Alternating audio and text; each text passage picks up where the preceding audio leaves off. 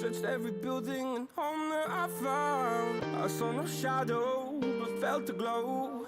The warmth inside me kept me afloat. It felt like heaven had found my bones and gave me comfort when I feel alone. Now you're gone, I'm alone. I guess it's time to get better.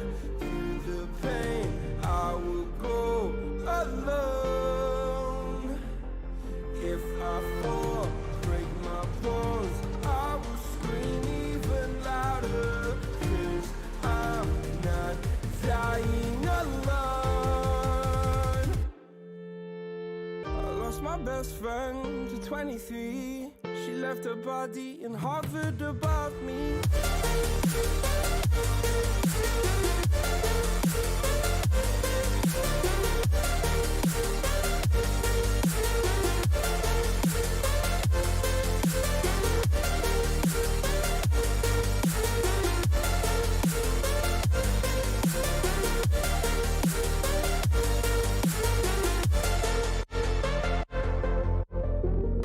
My best friend to 23. I heard the heavens crying above me. They gained an angel, I lost a friend. I felt like dying again and again. I went through hell, stared at death, but I keep fighting with each living breath. I saw no way out from where I stood. Felt like the fire had burned me through. Now you're gone, I'm alone. I guess it's time to get better. Through the pain, I will go alone. If I fall, break my bones, I will scream even louder. 'Cause I'm not dying alone. I lost my best friend.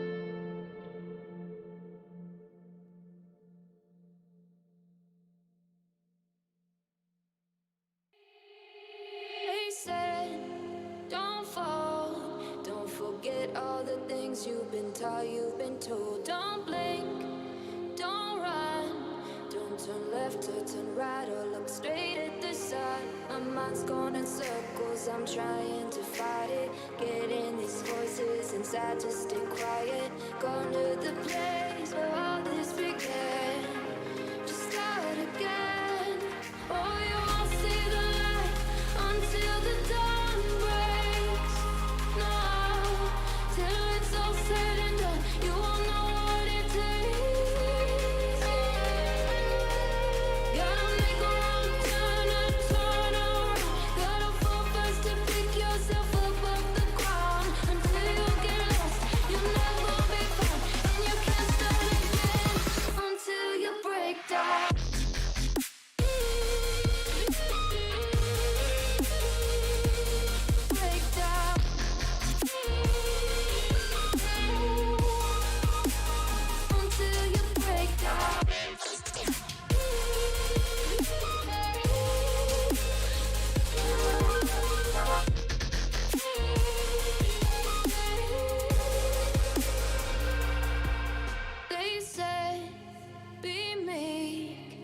Look beneath the bed before you go to sleep. Keep on, I shine.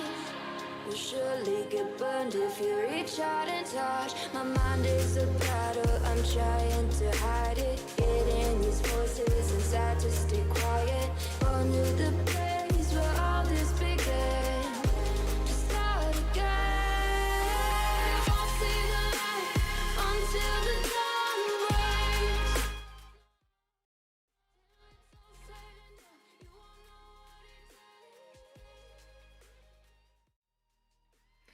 Ladies and gentlemen, it's time for APAC SI qualifiers. We're currently in the round of 16, and to start us off, it is going to be YOSHIMOTO Gaming going against the Pittsburgh Knights. Only one of these teams can be successful trying to deliver themselves to the round of 8. My name is Chief, and I'm joined by the legend himself, Mr. Pond. Welcome. Legend himself indeed, coming back for APAC as these teams are battling it out for a spot in the closed qualifiers. We'll have to face some tougher teams, but the challenge is yet again, they've had a little bit of rest from those 12 grueling hours of matches earlier, but team that comes out on top now will have to go on to face the winner of Q Confirmed and Electrify. And man, the teams coming in right now, super strong. Pittsburgh Knights have been absolutely insane throughout the tournament, but I think YOSHIMOTO Gaming is also a solid team. I'm very excited to see them both play it out tonight. Yeah, we're going to find ourselves in a very awkward predicament between these two teams. Are you going to start to utilize macro strategies, or are you still going to hide them for later on in this tournament? Because the ultimate goal is, sure, winning first place and qualifiers, but this is just only one stage of the qualifiers. Your whole goal is to actually get to SI itself. So are you just going to take a nice deep breath, try to cruise on through, run some of your defaults, and if one of the rosters just puts a little bit too much pressure, you start bringing your macro strategies? Or are you just going to go, full cojones today, just maximum win? Yeah, and it's a delicate balance that has really gone around the community now, is that when these matches are going to be shown live, is do we want to show what we have, or do we maybe want to save a little bit special? I think we're going to be seeing a lot of special, but not a lot of... I think we're going to be seeing new strategies, but not new strategies in the sense of being default strategies. I think that they're going to bring in different lineups in order to win, but I don't think it's going to be what we'll see as soon as they make it to the closed quals. So it's just going to be some type of hybridization. And honestly, I think that's a great way of putting it. And something that we've seen a lot in this tournament, hopefully it's going to end here in the round of 16, is a lot of T3 teams, I hate to be critical of them, are utilizing just mechanical skill first and no macro strategy whatsoever. They're able to walk their way into the round of 16 by just winning gunfights. But here and now, I can promise you this, neither one of these two rosters, either Pittsburgh Knights or YOSHIMOTO Gaming, are going to be able to win this series based on just clicking heads alone. Yeah, because it comes to a certain point in the game where you can click heads as well as you want. Siege is a strategic game. I mean, it's like the ranking system. Make it through gold on mechanical skill, but as soon as you play against people that have that game sense, that have that strategy, that are able to kind of disrupt the way that you're playing, that's when you start to see the good players from the great players. And I think that we're going to be seeing a lot more strategy come out, a lot less frag heavy. But I think it's another kind of interesting predicament that we just had a change this season, and the meta has been beginning to shift away from that utility dump meta. So it almost in some way is not just a we're hiding new strategies. It's also a very interesting opportunity where you can test out new strategies. That's a great way of putting it, but it looks like our teams have finally decided they want to put those lovely check marks in this lobby. So we're about to get the round of 16 started. It's going to be the Pittsburgh Knights versus YOSHIMOTO. And honestly, I'm so eager to see what Clubhouse is going to bring. We've seen a lot of turmoil here, and well, the bans used to be just Thatcher Maverick, get them out, but with the new rework of Hibana, we've seen her basically fill one of those two default bans. Yeah, and Hibana has become a default ban, especially with the ability to use those only 4x Kairos. She has the ability to open up 3 hatches and then still have destructibility left. You don't have to bring a combination of Hibana and Maverick. I think it's really going to depend also on the defensive ban, even though the attackers do ban first. If they have the idea that they want to get the Hibana ban out, potentially taking out that Kaid. So now that we're going to be seeing Maverick ban out, either we're going to see the Hibana ban and no Kaid ban, or the Kaid ban and no Hibana ban. Well, Maverick, honestly, it's been incredibly refreshing seeing him in the lobby. And again, he was one of those operators that changed the entire course of Clubhouse, drawing those lines on the East Main breach and just opening up cache CCTV wide. And to make the bans even more delicious, Capitao is now going to be removed, which screams the defending teams are going to be holding rafters for as long as possible. And we actually saw that last night. They were so oppressive in top rafters, it was forcing attacking teams to bring out the Monty. Yeah, and Montang, I've always been a big proponent of, because his ability to absolutely limit the way that teams can hold rafters. And if you have a good Monty on your team, you have a good team. And it makes attacking that second floor bomb site so much easier. I'm really liking the Capitao ban and the Valkyrie ban. That's a delay of intel, and the Pulse ban on top of that.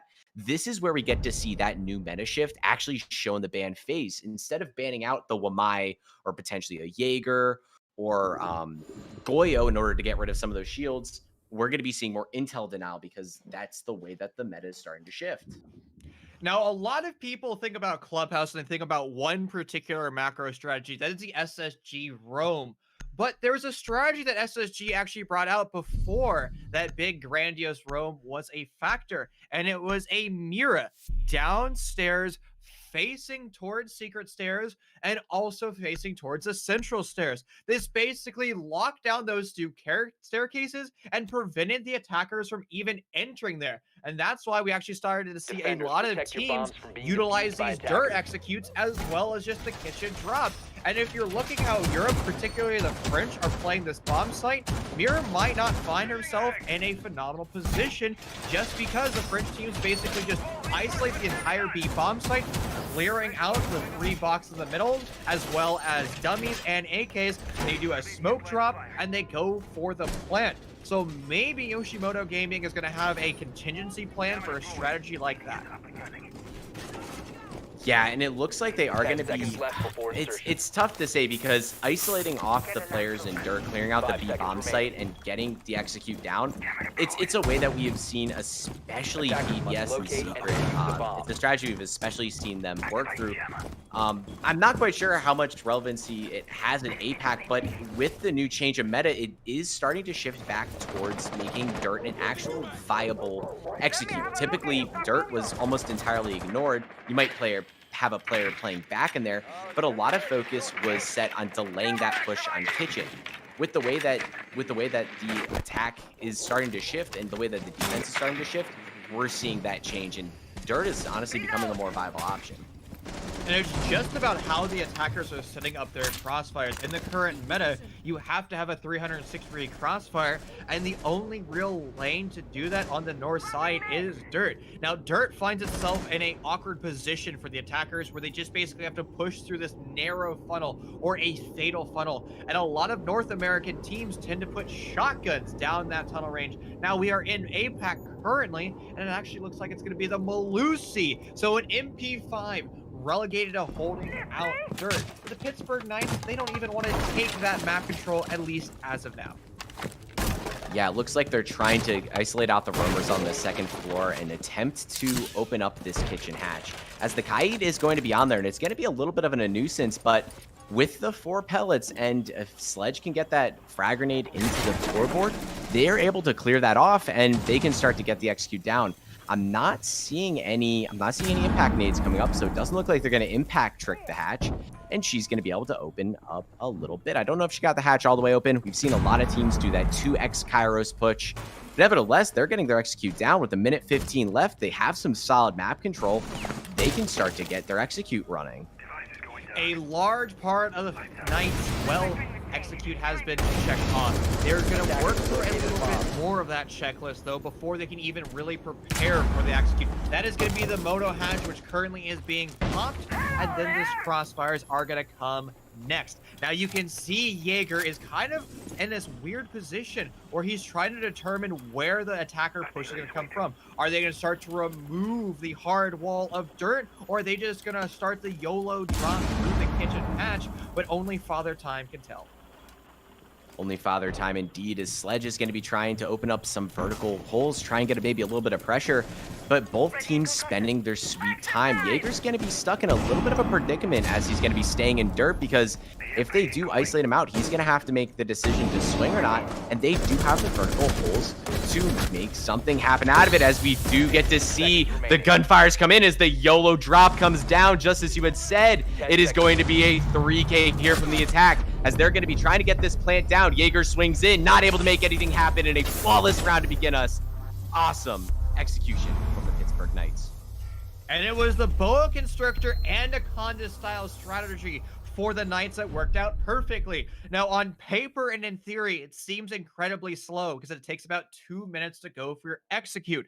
But basically, once you surrounded the entire basement, you start to push the defenders back till they have nowhere else to go. Then they start to get aggressive, and if the attackers have done their homework in that round, well, the attackers are going to find themselves in a perfect position when the defenders begin to start to swing. The attackers are just going to punish them because of the 360-degree crossfire. The defenders are going to have to challenge multi-angles, and it really doesn't matter how good of a player you are mechanically. You're not going to win a 1vx as all the attackers are shooting at you from one direction. It really forces the defenders to decide where the biggest threat is coming from, try to break down that power position, and then just basically systematically remove the entire 360. That is very difficult to do, and that's going to basically happen to the defense in the first 90 seconds of the round. If they wait too long, well, the attackers are going to find themselves in strong position, just like they did in round 1. Yeah, and a lot of that action ended up coming down.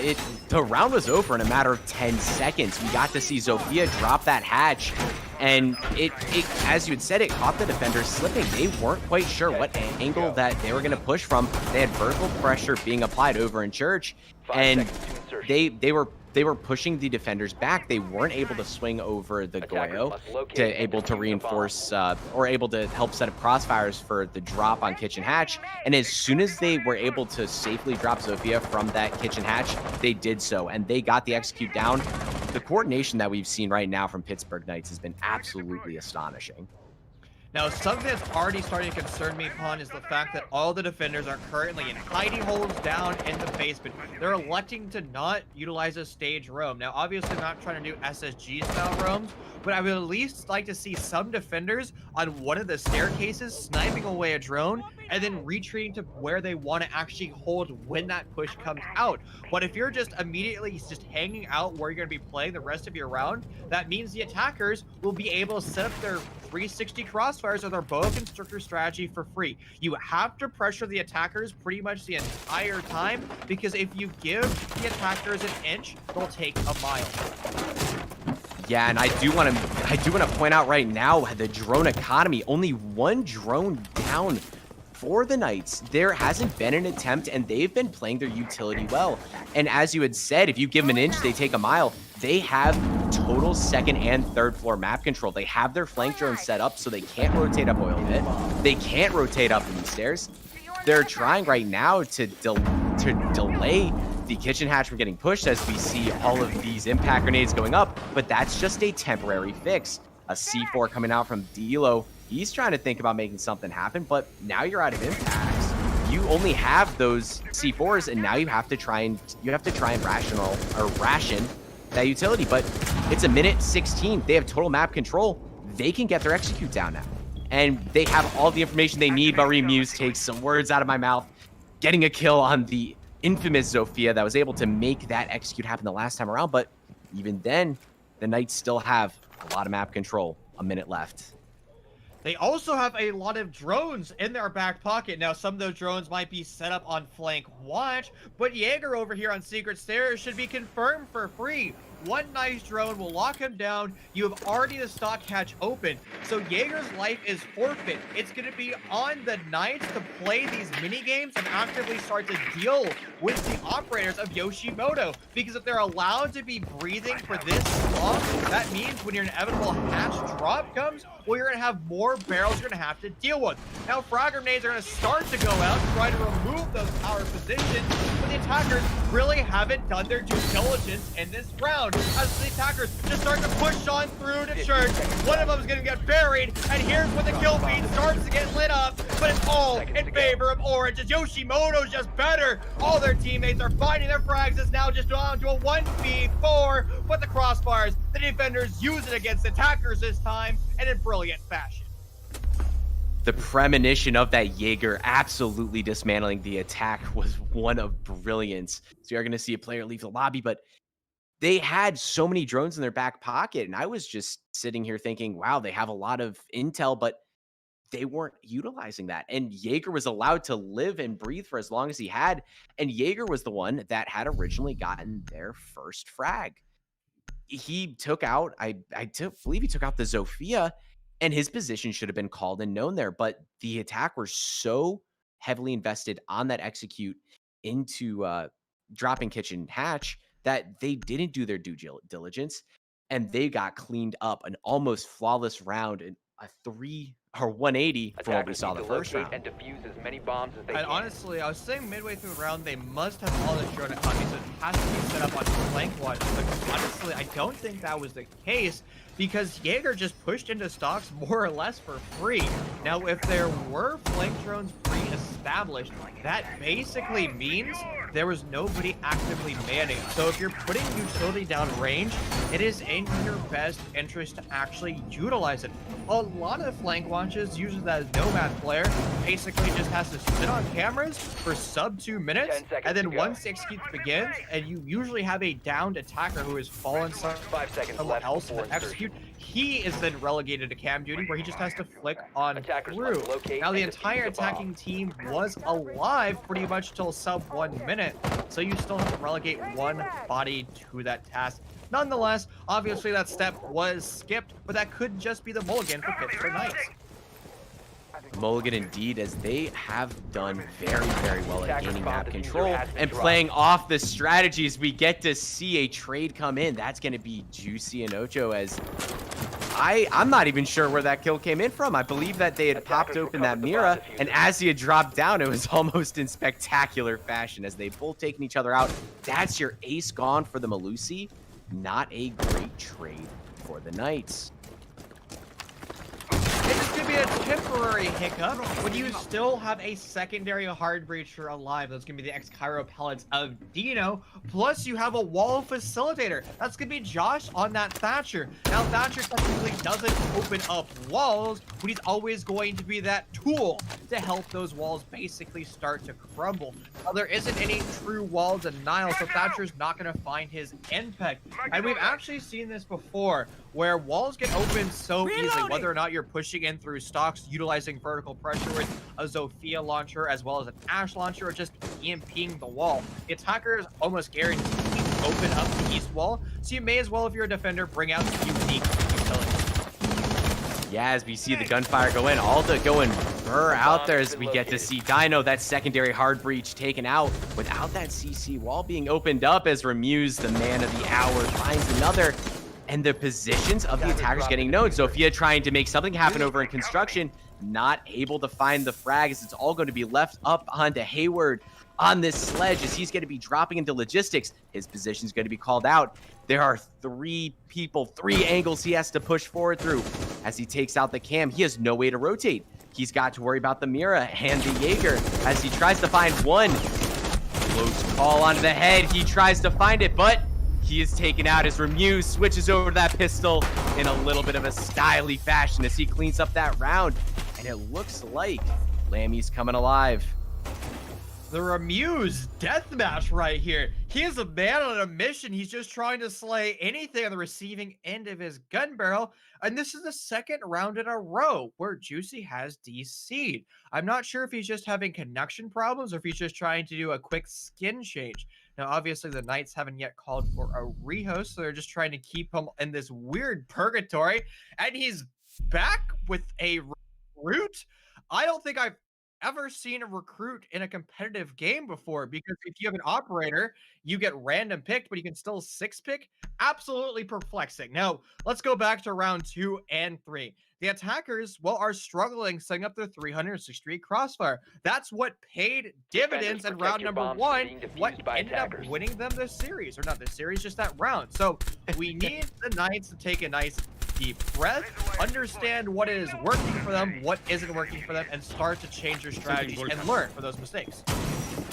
Yeah, and just to kind of go back to a point, Juicy had mentioned that he does disconnect after some rounds, so we might be seeing some interesting picks. Having the recruit out there reminds me of, I believe it was Season 2 of Pro League, they still allowed Recruit to be played, and Recruit had 3 barbed wire, so a lot of teams would actually bring that Recruit in for that extra barbed wire, and there were some strategies, I believe it was the old era, that had actually brought in and used the Recruit for some of the Objective is executes. to locate a bomb. Oh, I have one better for you. Do you remember Recruit Shield meta, where you would have like 3 or 4 like Recruit Shields running around in a Pro League match? Now, back in the day, if you had cheaters in your lobby, you would run 5 Recruit Shields, you had perfect hip fire, and the cheater with his, aim hacks, he could never kill you. It was the greatest thing ever. It was one of those great, little smiles that puts on your face when you just remember that the cheater is unable to play. Now, obviously, this is a competitive map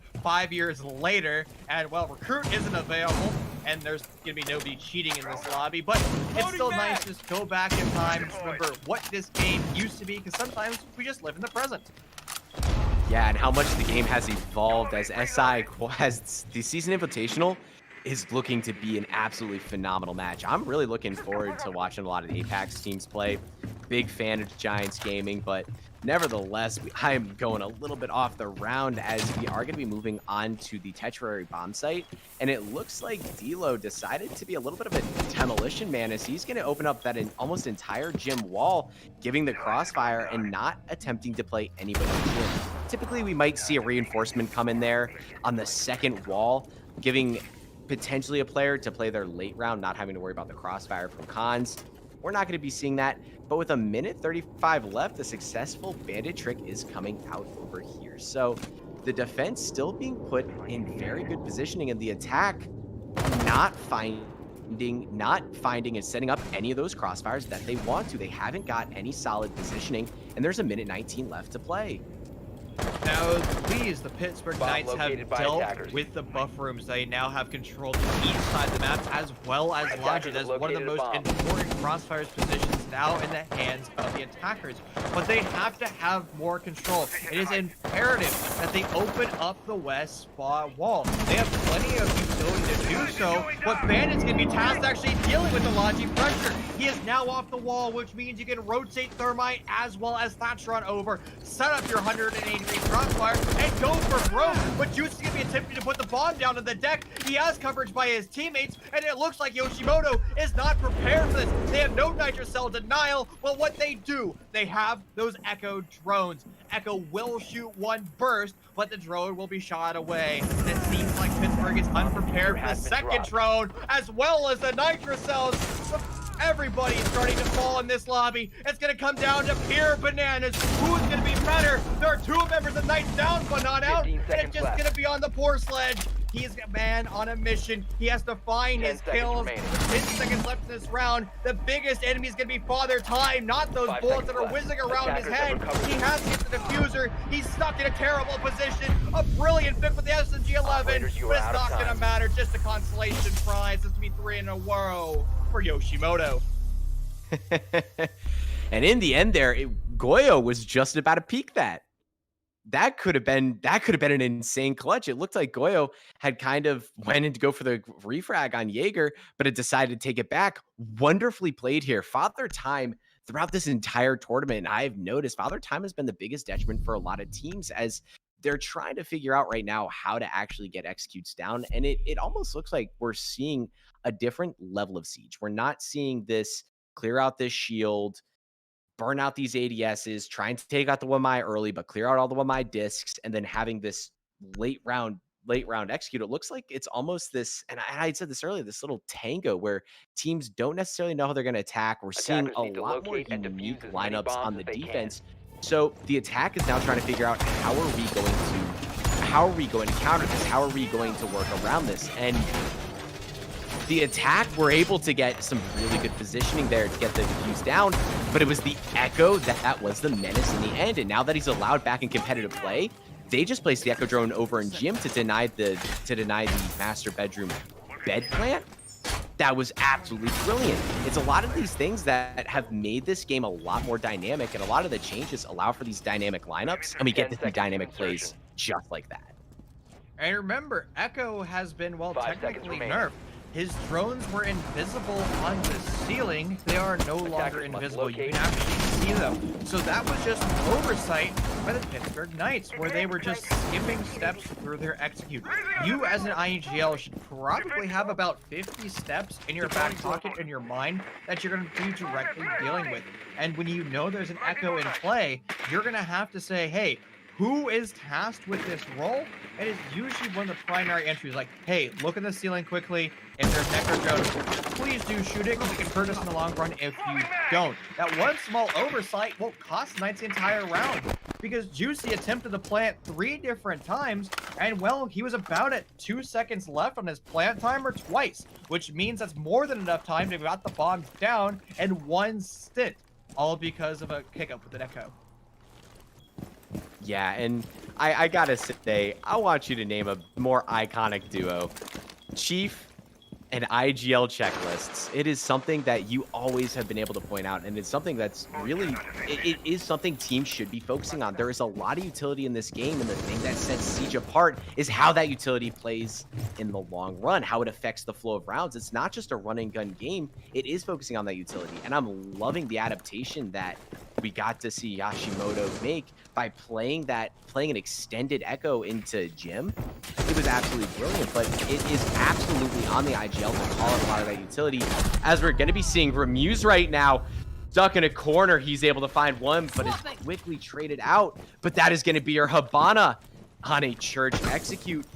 This is going to make opening up those hatches a lot harder, because now you have only 2 thermite charges, and those impact grenades can make a lot of damage happen if they don't clear out those players playing in kitchen, or my apologies, playing in armory.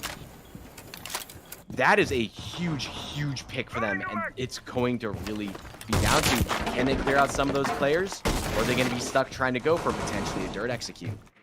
Returning back to this IGL checklist, it's no secret that I have 3 brain cells. The only way I was able to compete at all in Rainbow Six Siege was actually writing down pretty much everything I needed to deal with. I would have it on second monitor. I just basically would write down the timestamps of where I needed people to be, and just so I can kind of run it through. Now, it was very fluid, and I could change depending on the mini games I had to deal with, but it was just like enough where I could just make sure my mind isn't in trash.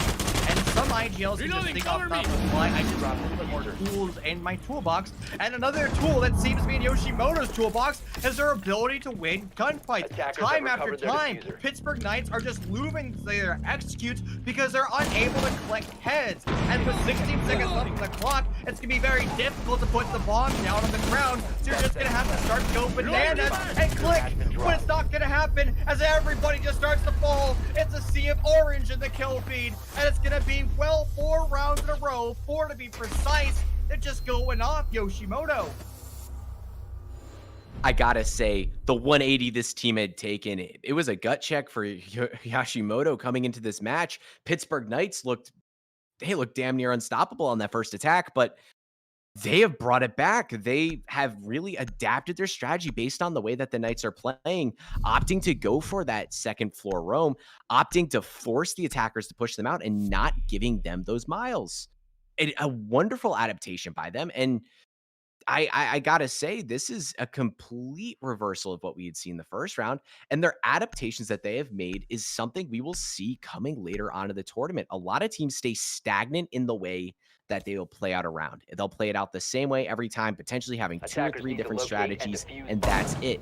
But now we're seeing them almost play entirely different lineups and entirely different play styles.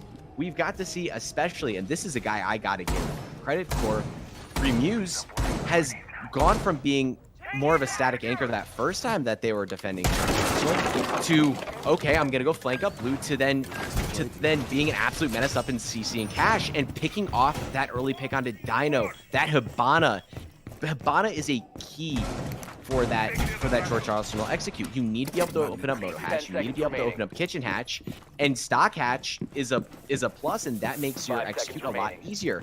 But then leaving it all onto the Thermite, that's only 2 charges, and with impact grenades, it's almost impossible to open up that. It's almost impossible to open up that Kitchen Hatch with impact tricking. I gotta say, I'm really like the way that they are adapting to the way the Knights are playing, and they have been a complete force to be reckoned with. And it seems like the Pittsburgh Knights just haven't really run through the motions of roam clears on Clubhouse.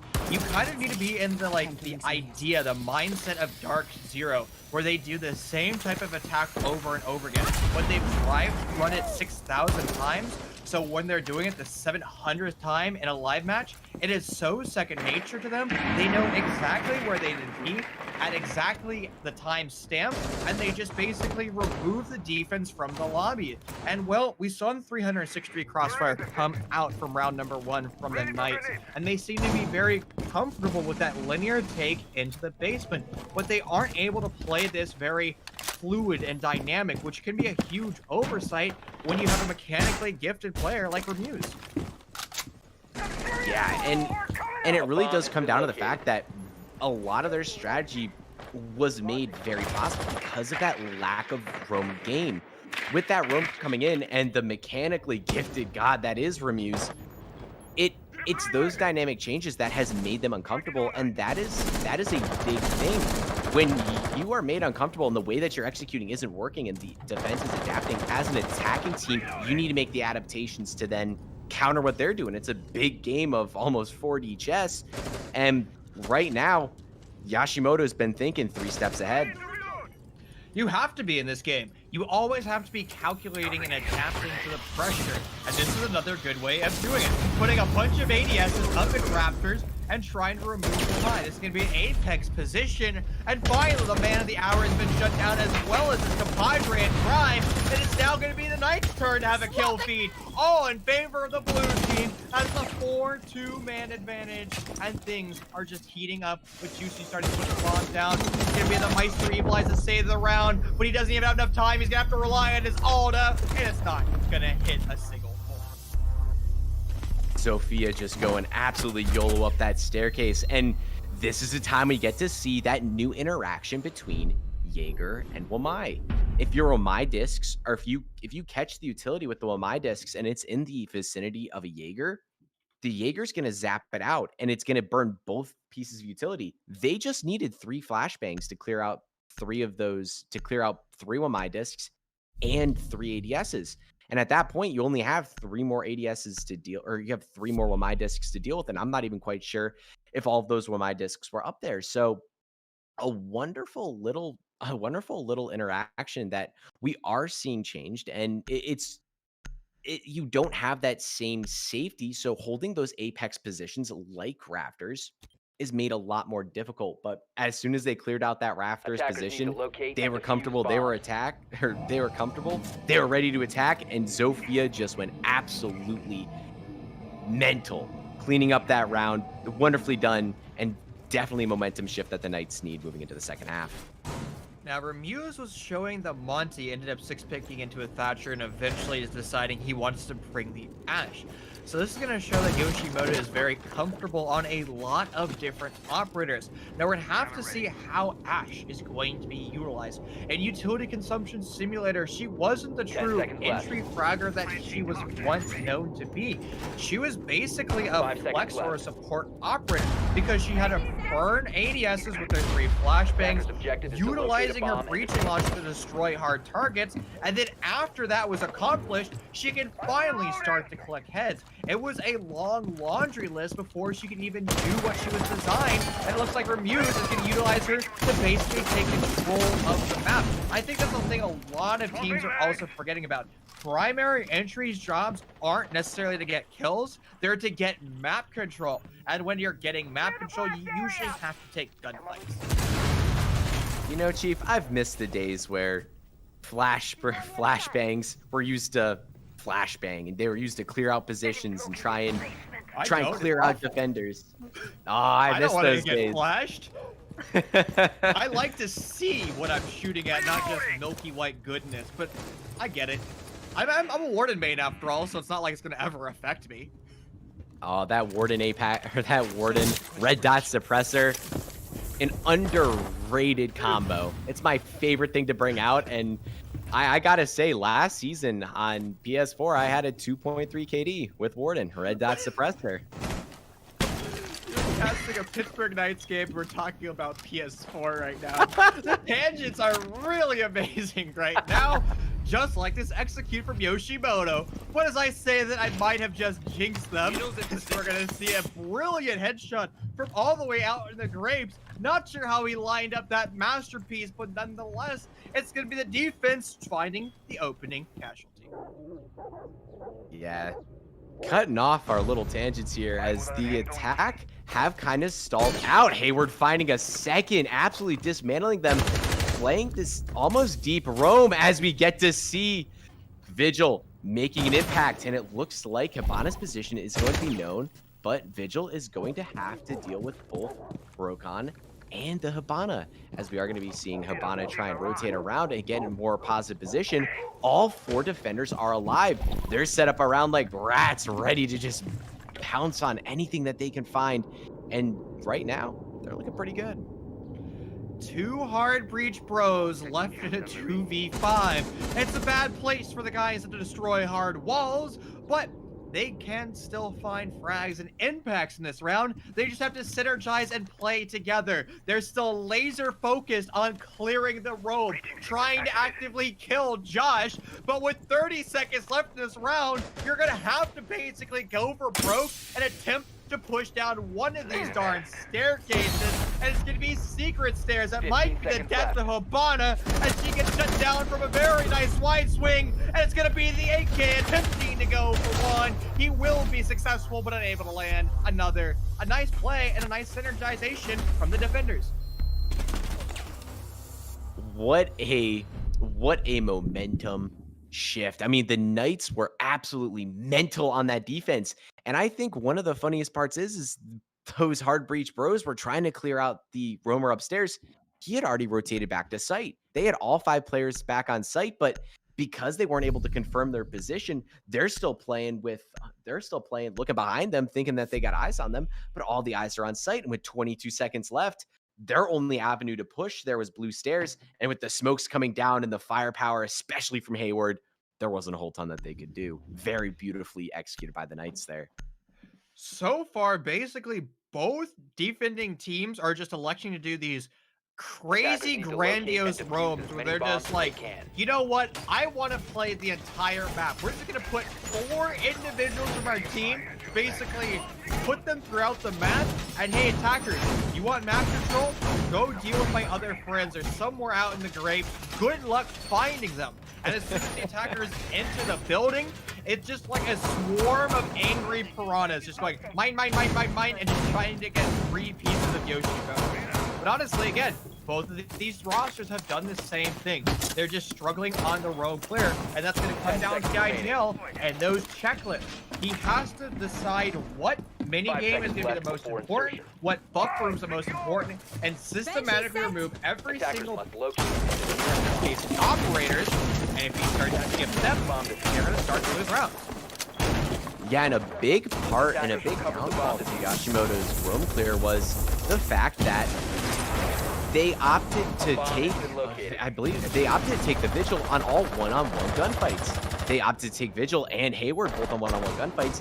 And the Knights, as mechanically talented YOSHIMOTO is, they had the intel. They knew exactly where the attackers were pushing from. They were able to win out all those gunfights. They never set up any of those cross angles. They never had the trade potential, and it was very, very detrimental as Juicy finds a nice little kill. A small little burst from that SMG-11 can do so much damage, as that is going to be one of your hard breachers down very early on. Where on earth did that even come from? Where was our SMG-11, bro? So he's currently playing the deployable shield over by East Breach, and he had a stand-up angle to actively challenge that.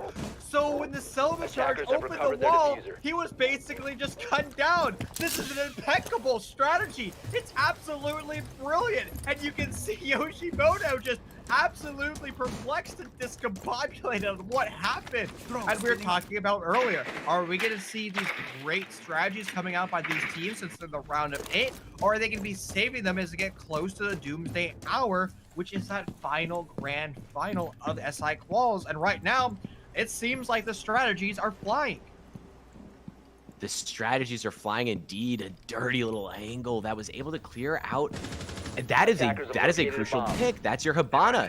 That is a lot of hard breach capability. And now, as an attacking team, you need to collect yourself, figure out where you want to get your execute down. And they've made some very, very good progress on opening up this west side. With having those walls and cons open, makes their job a little bit easier, but then again, you can't open up the angle you want. You have to make those adjustments as we still have 55 seconds left.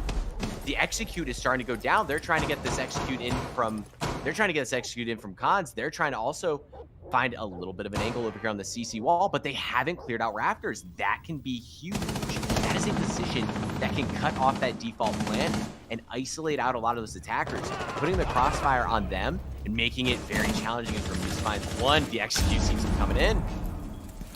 It's going to be a nice push for the attackers. They have somewhat of a crossbar. They've pushed the defenders to having their back against the wall. But have they actually done enough to be successful with their execute? Given the fact that Juicy still has toxic babes, it might not be. But Ramirez is just better, able to find a second kill this round. A utility dump is going to come on through for Yoshimoto. This is going to scream to the Knights that the push is coming on. The bomb is going to attempt to be put down to the deck.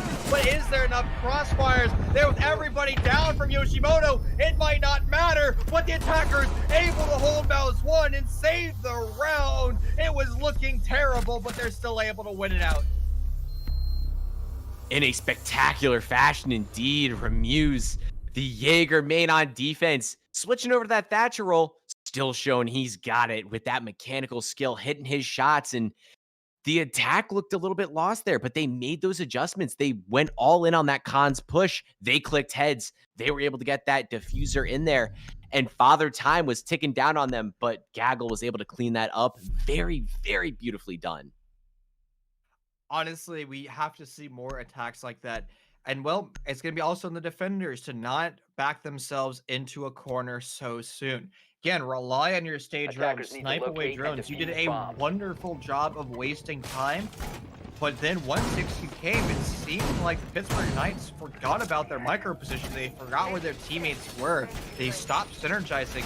We actually saw Joss in a pretty good position to nitro cell denial from underneath, but he decided to come back and actively challenge the attacker.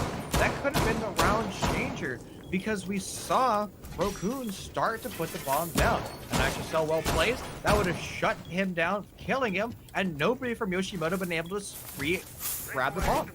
10 seconds remaining. Yeah, I mean, he was set up in a good position, but it almost seems like they showed a very, very dynamic Arsenal church pull. Now moving on to the CCTV defense, they reinforced the entirety of Catwalk.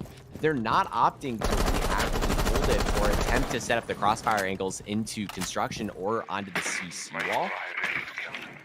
They're playing in very static positions. Yes, they were able to get that early kill, but they weren't really making the attack work for a lot of control afterwards. The attack really was able to get some fairly easy west side control, not engaging in many gunfights. And as soon as they cleared out all that utility and cons, they didn't have the angles necessary in order to prevent them from getting the execute down. It was very, very beautifully done by Yoshimoto, and I think one of the biggest reasons they were able to get it down is the fragging potential of Ramirez, but the defense is getting a little bit static in that late round.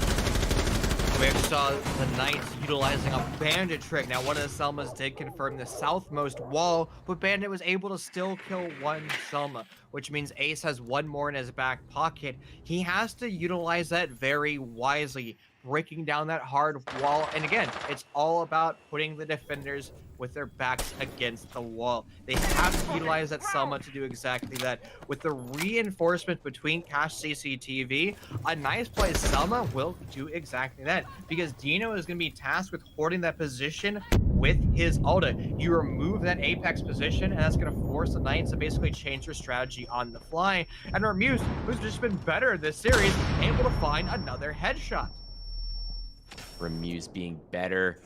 What a combo as he's able to find that headshot. The fragging power coming in and a grenade able to clear off that Raptors control. And this is the attack able to kind of boa constrict themselves in again as we're moving on to a minute 4 left. And they really have a lot of the control they want. They're now able to open up that CC wall. They have they have Raptors. This is exactly what they need. They're going to be able to try and maybe impact out those Ivana pellets. That's not going to work. Crossfire angles coming in. This is going to be made very, very challenging for the likes of Knights as we're going to be moving on to the last few seconds. Gaggle's able to find one. We get to see Bandit get a kill of his own. That's going to be Ramuse, the frag fight himself. But nevertheless, D'Lo decides to come in, finds his own. It is all going to be cleaned up in the end as we're going to be moving on to match point as Recon cleans that up for YOSHIMOTO. An incredibly strong round for the attackers. The defenders are just far too passive. They're basically asking to be buried in their own graves. They start to bury their grave as soon as the round starts in their prep phase. Their whole setup is far too passive. Remember, the reason they won basement was because of this crazy grandiose roam where they basically played the entire map. And it seems like the Pittsburgh Knights aren't learning from important lessons. Do what is working well for you and try to repeat that. Don't repeat things that aren't working out well for you. That tends to be common sense, but sometimes during the heat of the moment, you just get so caught up, you start to tunnel vision, and it's very hard to, adapt to mistakes. Yeah, and something else that's very different from Defenders, the way we protect your got to bombs see from being YOSHIMOTO defused attack by there. They attackers. opted to go for a garage push and CC push. We got to see the Knights focus a little bit more on that Khan's wall. There was no construction push. The main push came in from Raptors. The main push came in from that garage and from that CC wall. So YOSHIMOTO is switching everything up, and it's leaving the Knights a little bit perplexed. It's almost like they're getting a taste of their own medicine, because what made the Knights so powerful on that first round was the dynamic roam, was keeping those attackers guessing. We're seeing it go the 10 seconds exact to go. opposite way, and it's exactly what you said, Chief.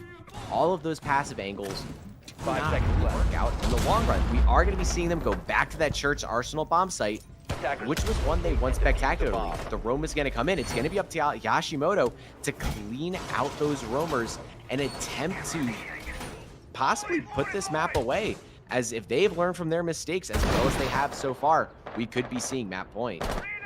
I love this strategy. It's an SSG derivative. It's not the traditional SSG roam, but it's something that's inspired by that, bringing out a different lineup. And those operator lineups mean that you can, have Lucy in play, which will give you a nice audio cue of where the attackers are pushing from, and you could potentially swing somebody while they're in that quick and lovely disco music, but you have to be prepared to do so.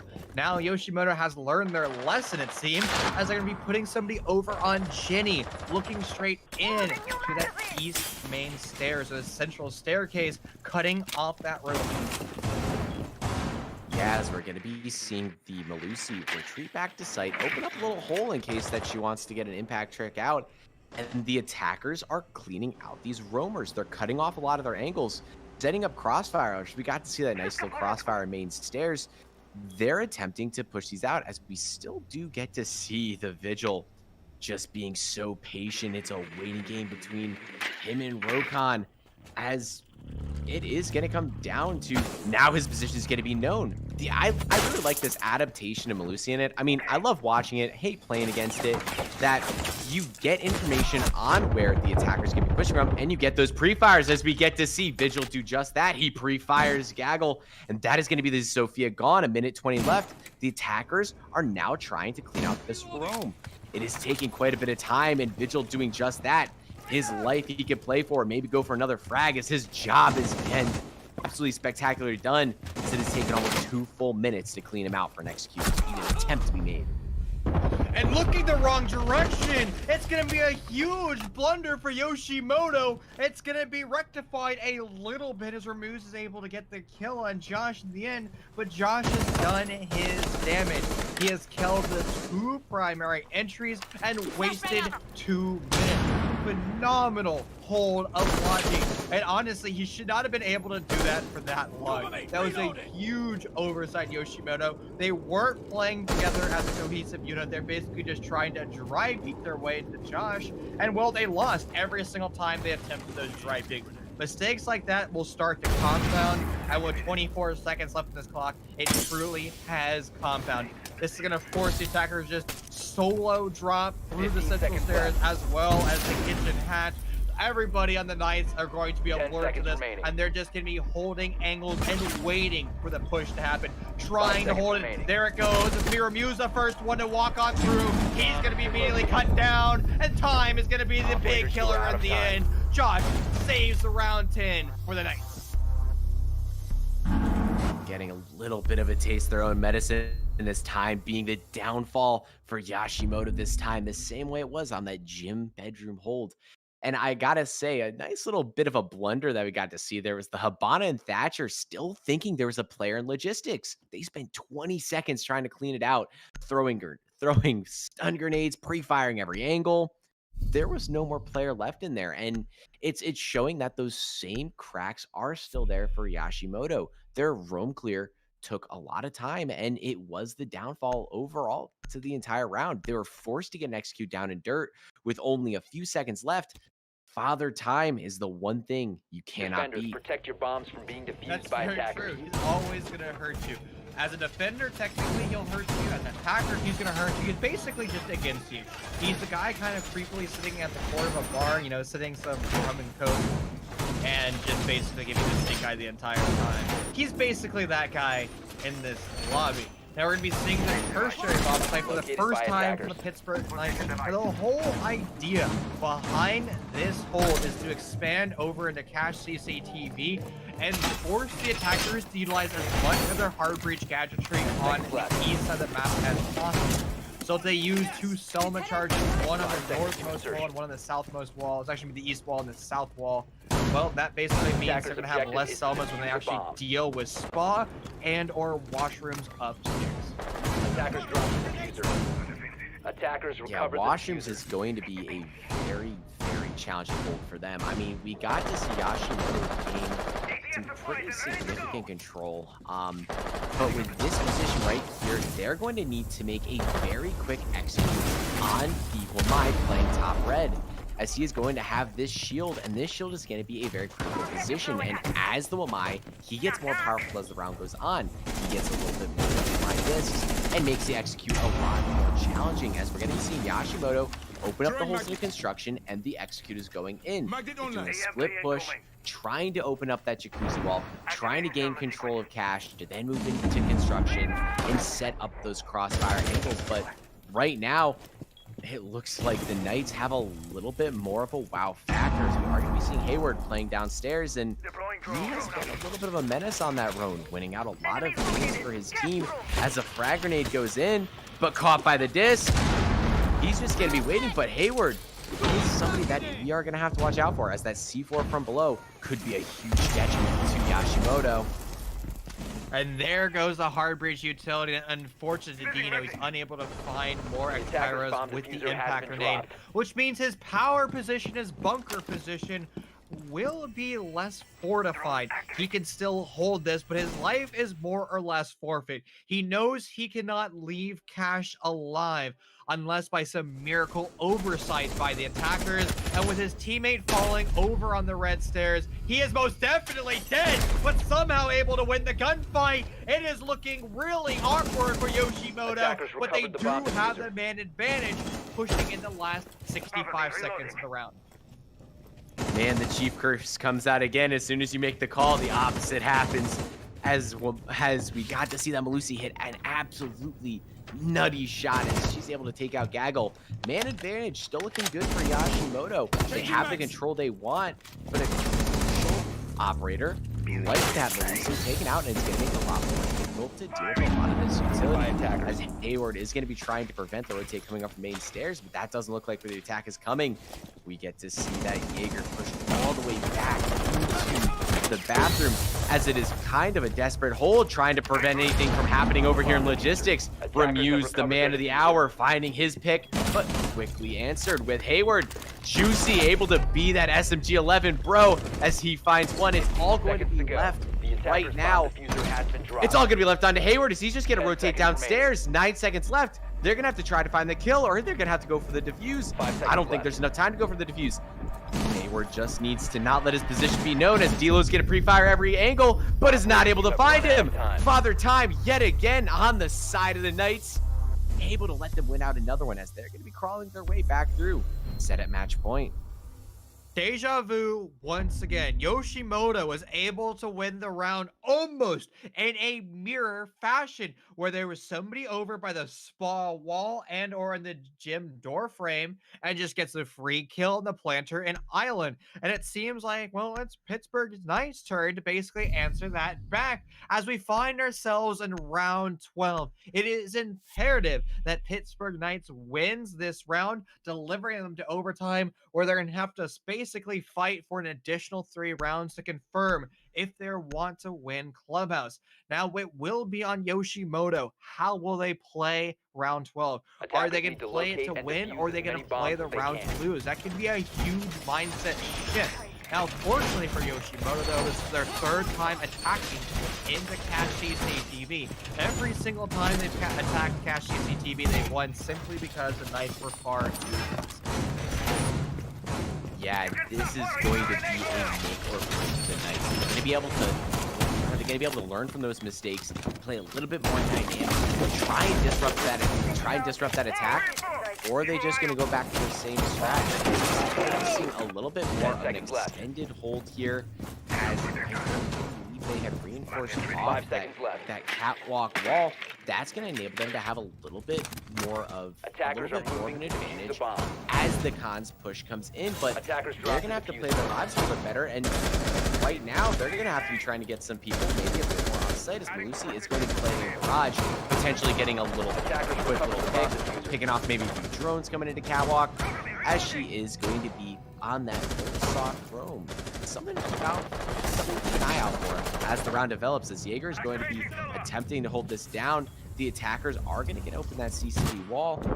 It's looking a little bit more of a static hold, as the round has just begun.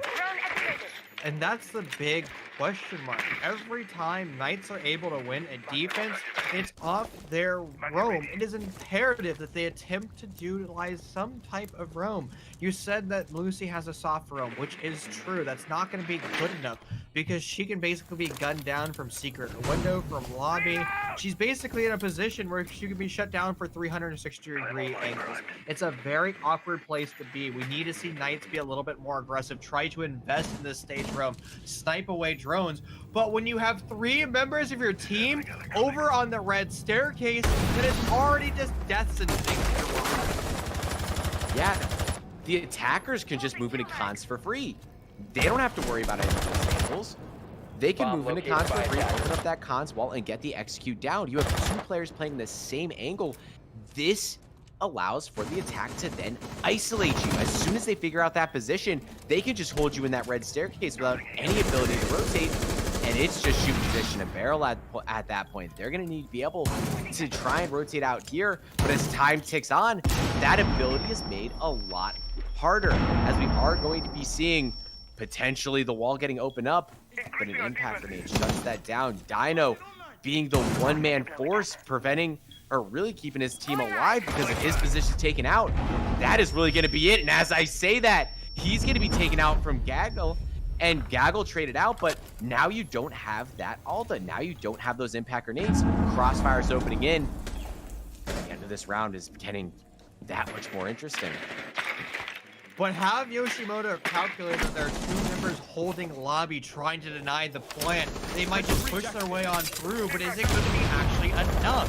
That's going to be how well the Knights are able to win it on that offsite pressure. But with the bomb starting to go down, there's no answer whatsoever by Pittsburgh until the Attackers have Nitrocell recovered their finds the diffuser. target. This is going to force everybody. YOSHIMOTO is basically plunged back onto the diffuser, trying to save this round for their team. Toxic Baby gonna go off, and again, it's forcing YOSHIMOTO away, and now it's just one of them left alive standing. It's from Bermuse. He's been impeccable throughout this series. But with the pistol in hand and 5 seconds left on the clock, the free fire is gonna give away. Stuck in the Malusia's leg being in mine. The Knights able to bring us into overtime.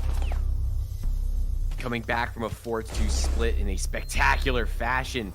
Their position, well found out. They didn't have that more aggressive positioning, but it doesn't matter. They won out their ones. They were not allowing YOSHIMOTO to actually push in construction. I think a lot of that comes down to the fact that they were able to impact trick out that construction wall, but a lot of it comes down to Juicy having that smoke alive, cutting out that default plant. Very spectacularly done, as we are going to be going on to overtime. Both of these teams looking very even throughout the first map. So I'm assuming that the Knights are going to win downstairs in basement because they've been absolutely gnarly on this defensive hold. Then they go over to attack, and it's most likely going to be an Defenders, protect your answer bombs back from for being defused YOSHIMOTO by and attackers. downstairs in the defense, which means we're going to be going to the final round of overtime. The Knights are going to find themselves in a very awkward position. Where do they elect to go? Are they going to be going over to Jim or CCTV? They won Jim in miraculous fashion off a clutch. And while CCTV has failed for them twice, they are finally able to win it in round number 12, which actually might have been the most important round of this series so far. But nonetheless, we have to dive back into round number 13, since this is the round we're currently in. Theory crafting can 10 wait. seconds to go. How will YOSHIMOTO be able to break down this offsite pressure? It's going to stem 5 from their seconds early left. drone economy, how they're clearing the map, and how they are pinching. Attackers' objective is to locate a bomb and defuse it. Yeah, and I think it's another big thing is communication. When they were trying to take on the individual playing in logistics, they had 2 players push in there and spent 20 seconds attempting to clear out somebody that didn't exist. They need to keep their eyes on, okay, who's playing where, the IGL needs to be thinking about, okay, where are the players playing out? We need to clear out the roamers here. Okay, we only have 1 person roaming here, 2 people roaming here. But the Knights have also done a really good job at putting so many people off site and rotating them back that YOSHIMOTO doesn't necessarily know how many people are roaming, and it's a two-way battle of Knights have done such a good job at it, but it's something that they're going to have to clean out well, as they do clean out 2 of those roamers. Very impactful kills, as we got to see that Vigil play such a key role with 2 minutes 4 seconds left. Those are the 2 picks you want, as now they're able to solidify their map control and have a lot more to go if they want to get this execute down. The Knights were just overconfident on their roam. Instead of playing as a cohesive 3-man unit upstairs on the 2nd floor, they elected to play as individuals, and while they're buried as individuals, none of their teammates anywhere close to that refrag window, able to try to bring the man advantage back. Standing on top of the pool table is going to be Howard, as he's just stuck basically in a crossfire. He has nowhere to go, and is going to be punished for free. Perplexing micro positioning coming out by the Knights, and you can't afford to be that aggressive since you've lost the majority of your impact fragments. With that, it needs to be a 5-2 split going in around 13. Things are not looking good. Indeed, as the attacker able to open up that moto hatch, Juicy's going to be stuck right bomb here has in been located. Arsenal. I don't know how much he can have out of this, as we are going to be seeing this church wall open. The moto drop comes in, caught slipping as Attackers he's have just switching to his sidearm. Not able to make anything happen, as Remuse being the absolutely cracked fragger as we've seen. Juicy trying to make something happen in a flawless round. Deja vu of the first attack from the Knights, now in the hands of YOSHIMOTO, as they are able to take that round in spectacular fashion. And with how well that we've seen them have their defenses, I honestly think that YOSHIMOTO is being set in a very good position. Well, it seems like every single time I have a prediction of this game, It basically just goes the exact opposite. I was almost certain that the Knights would end up winning basement because they've been playing lights out there, but they stopped playing as a team upstairs. They started to play as individuals, and unfortunately, that's what cost them their lives. And now they're going to find themselves on match point once again. Now, fortunately for them, though, if they're still able to win this, we'll go to one more round, but that is it after this series. And it just seems like the basement bomb site tends to be just so darn good for the defenders. They're Attackers just need to able to locate utilize and the defuse as entire many map bombs as they as an can. asset, which tends to be very difficult. But now it's going to be well, the Knights' turn. Are they going to be utilizing that European style of play, the French style of execute, isolating the beam bomb site and just basically punishing the defenders? Or are they going to go more for the Dark Zero style strategy, clearing out the entire map? And that really has, like, a big thing about that is how they made that adaptation later on. We got to see Remuse play a lot stronger of a roam presence, 10 but the seconds to first go. round that they had lost, a flawless, or absolutely demolished as the Knights had that flawless win, they had all 5 players on site. They gave Attackers the are Knights moving out to all of locate that a bomb. position for free.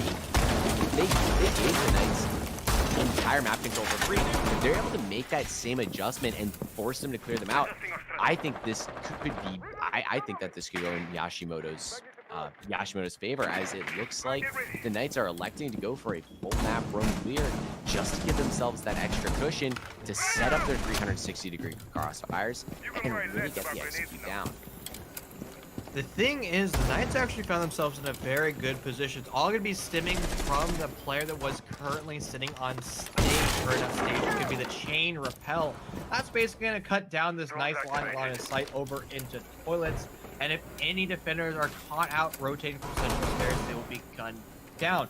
But that won't even happen now that the majority of the defensive team, actually the entire defensive team, is currently in the basement, which means the Knights are going to have to expedite their clear of the map, start to utilize the vertical pressure, hitting from that sledgehammer, and then removing the top hatch.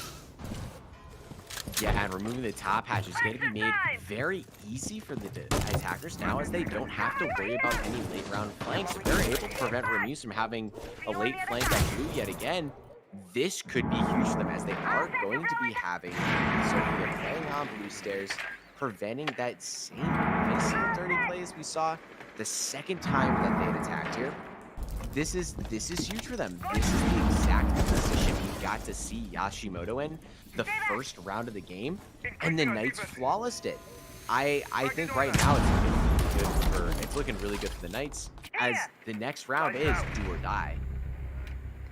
Well, it's going to be the Knights on the losing end of the opening duel. It's going to be a Vector finding its headshot, and it seems like, well, Taylor was just a little bit too aggressive upstairs on the kitchen and getting his forehead removed. That is going to be one of the critical pieces of, well, shutting the defenders down. You're now going to have to deal with AKs basically off manpower alone. Those frag grenades will never find its impact unless Juicy is able to find a knee shot through the AK's wall. But it won't happen because there's no pressure over in dirt as of yet. Josh is going to attempt to push his way on through. He will actually be successful. He might not know that he's down a player, but he will now confirm that. And here goes that lovely crossfire. 90 degrees of it has now been set up.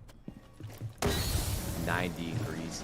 And 90 degrees indeed, as Zophia's going to be pushing down main stairs. They have the player looming over there in dirt, not able to connect those shots, as her position is going to be known. That is a pick that they need to get. But Gaggle is able to clean out one of flurry of kills as Dilo finds another. The attackers need to get this diffuser down, but they're not able to do so. Yoshimoto cleans it up, and that is the first map going for them. What started out as a flawless defeat ended in a spectacular finish, as this was a battle of the start of a phenomenal series. And I was honestly expecting Pittsburgh to be phenomenal on this map. We've seen them in competitive play here before, and they've looked, well, like they could not be shut on down. That will not be the case. It's going to be Yoshimoto getting credited with this victory. But that's the beauty also about a best of 3. You could have one mulligan and take a nice deep breath and say, you know what, we're going to come back in the rest of this series, do the reverse sweep. Cleveron effect, man. But Cleveron effect is not indeed going to be a thing, as we are going to be going to a short break.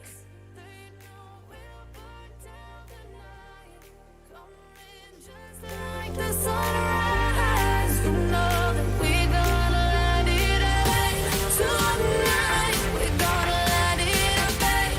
Tonight, we gonna light it up. Just like the sunrise, we gonna light it up.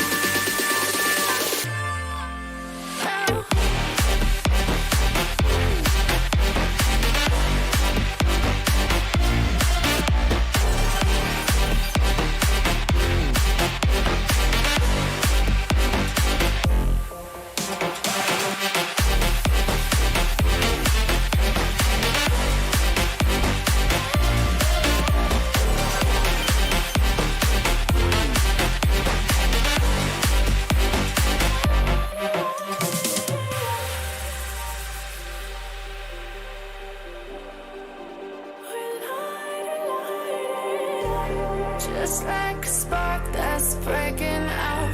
Can't make a stop, can't turn back now. We know that there's no room for doubt. No, we can't turn back now. I see danger in your eyes. They know we'll burn down the night. Coming just like the sunrise. You know that we gonna light it up tonight. We gonna light it up, babe. Tonight, we gonna light it up just like the sunrise. We gonna light it up.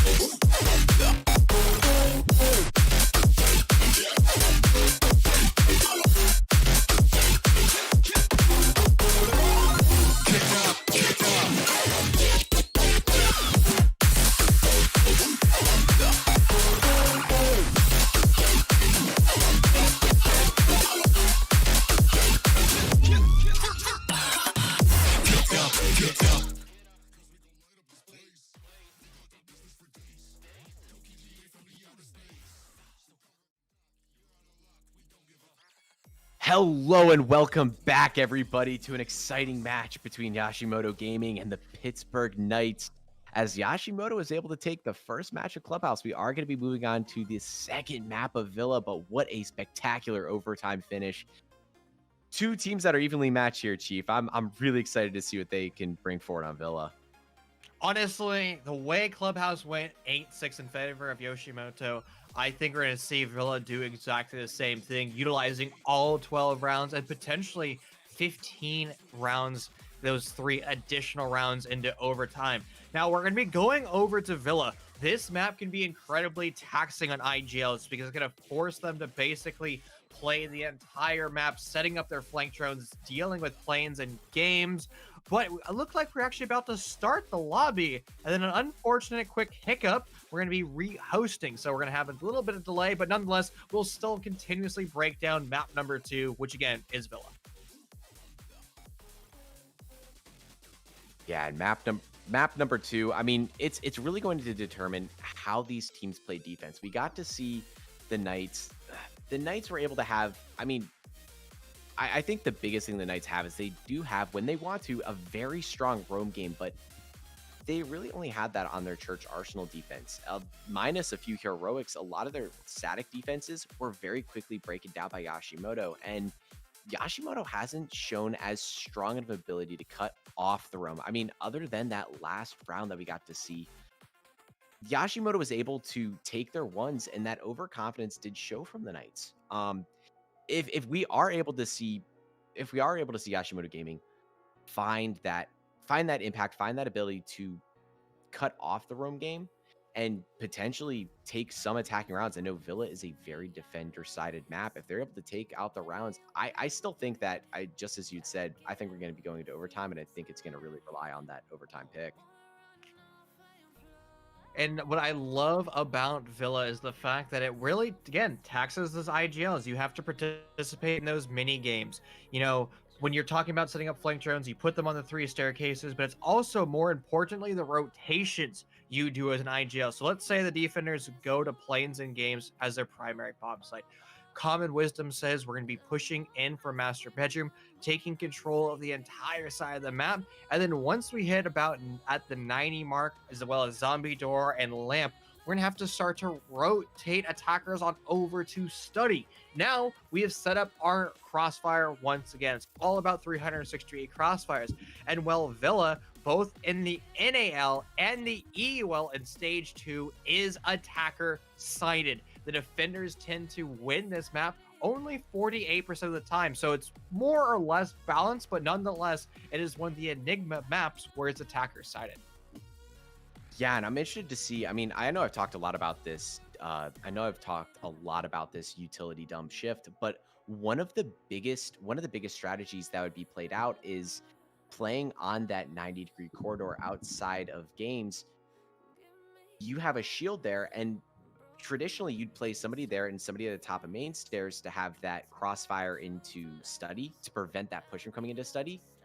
With this change of meta, with the lack of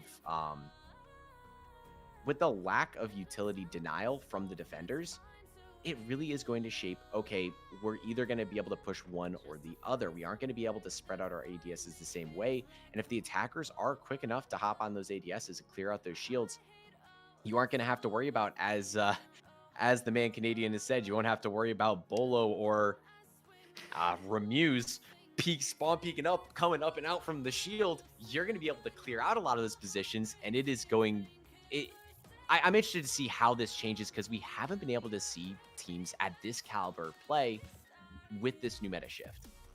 I love the Rainbow Six Siege colorized you did right there. The actual jiggle peek, the dodging bullets all around. That's actually a great way of, well, showing what some of these metas can be. But also, the most fun metas people have been the fragging metas. I think we all know basically the Lion meta or the Ying Glass meta. The only true metas that were almost attacker sided. They were never fully attacker sided across the entire spectrum of maps.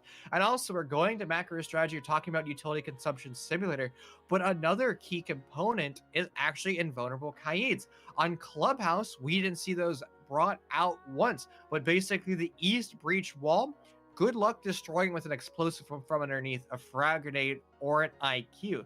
On Villa, you also have invulnerable Kaids. You can basically put them over in planes and games. You throw the Kaid in the B bomb chassis, and then you bury the other one in the rafters. And basically, the attackers, doesn't matter what explosives they have in their back pocket, that wall will never be opened unless Maverick sacrifices himself.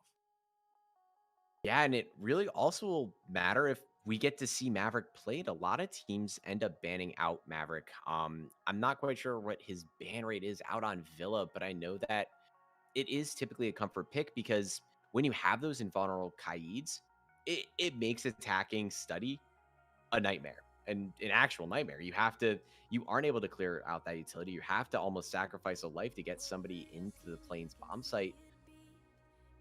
It really actually, this could a lot come down to how this will shift either attacker side or defender side. It could also be teams just don't want to deal with those invulnerable kites. They just ban them off the bat. Honestly, Clubhouse has basically seen kite bans be a staple, but that wasn't happening in our series, and that's the beauty of qualifiers. You can bring out strategies that your opponent might be caught off guard from. Now, the problem with that is somebody is going to VOD review you down the road. They're going to grab that extra information and be like, hey, you know, they don't ban Kaid, which means we can really abuse them. And hopefully they're not scrimming with Kaid as a true factor, so we can even double down on that type of meta. Yeah, and just to kind of highlight some of the different strategies, and you had talked about before the line meta. I had seen an attacker lineup of a lion Dokkaebi blitz, and it just reminded me of those days where you'd get Jackal tracked as the roamer, the lion charger would come out, and you just hear that blitz making his way throughout the corner, and you knew at that point in time that was it.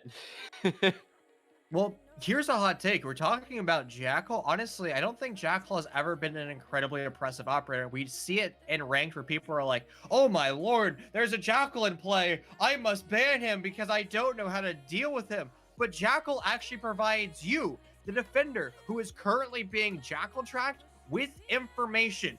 If you're getting a 4 Jackal ping, that means he's pretty much next door to you, and you should be on a high alert. Now, if you're getting a single Jackal ping, that means he's very far away, and nonetheless, you can still basically reverse engineer where your footsteps were, coordinate with your teammates, and try to punish Jackal. That's the best way of dealing with it, but far too often, when individuals get tracked by Jackal, they just immediately panic, they start to run around the map, they walk themselves into a corner and get obliterated and then blame the operator. No, the operator wasn't the problem. Your micro positioning was the problem. Micro positioning has to be something that, after casting with you for a while, is something that I've focused on, where it's really how you're playing a specific angle. Are you going to be playing close to a wall, far away from the wall? How much of your body is seen? Because your point of view on somebody else is not their point of view on yourself.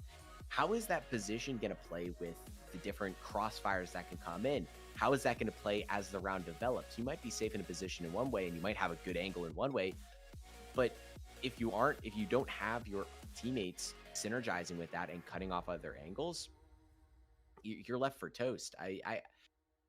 I do agree. A lot of people don't necessarily know how to deal with a Jackal. I think the only time Jackal does come at a little bit of a nuisance is if he's just so happens to be closer to sight, catches your footprints, and you're way off site, ready to get a nice little rat flank come in. That's the only time where Jackal comes up at some sort of disadvantage. But yeah, reverse engineering his footsteps.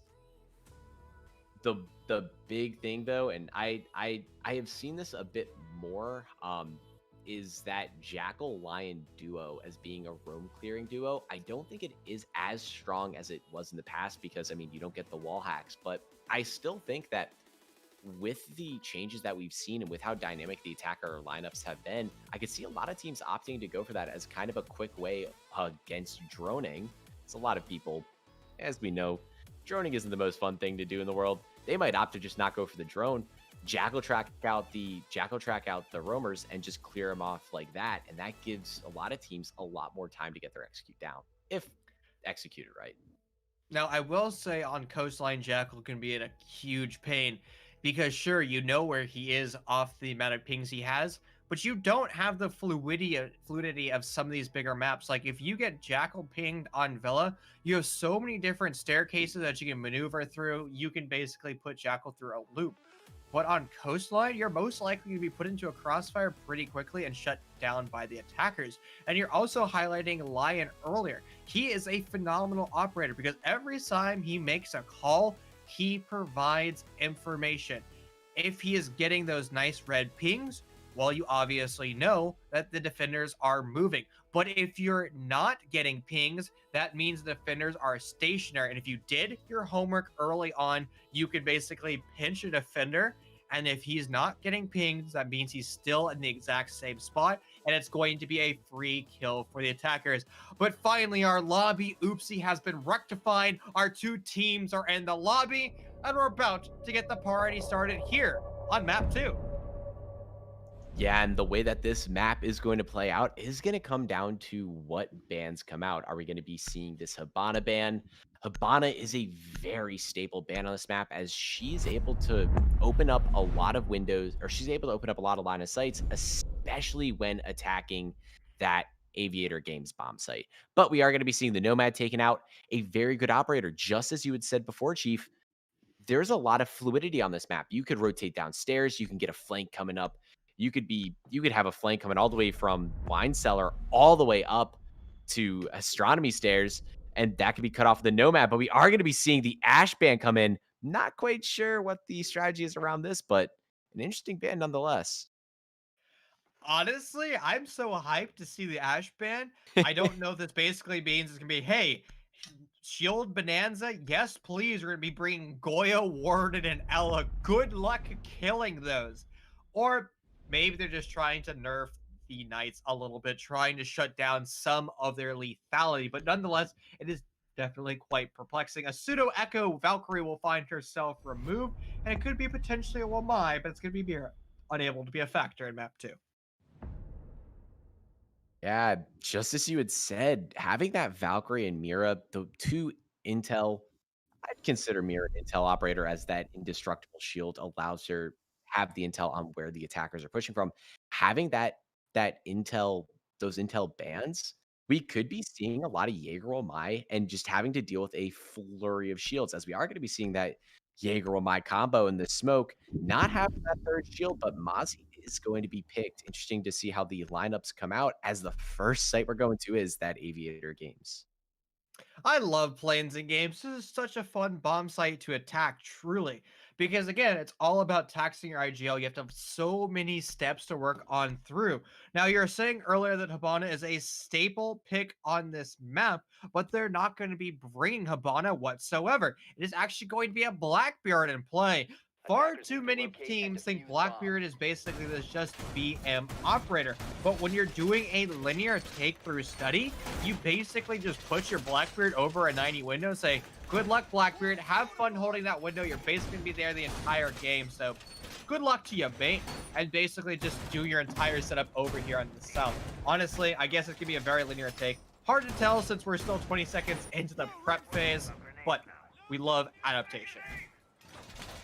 Adaptation indeed, and I gotta say that might be our Muse getting maybe a little bit upset that the Ash was banned and said, all right, you're gonna ban the Ash, I'm just gonna play the Blackbeard. Two can play at this game. Nevertheless, oh no, it was them who had banned the Ash. A little bit coming out, the Blackbeard being an interesting pick, potentially to, as you had said, play on that 90 window.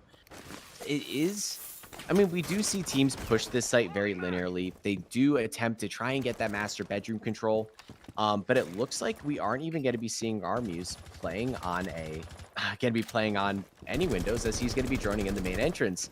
As Dilo just playing a little bit of parkour, trying to get a nice little angle as the execute is going down. Master bedroom control looks like what they're going for, as our Muse is still trying to drone himself in. Have you ever seen the angle that Dilo's holding? I know you can vault up on the stables over there, but I've never quite seen that. Is that just a new game-breaking bug that we're going to see in some montage videos? Or is that just something that's been around for so long I just have archived it somewhere in the back of my 3 brain cells and just completely forgot about it? I have watched more Siege than a majority of people, and I don't think I've yet to see that. I don't think I've yet to see that angle. Can't even lie. All right. So I'm in the same boat. Maybe we're just equally as dumb together and just that's a common angle and we just are too stupid to realize that. That's totally a great possibility. But nonetheless, it's all about adaptations, bringing out new and unique things. Now, Dilo is going to be forced away from that angle. Nobody is quite home on the side of Trophy.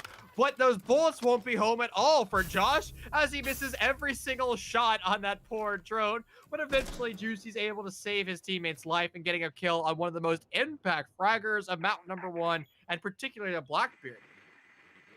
Oh yeah, the pesky Blackbeard is going to be taken out, and yeah, those missed shots on a drone, we've all been there. But his position is going to be known as the angles go to be held from the Zofia. Hayward comes up with an answer, a brilliant C4 from below, and this is now looking maybe a little bit better for the Knights. Recon has something to say about that as he finds 2. They're able to now get this 90 control with 55 seconds left. They're going to be trying to get this push down as Juicy's going to push his way all the way back into study. This is going to be the smoke. He has the ability to deny a lot of positions, and what was a flurry of kills is now a stagnation. The attackers are trying to figure out what they want to do. We are going to be seeing that ace rotate around, try and get that control of study, as you had talked about before. And if they're able to get that control of study, get that angle into the vault, this can very well go towards YOSHIMOTO's way. And with the Knights holding all these buff rooms, it is definitely a step in the right direction. But shooting away the Selma may not have been the play. This is going to alert the attackers of YOSHIMOTO that Juicy is currently over by the main stairs. He's going to have his shotgun in hand. He still has Toxic Babes, where the bomb is going down. Those canisters won't ring out whatsoever, but the bullets definitely will. With 2 seconds left, the round is being surrendered. The Knights will win, not off time, but off their gun skill. A great showing. It looked like things were starting to get a little bit, well, awkward for both of these teams, but nonetheless, the defenders tend to enjoy the awkwardness a little bit more. They really do like that awkwardness, as we got to see an attempt at a rotate come in there. We got to see the ace try and make his way towards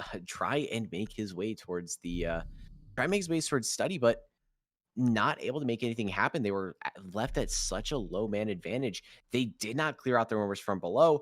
Hayward, I honestly really want to give that round up for Hayward. His pick onto the Zofia, an absolutely astonishing pick. The attack were able to equalize it out, but I mean, absolutely brilliantly done. And with so little time left, and we got to see maybe an attempt to shoot C4 out of the air, there was just no coverage on that plant, and even if they didn't win it out in kills, they were going to win it out in time. Spectacularly done for the defense. I'm actually glad the Knights are going to be going to the tertiary bomb site first, simply because Trophy is one of the reasons why this map has started to go so attacker-sided. And well, Thomas, do you see what I see in this lobby? Do you see what I see? That's actually a great way of putting... I don't think I see what you're talking about. Nitrocell Bonanza. It's going to be the call center from hell. This is going to be 4 Nitrocells on the side of the Knights. And it's going to be a very awkward predicament for YOSHIMOTO. They have to tread very lightly. They have to tread carefully. Because if they aren't looking where they step, there might be a Nitrocell going sky high. And it's going to be all Juicy facilitating that information with his basically built-in wall hacks from his cardiac sensor. It's going to rely a lot on that communication. It also can be put to these players playing upstairs. They can call out their positions, and if the attackers aren't careful, and if the attackers aren't potentially moving, potentially trying to stay away from those soft floors, but on a map like Villa, this entire map is soft. I love Nitrocell Bonanza. It's quite great, and it's fun, too. I mean, it's also one of the best strategies this map has, because it forces the attackers to basically decide, are we going to push upstairs and potentially deal with Nitrocells, or are we going to do a linear take through pantry as well as library? We can set up some crossfires, but we're not going to have the opportunity of utilizing that vertical pressure and removing the defenders from anchor positions. And that's honestly the important part of vertical control. It's not necessarily to kill the defenders, it's just to remove them from the rat corners. Yeah, and it's to keep them guessing. But with the Nitro Cell Bonanza, it forces you to keep on moving. And it really does deny a lot of that vertical pressure. And it's kind of weird where we do see a lot of teams, they tend to be maybe a bit too horizontal with the way they push, but this forces it to almost entirely vertical style of play. And I think the vertical style play is a lot more entertaining because if the teams are talented with those Nitro Cells, they can make a lot happen. The attack right now, they do have control of that second floor, but I don't know if whether to feel good or bad about that because now they have to try and find a way to move down. If they push into laundry, they could potentially get taken out. And if they try and stay on that second floor, well, they have a flurry of 4 C4s ready to just pounce. Juicy has to be very careful staying on his cardiac sensor for this long because the ceiling above him starts to be removed. That means the attackers are going to start to work their way into their crossfires, trying to take control of that first floor as well. So he's going to find himself in a multi-level engagement very soon. But the attackers might be in a position to stall, but with D-Lo getting the opening kill on Juicy nonetheless, it's going to look out poorly. And then Lamy's going to start to pop up as more members of each team begins to fall. Malusi's head's going to be spotted, and attempted shots go down range. They will only impact the wall, not find their target, as it's going to be complete and utter chaos down in the bomb site. Smoke grenades going to allow the bomb to go down, but an attempted knife might foil those plans as it's ring around the rosy, the most lethal game imaginable. But everybody from YOSHIMOTO or everyone on the side of Knight's going to line up. That's going to be free kills for YOSHIMOTO and Ramus. What a lineup of kills. I mean, Kaid was just dancing around with the ace there, trying to get the knife, but the knife wasn't the play. You need to go for the kill. You need to stop that defuse from going down. I know that knife looks nice and fancy, but we got to see this earlier with Q confirmed. Instead of going for the kill, they'd attempted to go for the dash on the Oryx, and the Oryx had died. Wasn't the play. Right there, the knife wasn't the play. You have to stop that diffuser from going down, because if you don't, Ace just repositions, gets the diffuser down, and we got to see Twitch do absolutely spectacular cleaning up that round and what should have been the defenders win. I will say though, the knife kill would have been quite the highlight reel that would have stopped the play. I mean, it would have just been everything, right? And then you could just put that, save that and just, put it on Twitter down the road and brag about how awesome you are. But that's the problem. When you go for hero plays, you're only helping yourself. You're not helping your team. So I absolutely agree what you said earlier. But we're going to be going over to Trophy now, the most attacker-sided bomb site on this map. Now, you can also kind of incorporate Library into that, which is actually, by definition, the most defender-sided of the bomb sites. But its sample size is so small and low, you really can't take it into a true account. So we're just going to leave the quaternary bomb site alone for the time being. And we're going to have to see how YOSHIMOTO sets up their strategy. And like the motif of today, it's going to be how well YOSHIMOTO sets up crossfires. If sample size wasn't a thing, by all accounts, I'm the most handsome man in the world. Sample size being my grandmother, but nevertheless, yes, it is a bomb site that is not played a whole ton. But when it is incredibly defender-sided. But we are going to be moving forward. And something I want to point out the last round, none of those C4s had connected. They had that vertical pressure, but the communication wasn't coming in there from the pulse. So they weren't able to make a lot happen out of that vertical pressure. And I got to give it up to them. They were winning out on their ones, but it wasn't enough in the end. We are going to be seeing the attack go for a little bit of an almost disconnected push, as they are going to be putting a player on astronomy stairs to deny any rotations coming over from bathroom, and they are going to be trying to make some push happen from master bedroom. And we're going to see kind of a Nitro Cell Bonanza. It has to have 3 Nitro Cells to be committed to a true Bonanza. So we're going to call this a Bonanza Light, since there's going to be 2 Nitro Cells downstairs on the kitchen dining side. And again, with the same idea, to send those Nitro Cells sky high and then try to collect an attacker in the process. Now, Thermite isn't being played, so you can't guarantee one of those Nitro Cells.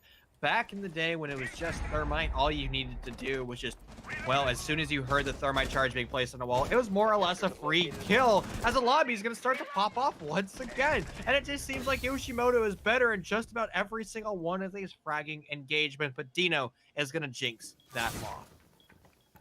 Anytime we make a prediction, the prediction goes the other way as a frag grenade comes in, and that red ping as moment of death as it goes in, and Dilo able to find one as he's going to clear up this trophy position, and the defuse can go down.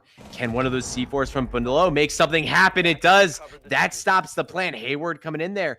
That plan almost going down, and that would have made it a lot more easy for the defense as a nice little shot comes in from Dino, finding his third of the round. It's all going to be left onto the man, getting the diffuser down, but he cleans it up. That is going to be the Knights winning in a spectacular fashion. When you find yourself with a man advantage, it's absolutely imperative that you play the lobby with your man advantage, peeking together, holding angles together, because if you play as an individual, well, you might just make mistakes. You might lose your gunfight and just have Dino punish you for that. Dino basically challenged 4 individuals in that round, 3 individuals in that last series as 1v1s, and he won every single one of them. Now imagine if, well, Yoshimoto was playing that together as a synchronized unit. It doesn't matter how good Dino was. If he swung one of the attackers, he would have walked him straight into a crossfire. Even if he killed one, instantaneously removed by the other. Yeah, and a big focus came down there at the end of the round of getting that diffuser down without having the comfortability of clearing out astronomy. That astronomy position can be so crucial because it allows for the defender to rotate, not only peeking down trophy entrance, but also you can stop the plant from going in.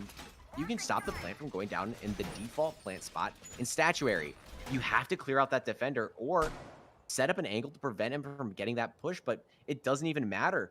Dino was so good at winning out his ones. He was able to, 1, kill the guy coming trophy entrance. 2, he was able to clear out the guy watching that rotate from astronomy, and then immediately flicked over, got the planter. If Yoshimoto just spent a little bit of time to get in a bit more of a solid position, it could have gone the other way, but they brought him to ones, and Dino was saying, look, I'm not losing any of my ones today. Whenever I see the study wall being opened up by the defenders, it's one of my least favorite strategies. Simply put, you're allowing the attackers to set up a nice crossfire on you. One of the best positions that defenders have is that gun vault area and wide swinging from gun vault. But when you open up one of those panels, well, the attackers have a nice free line of sight straight into gun vault, and you as a defender are never going to be truly able to challenge that angle, at least the way you want to. If the bomb's being planted on the other side of this door, well, the only option you have is flipping a smoke grenade through a wall because your nitro cell won't likely find its target. Yeah, the explosion propagation doesn't do a lot, and that's the defenders doing some work for the attack. It is an angle that opens up a lot into vault, and because the defenders do have that advantage of having longer or a lot higher scopes, they're able to find that. But wow, it looks like the Mozzie was caught answering his phone, and that is a very crucial pick. That is one of your roamers in a C4. Hayward was able to make a lot happen out of the C4 the last time that they defended this round. It was able to take out Gaggle, and that was big for them. That is going to be a huge pick, as the attack now don't have to worry about that C4 and that roam ability from the Mozzie.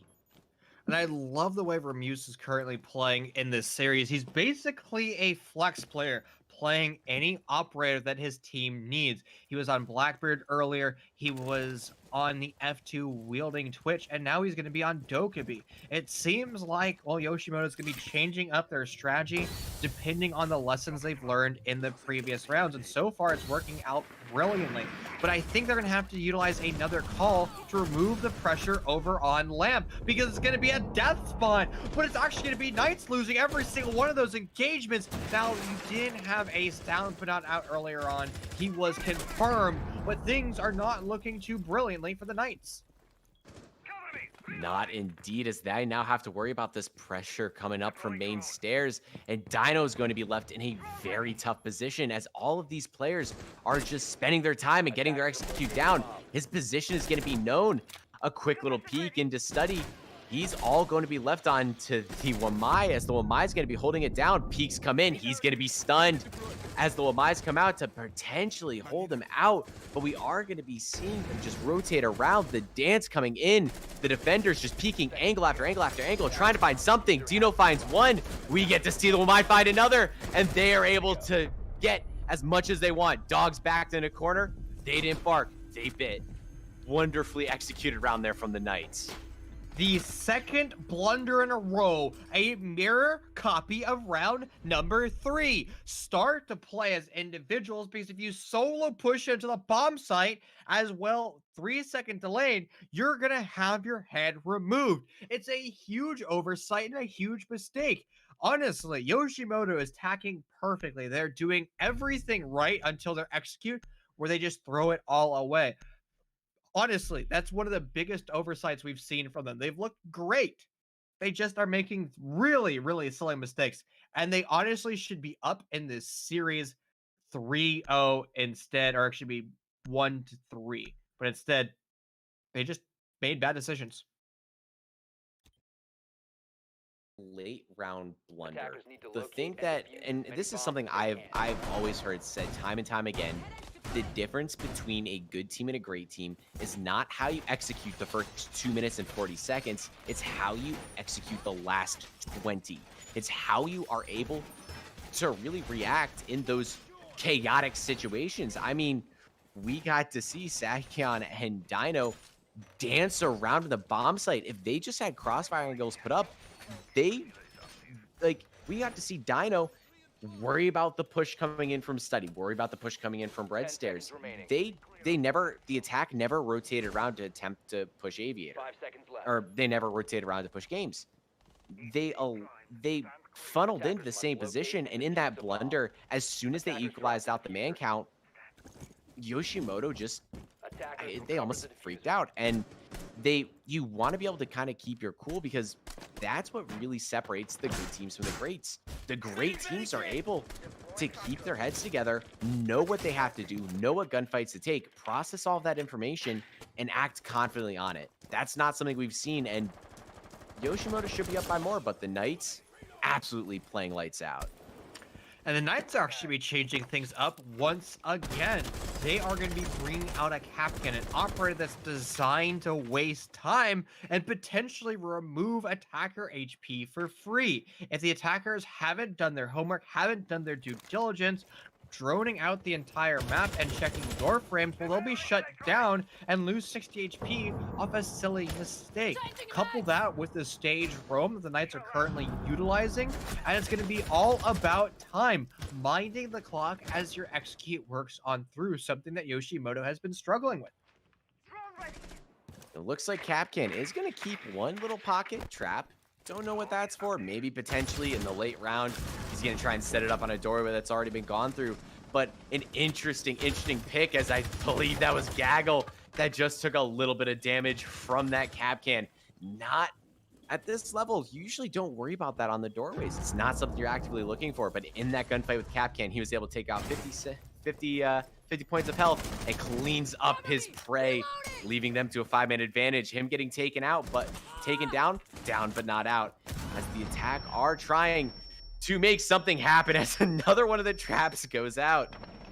Actually, we were pretty critical earlier on about Capcan, but seems like Capcan's working out brilliantly. The attackers just don't expect it whatsoever, and they don't expect the double res over in Zulu. Crow is just gonna work his way on through, seeing the players like, uh-oh, this is not the place where I want to be. He was able to confirm one of them. That was a down player of Juicy, but his life will be sacrificed in that endeavor. But the lobby is gonna find themselves with 6 men and women left alive as that clock's gonna start to work its way on down. Hayward, what a guy with that pick, as Dino finds another. A nice little flick. 2 headshots coming in from Dino, the man who does his best, backed in a corner. It's all going to be left onto Dilo now. He is going to drop down. I don't know if he saw the player rotating. Nevertheless, he's going to be trying to make his push into Memo, and the crossfire angle is going to be set up. Hayward can come from behind and confirm this round out, but time is not going to be left in their favor. He's going to attempt to confirm one, isn't able to clear it out as he might get the kill on Dino. It doesn't matter. Hayward cleans that up, and the Knights with another spectacular defensive round. Every time the Knights win a defensive round, it's just even more and more question marks on the attacking ideology of YOSHIMOTO. They seem to have the basics down. They understand the theory crafting of executing on Davila, but they just are skipping mistakes. They're making incredibly silly mistakes, and we're talking about checklists in Clubhouse. Well, those checklists aren't being utilized. The IGL isn't identifying things, and we talk about mini games all the time. Well, Capcans are one of those mini games. You just send a drone down range. They should be confirming where those charges are, and then just dealing with them. Those small levels of adaptation just aren't being made. Now, Dokkaebi is going to be a great six-pick. We saw them get opening kills based on those calls earlier. Not a lot of utility is being utilized by the defenders, so removing the Thatcher is still fair. I do like that Thatcher removal. I mean, they're going to be going for a little bit more of a almost frag-heavy lineup. But with Recon on the Dokkaebi, I mean, they were able to catch Hayward. They were able to catch Hayward with his pants down. I mean, he was sitting there answering his phone on that line of sight and got caught out. But that is something that is very interesting to think about. There are all these mini games you have to play. Get the control you want to, clean out the Maestro cams, clean out the Malusis, frag or gain that vertical control. All those little mini games that you want to do. Clearing out either the Legion traps or, in this case, the rare Capcan traps is usually not on a lot of people's mental checklist. And the fact that they just kind of vibe checked them with it and it worked out in their favor, I was skeptical, but as a nice little cheeky pick, absolutely loved it. And he was a very crucial part in them winning out that round. And to put more salt in the wound, well, we saw a Twitch being played in round number 5. Twitch is a great operator with dealing with those Capcan charges. You have to drone out the entire map nonetheless, and you may as well shoot utility as you're doing exactly that. So, it is a new round, it is a new day, and YOSHIMOTO should be able to win 4-2 splits, but not if their players are just sitting in the middle of windows. Another huge blunder, but a quick refrag, and part of that first floor is now in control of YOSHIMOTO. But have they actually done enough to remove that pressure, particularly Pantry over here? And it looks like they're very much aware. Shots exchanged between these two individuals. Equal HP dished down. A vault attempted through the window. It was a pure and utter, basically, retreat. Maybe save your life, but in the end, it was costly. And now the attackers find themselves in control of another round. Yeah, it looked like he potentially wanted to move out there and attempt to potentially get one pick. His life was already done. Once you have that Zofia pushing there and you had a player on the window, the crossfire is going to be set up. There's nothing you can do with the Zofia just rolling in. It was an attempt to maybe find one, but found none, as we are going to be seeing a round very quickly switch over to the attackers. We got to see the Dokkaebi taken out very early on. Not very good for them, as she almost threw her life away just sitting in a door, or sitting in a window with their entire body there, but very equally and quickly traded out. YOSHIMOTO, with a sense of urgency, they need that 4-2 split, because if they want to try and make something happen, you don't want to try and dig yourself out of a 5-1 hole. Even with the map 1 advantage, you want to try and clean this up as fast as possible. Now, YOSHIMOTO has been this scenario 3 times on their attacking side, but they were playing as individuals, not utilizing crossfires, and it seems like they might be able to win this round, but they all just dry peek into the Alda. A free 2 kills for Josh as he's attempting to find an additional 2, with the attackers stacking up over on the Astro side. The Alda might find easy targets. The Diffuser's also surrendered. It's going to be a huge blunder. The Knights might be able to save this round, and they will. Josh is able just to win a 1v4, a miraculous save once again by the Knights. It's been a 2v3 3 times, and somehow the Knights on the back foot able to win it every single time. My favorite phrase comes out. Alda go burr. You can never leave a Maestro comfortable. You cannot peek him. He can infinitely pre-fire you. That is the one operator in a 1vx situation you want to have. And spectacularly brought out. The same thing that you had said about the defense came into the attack. They attacked the Maestro as individuals. His first 2 picks were spectacular, but in the end there, you want to set up that crossfire and force him to have to rotate 180 degrees. I mean, even Shriko can't hit those shots. And he was able to take those gunfights 1v1, the sledge running who knows where, and a spectacular way to end out that round. And with a 5-1 advantage, the Knights are looking commanding. But they're going to go over to attack. Now, common wisdom says, particularly at the T1 level, this map is attacker-sided. So have we just seen the rare change in Villa? Or has the new utility consumption simulator actually been a buff to the defenders? Since they don't have to rely on full utility, maybe they're just going for these strategies where they try to play as much of the map as possible. Again, our sample size is far too low to truly know how this map is going to fit into the whole macro meta. And particularly since SI isn't until February, the strategies that the teams are currently utilizing most likely won't be the strategies that we see down the road in another portion of this game. Yeah, and that is a big thing. There's a lot of time before the season invitational, and a lot of the strategies here. That's why I can definitely see a lot of these. I can definitely see a lot of these teams bringing out a lot of their strats, because honestly, we are just now getting a little bit of an idea of how the meta is going to change out. But a lot of these strategies aren't going to be the end all be all. It does give teams maybe a little bit of information to review on. It isn't going to be the end all be all. And without actually playing that util dump, it has shifted a bit more to the defense. Maybe those more flexible defender styles are more favorable, because the attack had figured out how to push that defender 20-second blunder util dump meta, which was just I was not a huge fan of. Now that it has changed, the defenders have that flexibility, and that flexibility, as we have seen in this match, has made all the difference. And it seems like the attackers are going to attempt to grab as much map control as possible. They're going to be successful in that, as Clash just solo pushes up and solo dies. It looks like the Knights just love their Villa. They can play in every single possible scenario. And if it's them getting aggressive, they win those gunfights. If it's the defenders getting aggressive, they still are able to win those gunfights. Clash should always be one of your best operators at delaying time. You can't have her on an island by herself, because she is pretty easy to basically trip up and knock down, and the Knights know that apparently very well. That they do, and that solo push from Clash is going to be incredibly detrimental. Not to curse the Knights right now, as casters, the caster curse has been real.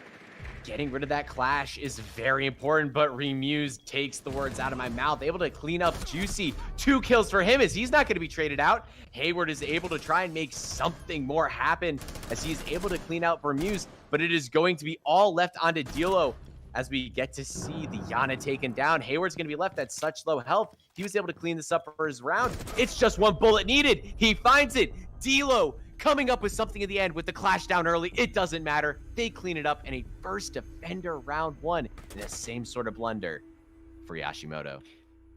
How on earth did Hayward lose that gunfight? I'm sure he had no HP, but he was killed by a headshot. He had perfect positioning. He knew where Melusi was, and Melusi was shift sprint challenging. She was holding W, she was holding shift, and Hayward should have been able to hear that. When you're sprinting in this game, you sound like a darn elephant. That should have been a free kill for the attackers, and that should have been them on match point. But sometimes people just make mistakes, write it off as one, and then move over to the next round. We're going to be seeing Dining Room. Once again, this bomb site has had a lot of turmoil, and pulses are going to be the big theme. But pulses can also be a tragic part of the defenders, because if Pulse is too tunnel vision looking through his cardiac sensor, he can basically be shut down for free without really finding the true impact of his gadgetry. And that is the delicate balance of Pulse. People, that is a reason actually why you don't see a whole ton of Pulse play. I mean, it doesn't fit into a lot of people's strategies. A lot of teams will opt to go for potentially a Valkyrie, an Echo, something a bit more impactful, brings a little bit more utility, and the UMP-45 is arguably the worst gun in the game. I mean, if you can click heads, you can click heads, but the tunnel vision idea is one of the biggest reasons a lot of teams opt to not go for it. They find themselves being not as successful, and the big reason for that is if you're just sitting on your sensor, yes, you get as much intel as possible, but you're left incredibly vulnerable, as we are going to be seeing Rokon potentially getting a nice little cheeky C4. It goes out, it connects, but does not get the down. Juicy's going to be left on very low HP. Very cheeky little play, as that is a nice little adaptation, knowing what the attacker is going to do and knowing their position and trying to make something happen. You know, and as our comrade in crime, Blue Panda would say, this is definitely a call center from hell. The first Nitro Cell was almost on its target, and actually, maybe that Nitro Cell not landing true may actually hurt the defenders in the long run, because the whole goal of the Nitro Cells are actually to confirm players. And when it comes to your execute, Juicy might find himself in a position where he's just holding a crossfire, not actually in a position where he's running and gunning. And the motif of map number 1 is going to rear its ugly head once again, as it's Ramus, who just seems to find himself in every single engagement, winning every single engagement. This mechanical skill is what's really saving YOSHIMOTO time and time again. Yeah, it's really that mechanical skill coming down. Remuse has played just about every single role you can find out of somebody and has been successful in just that. Gaggle able to prevent them from opening up the angle into kitchen. That is very important for the team, as yes, Knights are going to be down one player, but they need to try and find some map control, as they have not dealt with any of these roamers, and it looks like Dilo is just going to be creeping around. He's going to know that one of the Knights are just around the corner, and that could be very detrimental for them, as vertical angles are being opened up, but they haven't cleared out the positions they need yet. They're clearing out some utility, but it is all going to come down to this last second blunder, and it's going to matter what team can hold themselves together enough to win out those gunfights. Now, common wisdom says just bring a sledge on this bomb site, but actually those breaching charges open up a larger hole than, well, a buckwood or as a sledgehammer. And a claymore, something that you don't see in the kill feed very often, is going to find its target. It's going to be a bad rotation, and to make bad to worse, members of the defense are going to start to fall. But fortunately, an SMG-11 bro is alive and active, trying to have his 12-gun round gun go bird, trying to connect it, and the attackers have found themselves in an avenue to go for a plant. They have control of white couches, but Hayward's going to work his way up to Jenga, not checking his cord. He's going to be felled in that process, as it's now a 2-on-2. Shotgun in hand for our lone SMG-11 bro. He can hear the plants going down. He have the red pings. The sprays come on through. The ult is going to attempt to find one, but the bomb's almost down. It's going to go to a 1v1. A quick stand up for Dino. It's going to land the shots. A brilliant execute. A heartbreaking round for the defenders, as they did almost everything right.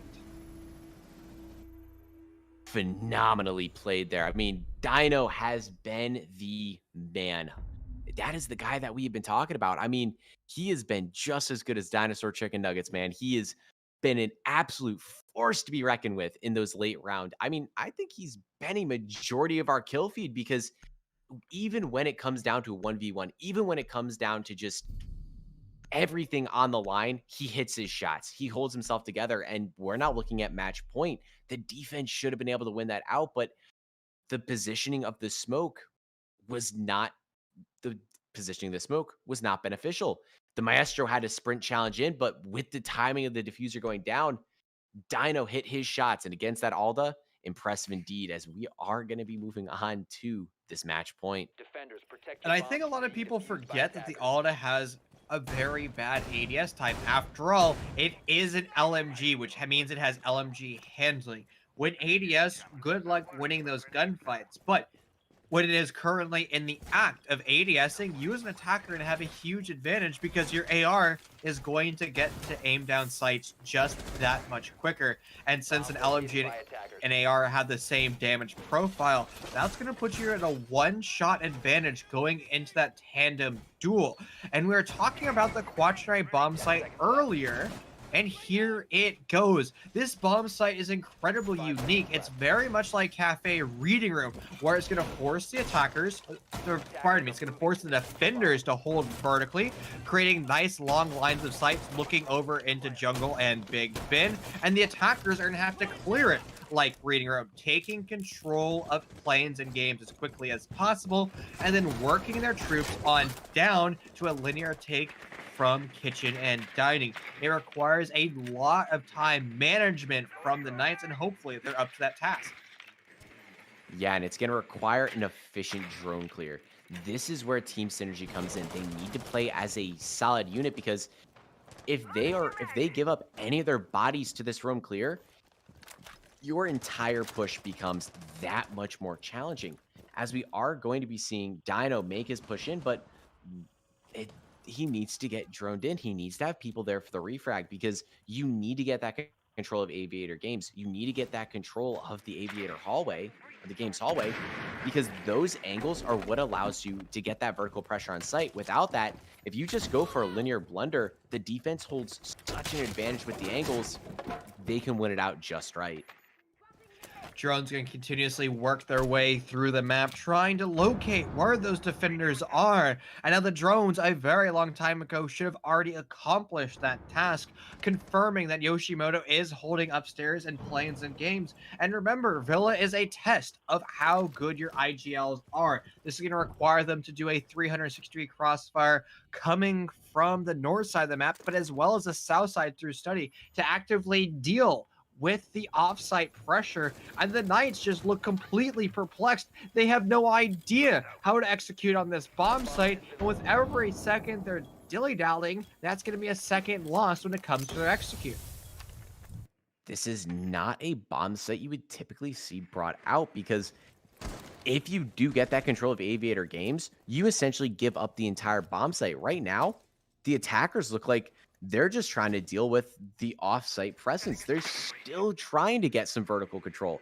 They still don't know how to drone out. They still don't understand where the position is in the overall structure, because it's not as common at the site, as Hayward is going to be trying to still thatcher off that wall to potentially open up more lines of sight, but he doesn't necessarily know where these defenders are at, as he's just going to be dry peeking all these angles. Juicy finds one, a very big kill indeed, as that's going to be the smoke.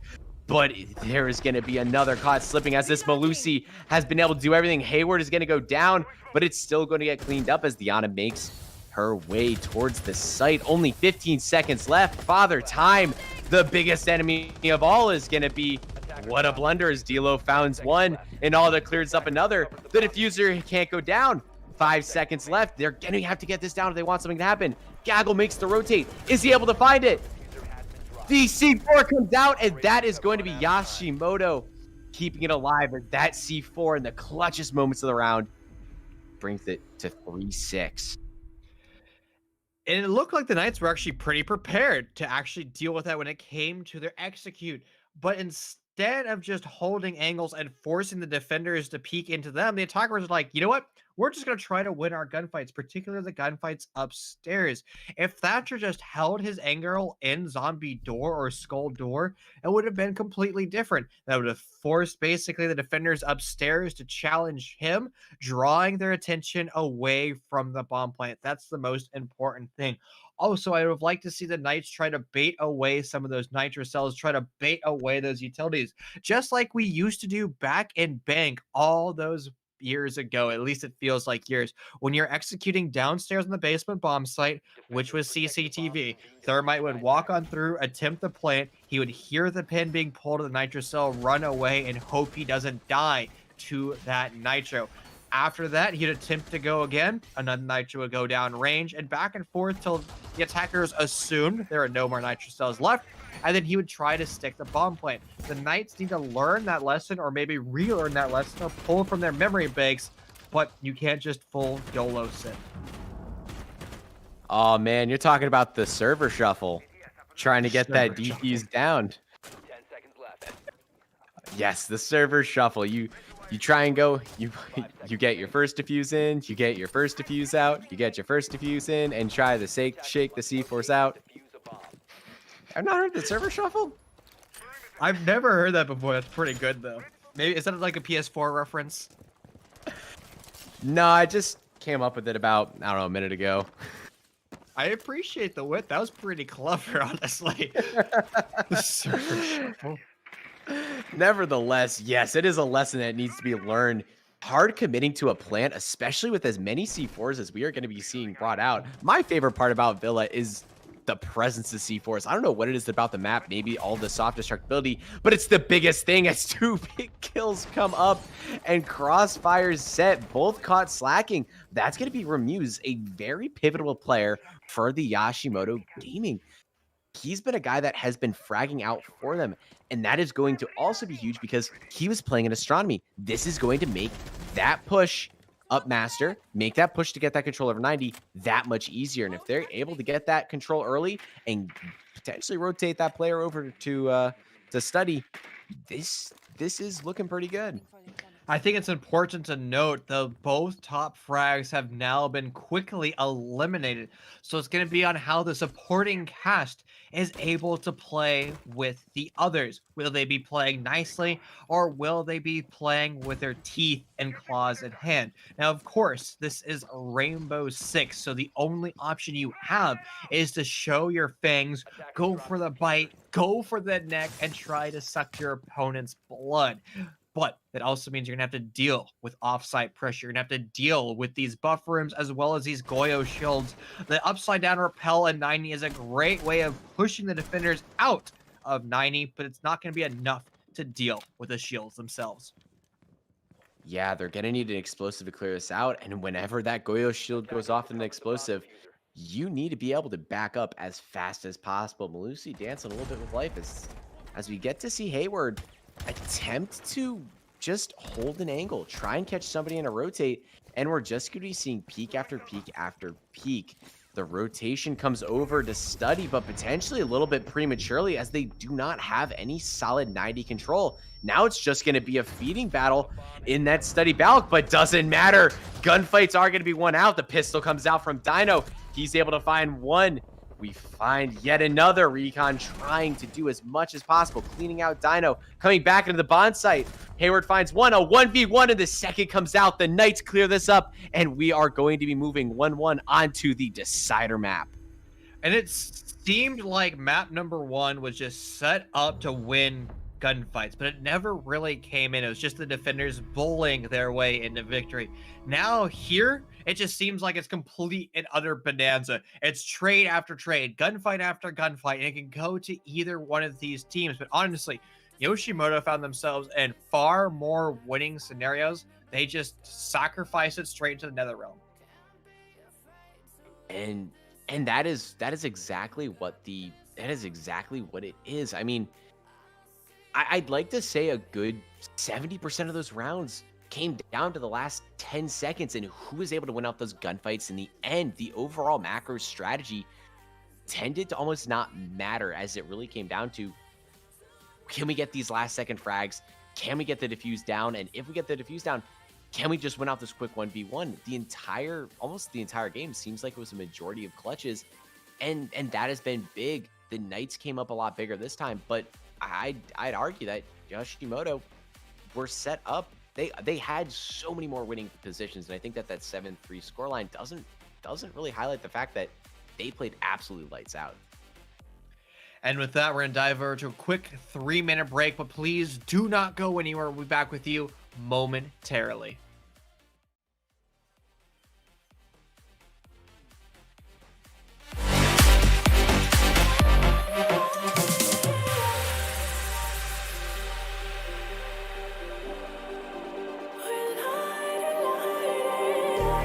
Just like a spark that's breaking out. Can't make a stop, can't turn back now. We know that there's no room for doubt. No, we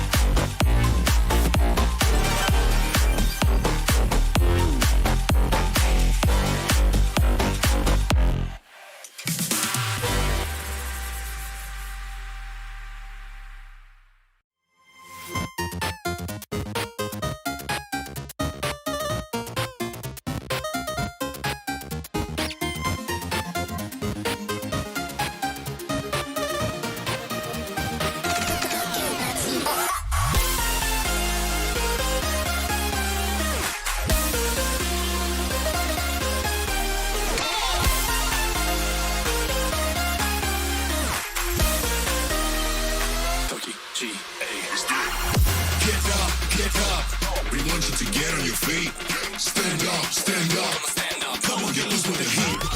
Right now. We go party till we black out. So get the fuck up.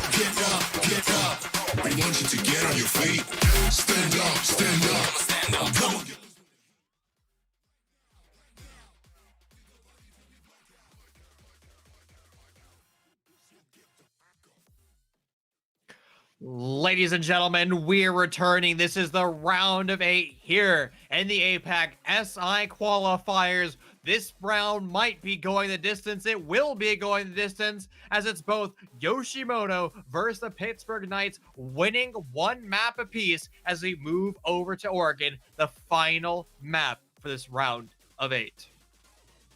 Oregon being a blunder indeed. What has come in after the rework has been such a prominent map, and for the teams, just a little bit of an update of what's going on right now. Q Confirmed is up 1-0 on Electrify Esports, but they I've heard, it looks like that's going to be going to map 3 as well, as Melon Cat is up 1-0 on Talon Esports, and we are going to be seeing Crest Gaming moving on, the first team confirmed moving on, and they will be playing the winner of the Talon Esports Melon Cat game. And with that, both of our teams are ready to start the shenanigans once again. And it's going to be Oregon.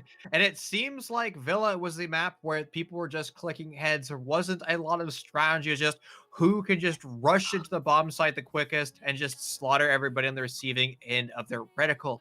But will Oregon be a similar strategy? Now, we've seen Oregon kind of change up from utility consumption similar being recently nerfed.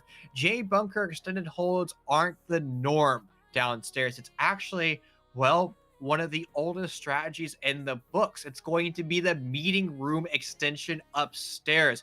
This was the way Oregon basements used to be held, and it was just commonplace. You'd see it every day. But when this map was reworked, we saw teams attempted. They realized that the strategy wasn't quite what it should be, and they went away from it in favor of just wasting utility. But now that homage style strategy is coming back. Yeah, without that ability to burn out a lot of that, without the heavy presence of utility, it's almost like we took a step back in a good way. You get to see that meeting hold. You get to see some of the hatches actually being purposely open this time around, not just bunkering down in the bomb site and just waiting for the time to die down. You see a lot more early gunfights. You see a bigger prevalence of needing to get those early picks.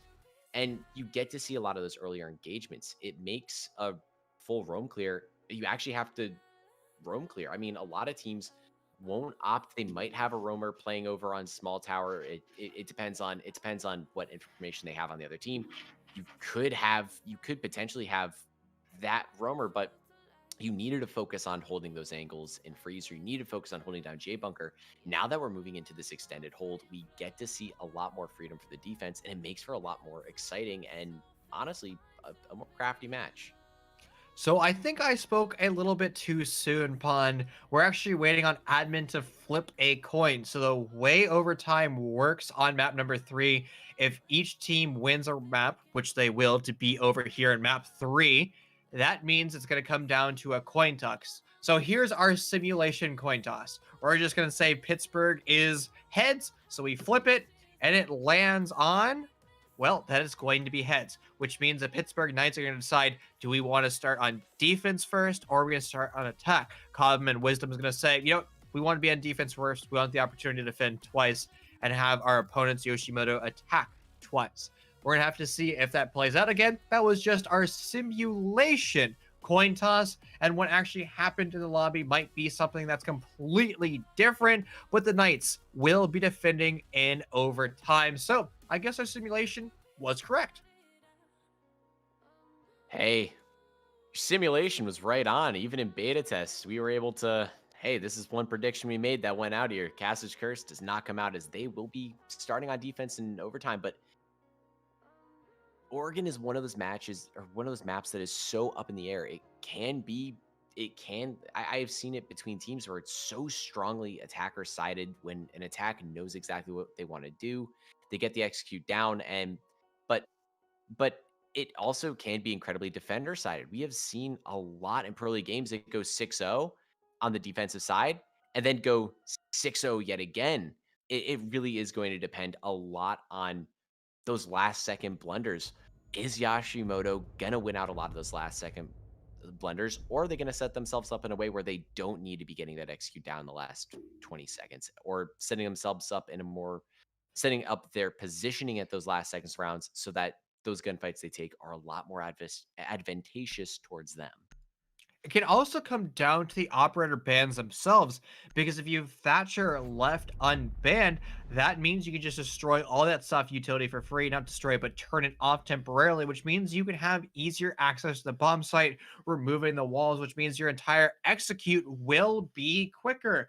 But we've seen this once before, and we will see it again. Another Ash ban. This was honestly a phenomenal ban in Oregon back in Utility Consumption Simulator, because Ash was the only operator that had 5 throwables. She had her 3 flashbangs, which have now been removed, as well as her 2 breaching charges, which has been increased to 3.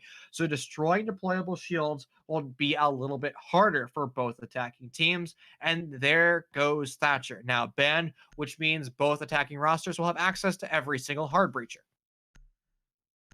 Yeah, and that is going to be very, very crucial. I mean, YOSHIMOTO getting rid of that Ash, I don't know what the rationale is behind it, potentially because she is moving a lot more towards less of that flex utility holding role to tons of soft destruction. I'm going to blow open as much walls as I can, get as many lines of sight. I'm going to gain control earlier. It's moving into essentially, as you'd said before, that entry fragging role. We are going to be seeing Mira taken out and the Valkyrie. No real surprises there. I mean, that's really denying as much intel as possible for the defense. The less intel they have, the better.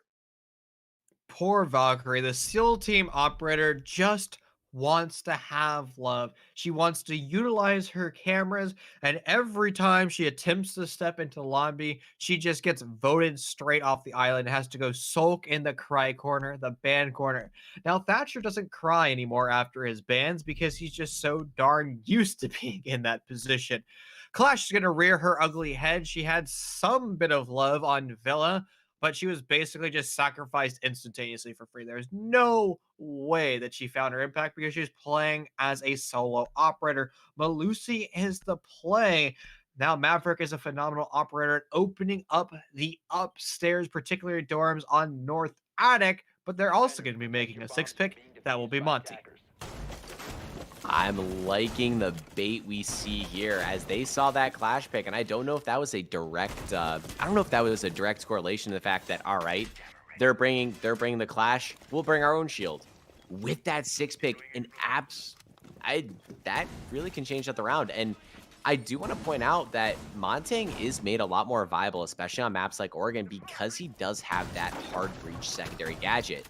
Typically, the rule of thumb on Oregon, same as is with Club and Villas, you want to bring 2 hard breachers. You want to have that redundancy, and you also want to be able to open up as many hatches as possible and as many lines of sight.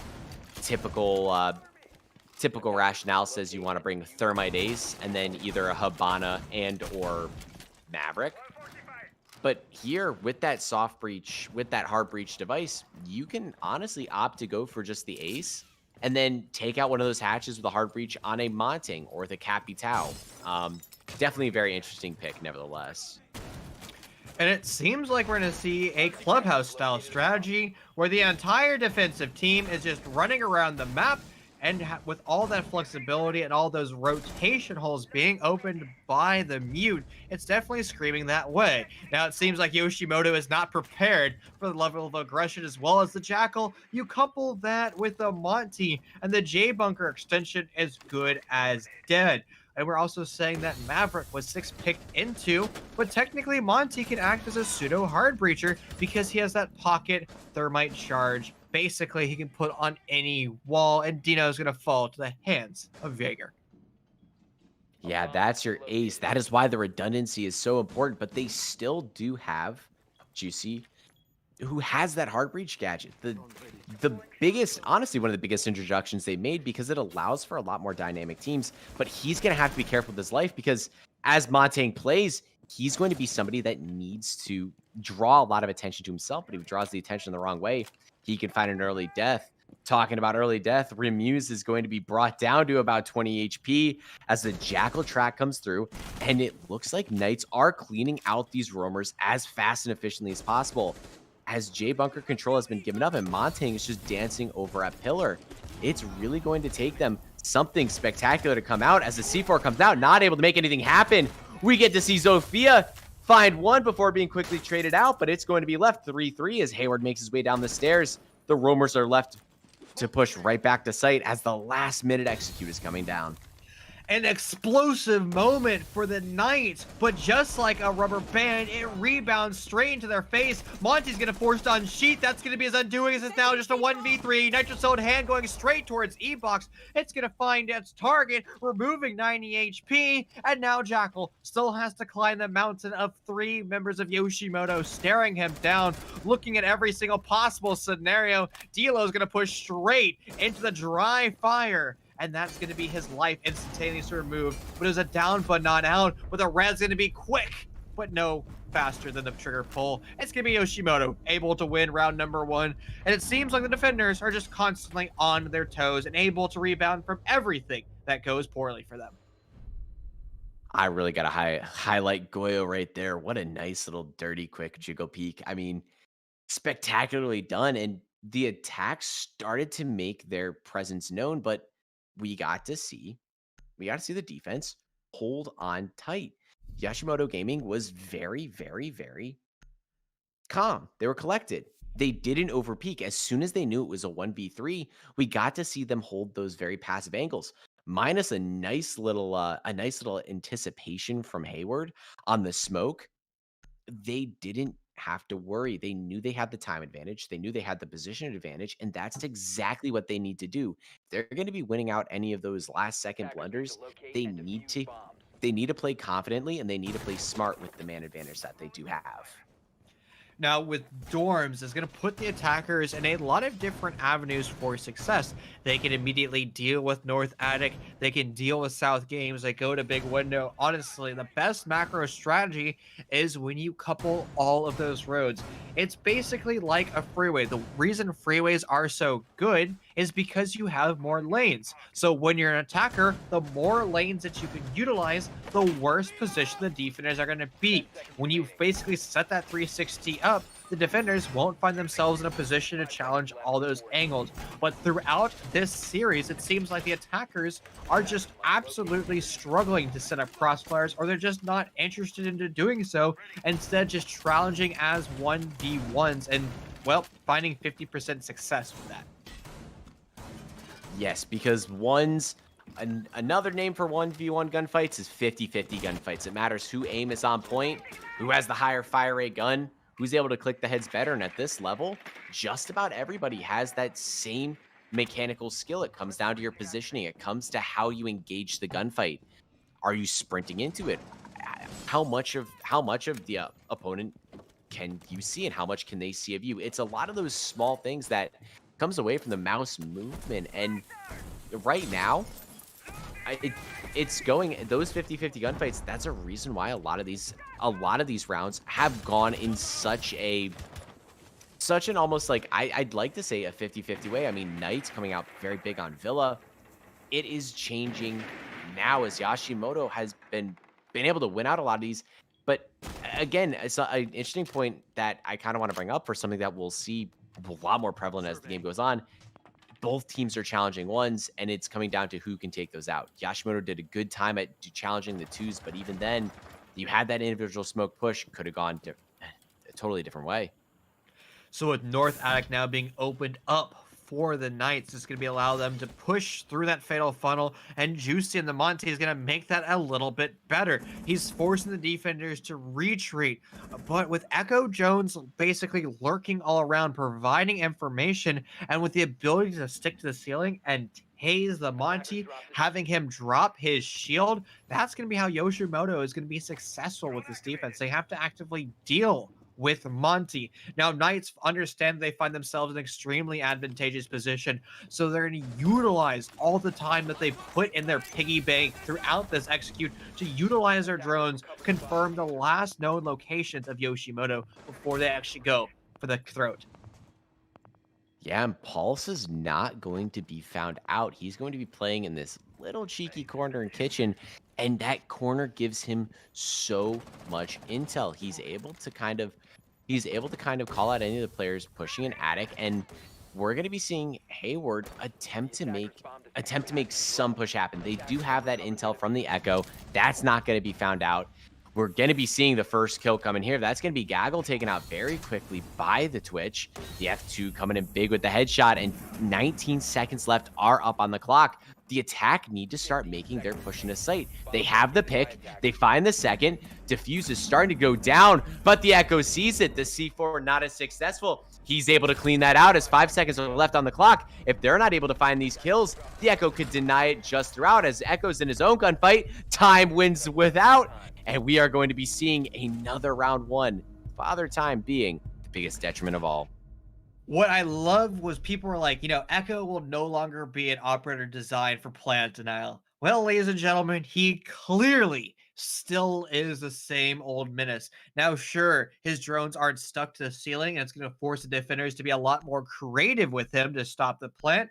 But obviously, it seems like Yoshimoto is great at with that creativity, driving those drones around, keeping them in safe positions, and as soon as Juicy goes for his plant, he is just sitting in a very bad position. And honestly, in APAC, it seems like most of these teams are afraid of dealing and bringing out IQs to counter either Valkyries, who is banned in this series, or these Echoes. They want to run their very traditional and stagnant lineups, and they just haven't had that fluidity of an IQ. This is a controversial opinion that I will always hold. I personally believe that IQ is one of the hardest attackers to play. Well, playing a good IQ is a very, very challenging thing to do because you have to have a very strong understanding of the vertical layouts of the maps, how the soft destruction works, what the entire map layout looks like from a vertical level, and then you have to deal with the tact of it. Are you going to keep up your scanner for a long time? When do you have your scanner up? When do you don't? Are you going to focus on being a little bit more aggressive? I mean, given the G8A one, the Commando, and the AUG, all three being phenomenal weapons, are you going to focus on being more fragger heavy and not focus on the intel? Finding that delicate balance is honestly, I think out of all the attackers, is one of the hardest balances to find. And the attackers are going to be relinquished from their spawn, allowed to start to take their map control, and it's going to be the Knights electing to do a south side take. It's going to be a small tower take and trying to remove the buffer room's control away from Yoshimoto. It's going to be a tall order to do so because the extension into dining room is designed to waste attacker hard breach utility. Very similar to cache CCTV extensions on gym bedroom. It's the same type of ideology, but what makes this bomb site so darn oppressive is when you start to couple it with impact grenades, good luck ever having your Selma charges truly open up a wall. But it looks like Yoshimoto has skipped that step, not bringing out that many impact grenades other than what's currently on Lamy. Yeah, and Wamai might not be set up in the best position. They still are going to be playing that Echo very, very far off site, but Twitch is going to be able to try and clean out some of this utility, not being able to successfully do so as that crucial bathroom position is going to be intact. It looks like this solo push is coming out very well for the Knights as they have that wall open, but it is again a buffer room. If you push everybody back into kitchen, you can get a lot of those crucial picks as we are going to be seeing Twitch rotate on maybe a little bit more early, but they haven't, one of the biggest things, they haven't dealt with any of the vertical pressure upstairs. Those holes can be very crucial in stopping the plant. And it is going to come down to how can Juicy set himself up in an advantageous way to do so. As I say that, the plan is going to be going down. D'Lo finds one and Dino finds two. Diffuser goes down, and this is quickly changing over. The attackers finding exactly what they need as Hayward finds a very pesky run out. And it seems like the defenders are going to have to push away from their hidey holes. They have no other option. They're just going to have to find the kills. Monty's going to slow things down, but nobody's expecting the crazy push on through. Gaggle's a monster attempting to find another one, but unable to do any more than two. A great showing by the defenders, attempting to fight their way back in a post plant.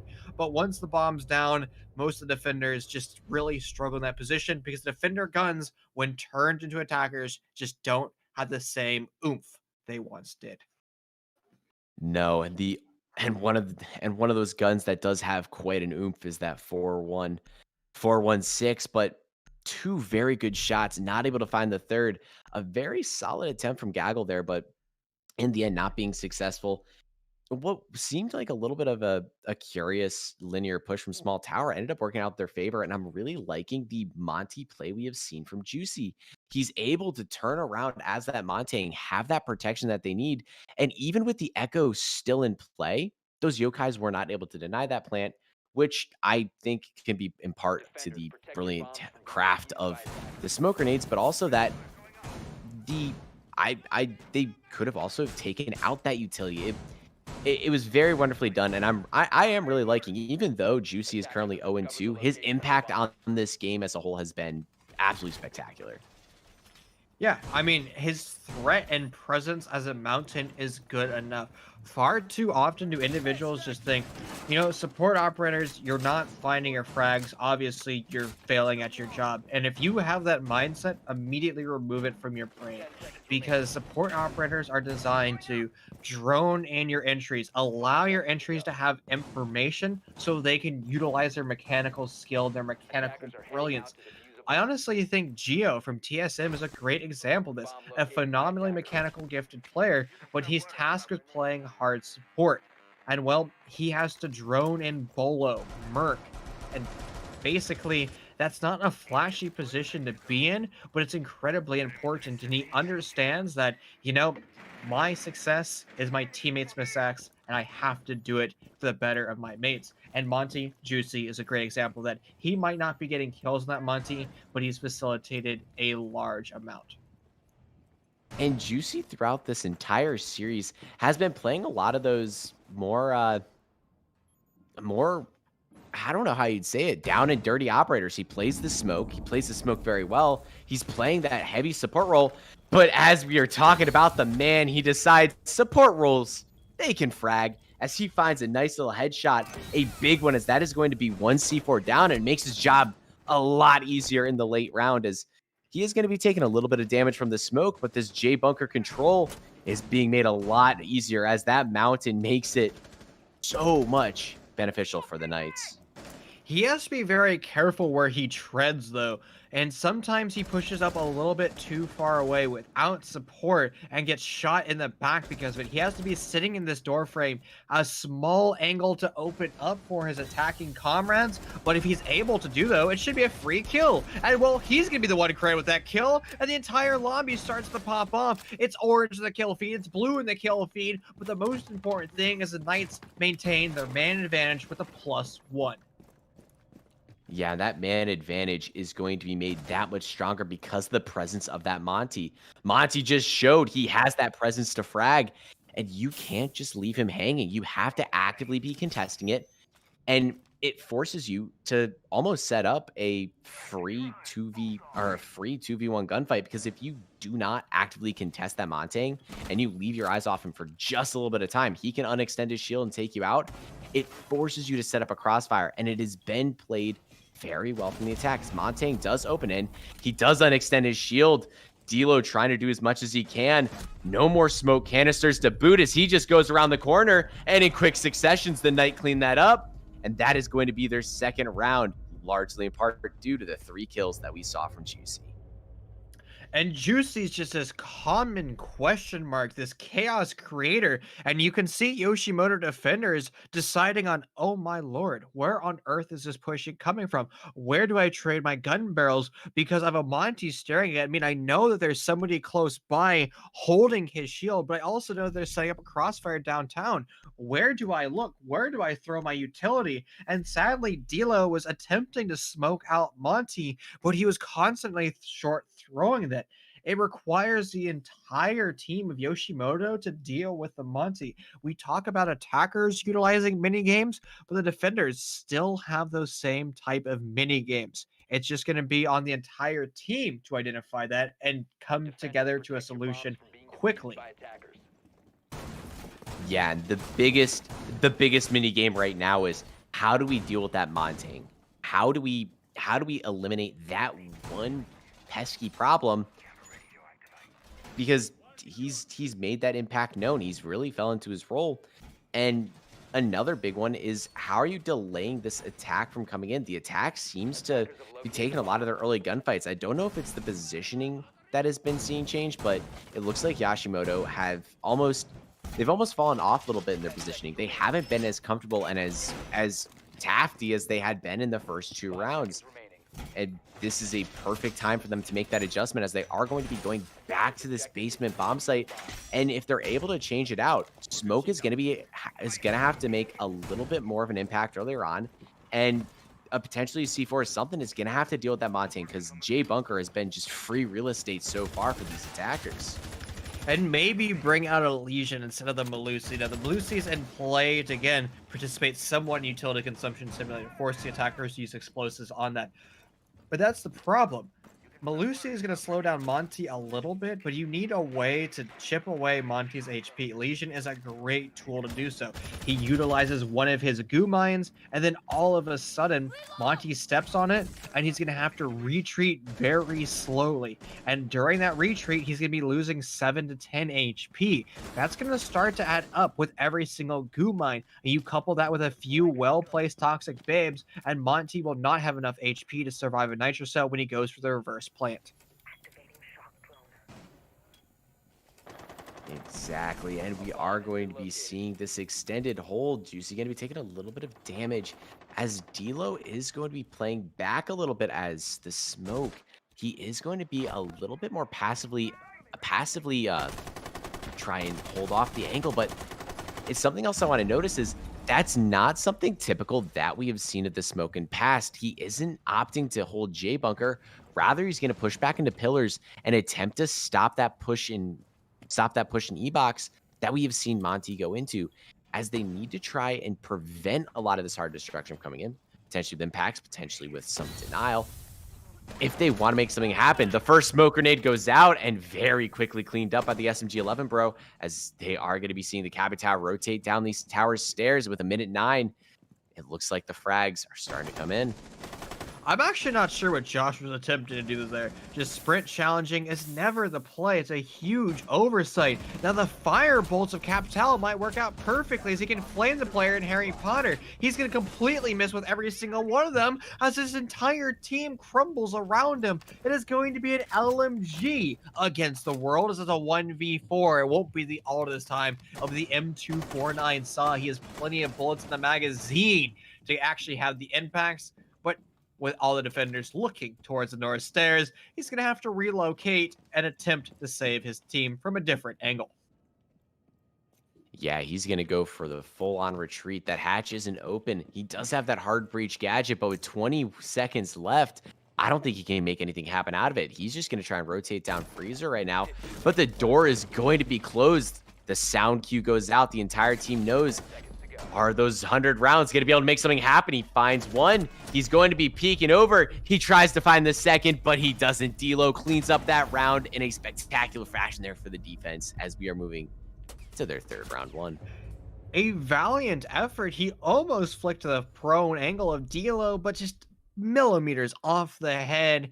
And honestly, at that point, when you find yourself in a 1v4 with all the defenders pretty much at full HP, I'd actually like to see Capitao just retreat, go back into spot and take a 40-second timeout and be prepared for the next time you go into dining room. Now, fortunately for the Knights, the last time they executed upon this bomb site, they were able to successfully win. But what I do find perplexing is we're going to be seeing the tertiary bomb site instead of dorms. Dorms was a pretty solid bomb site for Yoshimoto, and they actually did end up winning it. So not sure why the tertiary bomb site's going to rear its ugly head. Defenders, protect your bombs from being defused by attackers. I'm not quite sure as well. I mean, the Knights had won it fairly commandingly. I mean, as they had absolutely no presence in small tower, they opted to go for that extended hold over. They went for the extended hold in the bathroom. That was quickly shut out, and I'm really liking, we aren't going to see it this time around. We are going to be seeing the IQ instead of the Twitch, but the use of Twitch and clearing out a lot of that utility, they held it off, honestly, a lot. They held off that second floor bomb site a lot better, but with the presence that Montang has had, I'm assuming that they'd opted to go here because it's their best chance to deal with him. Maybe it's a strategy we have not seen in a way that they can hold it and an adjustment that they can make, but nevertheless, definitely a very curious choice. I do like Ying. Ying's just a nuts operator, and it seems like both of these teams want to go hunting for frags. So if you want to go hunting for frags, Ying is always an option. Now, I do also love Maverick. I think the Maverick play was more designed for upstairs attic. You quickly just trick the wall and you have your avenue to walk on through. But fortunately for the Knights, Maverick is a very versatile operator, and you can truly bring him on any bomb site that you desire. He can bypass the mutes, and that is the most important thing. When Selmas are thrown on the wall, well, they won't open up if they're currently being muted. So you're going to have to force Juicy on over to basically be the pseudo style of Thermite. He is going to have to be the pseudo style of Thermite, but the big disadvantage, even though Maverick is such a versatile operator, he is going to have that. He's going to have that synergy, and he's going to have that protection from his teammates, because while you have that torch out, you are incredibly vulnerable. He is going to have to communicate that well. They are going to have to try and clean out those players all the way in bathroom if they want to try and get that wall open, but they're opted to not go for, on this meeting hall, they're not opting to go for the Maverick.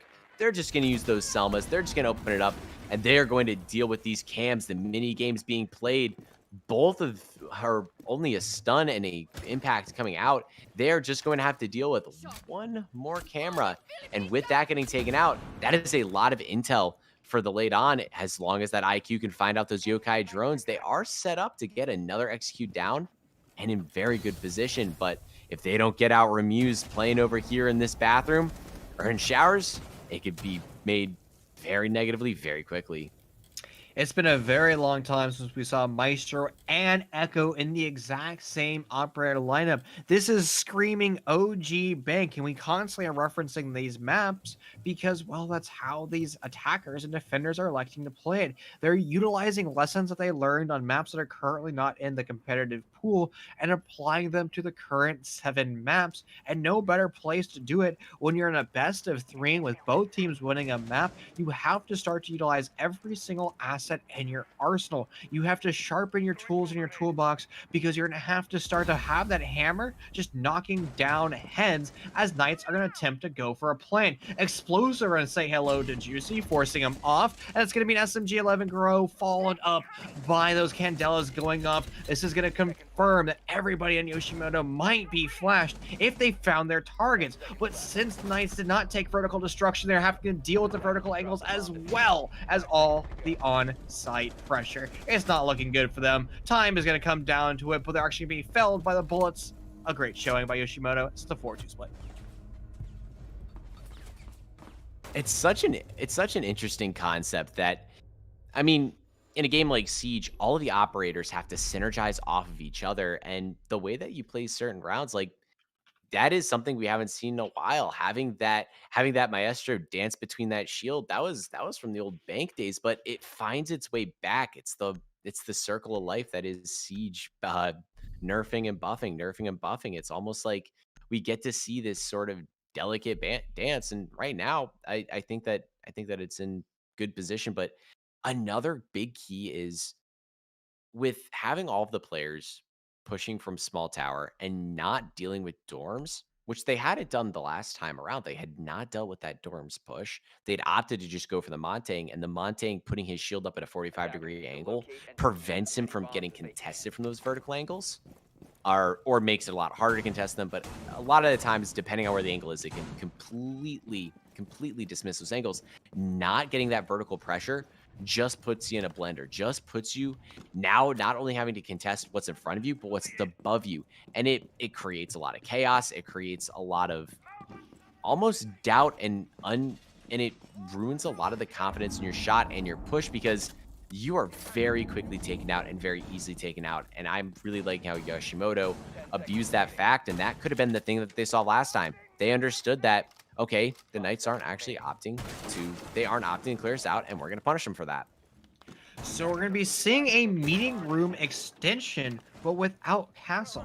Castle is one of the most important operators in your extension because he allows the defenders to rotate with a lot more freedom. Basically, Split is going to be a free entry for YOSHIMOTO if they just drone it in and just walk their guns on through. That's also going to be true from the big tower as well as dining room. So we have to shut down as many of those angles as possible. It's the exact reason why you bring Castle when you're playing Gym Bedroom on Clubhouse. You have to shut down the window entries from the attackers and also the lines of sight, because as soon as the attackers basically cut a bomb site in half or they cut buffer rooms in half, it's going to be very difficult to push on through. But it's actually going to be YOSHIMOTO electing to go for a full rush. The bomb's going to start to go on down. There's almost no answer back, but finally the bullets find their target, and a Nitro Cell is going to team kill. It seems like Knights were completely caught off guard. There's nowhere anywhere near the zip code as we move to an overtime post plan. Legion's going to attempt to get a little bit of a flank coming down, but is quickly going to be shut down as it is all going to be left onto this Vigil. Caught off site. He's going to be trying to look everywhere as there's one player outside, not able to find that gunfight, but his position's going to be known. He's going to be stuck between a rock and a hard place on those laundry stairs. That finds his demise as Gaggle cleans it up in a rush strategy. Beautifully executed and beautifully done. The first round of this attacking side won in a spectacular fashion by YOSHIMOTO. Most teams don't expect a rush. It's one of those big question marks in a round, and you can see why they didn't expect it, simply because they were still setting up their utility in meeting room. It was far too much emphasized in one position, and what made the meeting room extension on the old map so powerful was the fact that you could rotate through 3 top hatches more or less for free and just return to your bomb site quickly. The problem is you have one top hatch that is E-box because the freezer hatch is on the other side of the map. So you basically just have to fatal funnel your way through a hot drop, and well, you're going to find basically your entire defensive team in one small area. That's going to be very difficult to re-execute onto the other bomb site. Attackers have located a bomb. Very, very difficult indeed. And another interesting thing is that those 3, this is where a stronger development of the strats will show. Potentially you'll open up maybe lines of sight to get down freezer hatch, but YOSHIMOTO went in for that rush. They understood where the push was, and they said, look, all the roamers are on the opposite side. This south side of the map is free, and they went for it. And that kind of confidence, it's exactly what you said before. In the decider map, you are up 4-2, but you want to win out the map. You can't get comfortable, and you want to try and bring out as many different strategies and as many unique things as you can, because every round matters, and that kind of unique strategy is exactly what you want to see if you want to try and win out the map. So quick control of tower is going to be the name of the game for YOSHIMOTO, but they also cannot be that linear. They're going to have to put some of their forces over to the west towards small tower. Now, this bomb site that we're going to, the sister bomb site of dining room, meeting room, was at one point in stage 1 of the NAL the best bomb site across the entire competitive pool. There are 7 maps in the pool, 4 bomb sites per map, which meant that meeting room was the best map in the entire league. Now, it is no longer that case, at least in the NAL, where it's actually more or less the same win rate, meeting room and dining room. The reason this map or this bomb site was so strong at one point was the attackers never really had an understanding of how to set up their crossfires because you don't have the vertical control to be advantageous. Yeah, and a big part about that was that delay on big tower control. A lot of teams did not know how to properly utilize those attic angles because they have to deal with this presence over here in the dorm kids side. As we are going to be seeing Dino coming for maybe a little bit of a cheeky flank. I'm really liking this positioning right here, as she's going to be maybe a little bit confused, but that attic side has been the downfall of every single team. Ace is going to be left on the ground, but he's going to be found out as Cappy Tau is just going to be going right around the corner, caught in a sprint. Debo is able to clean things up. Dino's going to be taken out, but they're still trying to open up this stage wall. If you aren't able to get that stage wall open, you can't make anything happen out of it. As Rokon is going to be shot by that SMG-11, and the angles are opening up, but the attacker going to have to make some solid pushes. We just get to see this mute go down, and this flank could be big. Now, Dino overstayed his welcome. He should have got that 1 kill and retreated back over to games. He would have wasted so much more time, but he got a little bit aggressive. He said, you know what, I just want to start to pad my stats. Playing as an individual in what could be one of the most important rounds for both these teams is a great way to start to lose rounds. But we have 20 seconds left in this execute, and the defense find themselves in a perfect position. They're trying to utilize as much of the clock as possible, a quick trade back and forth, and the bomb's going to start to go down. But the top hatch above Maverick might be as undoing. It's going to force everybody to crash, but they have no idea where the bomb is going to be. We're going to have 45 seconds left in this round. It's a 2v3, and the defenders are going to find themselves at the quick advantage, and a nice refrag back and forth is going to leave that man advantage. Refrag, quick trades. The trades are coming in. It is all going to be up. It's all going to be up onto Ramuse as a frag grenade goes in. That's going to delay the plant for just a little bit, but they aren't getting aggressive. They aren't setting up those crossfires. They have one coming in. He's going to be able to try to take out the guy on the diffuser. He successfully does that, but it looks like Hayward's going to have a little bit of time, just enough in the nick and hair to clean that up. And we get to see the Knights in that blunder pull it back together and finally find a defensive round win.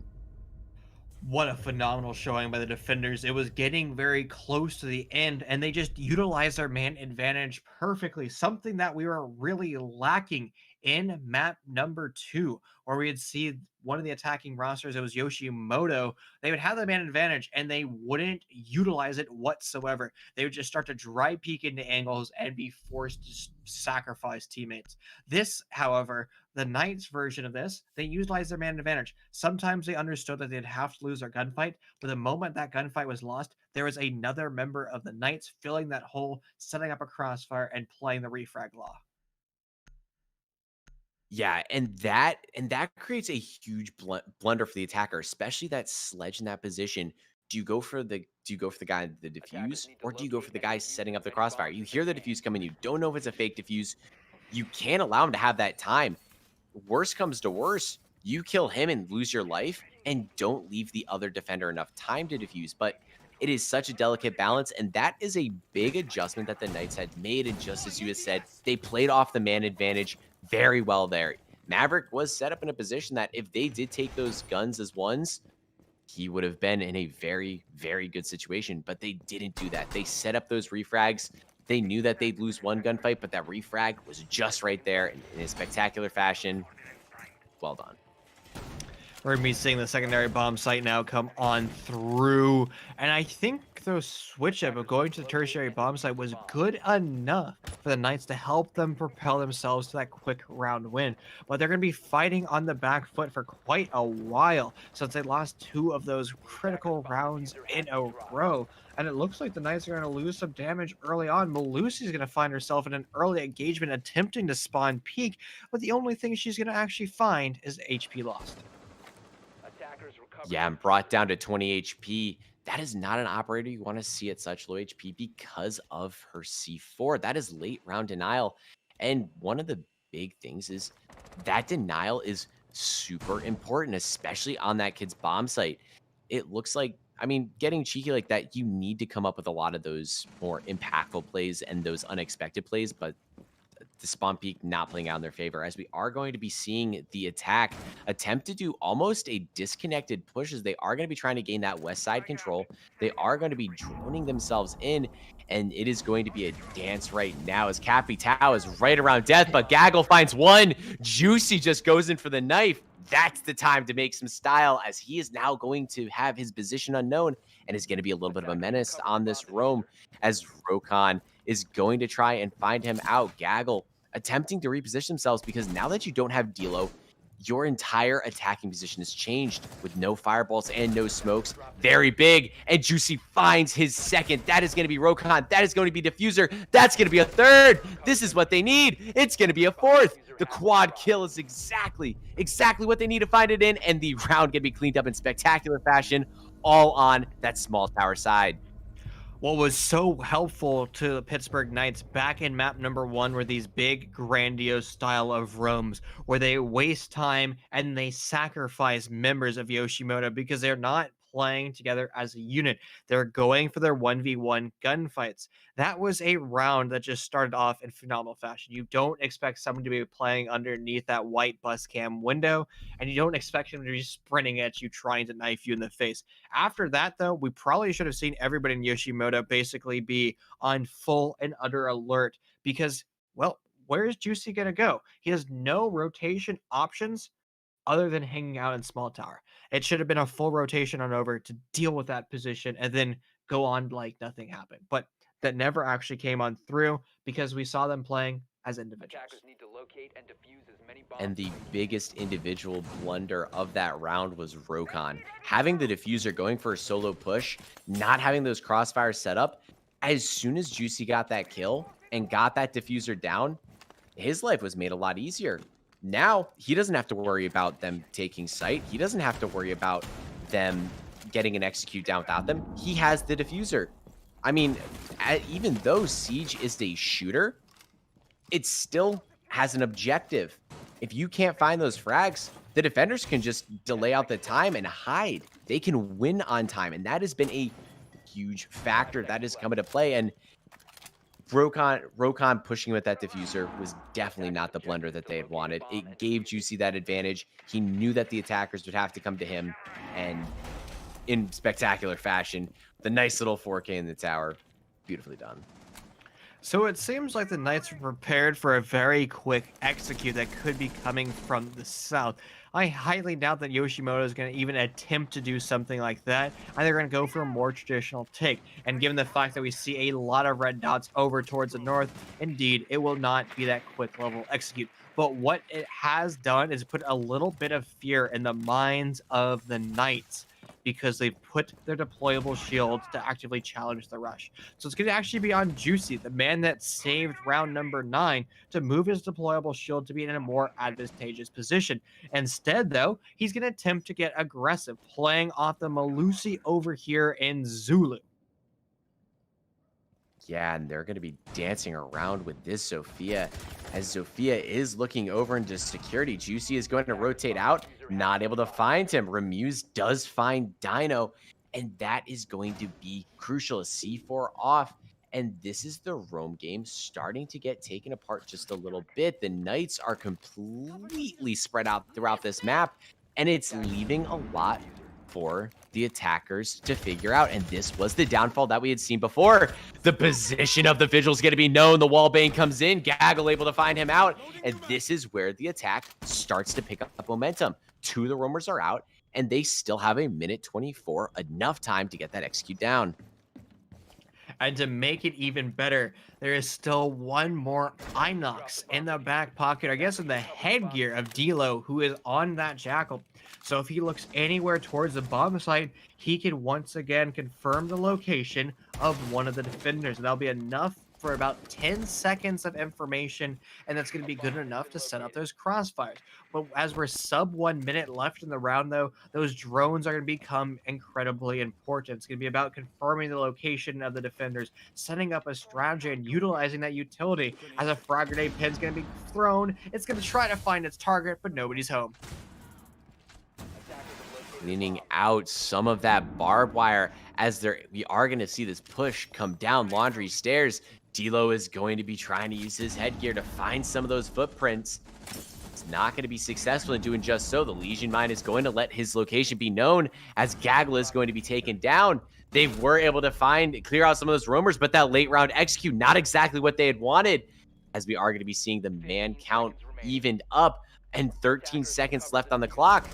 We are going to be seeing time playing a very big factor here as D'Lo and OG are going to have to push onto this site. Hayward finds his one.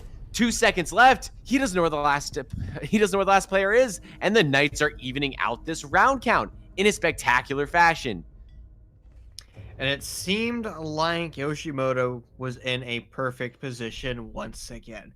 They had control of the roamers. They punished the roamers, but when it came down to their execute, they just skipped steps. They had time, they had drones, but they don't set up crossfires. They start to play as individuals, and just their strategy starts to crumble.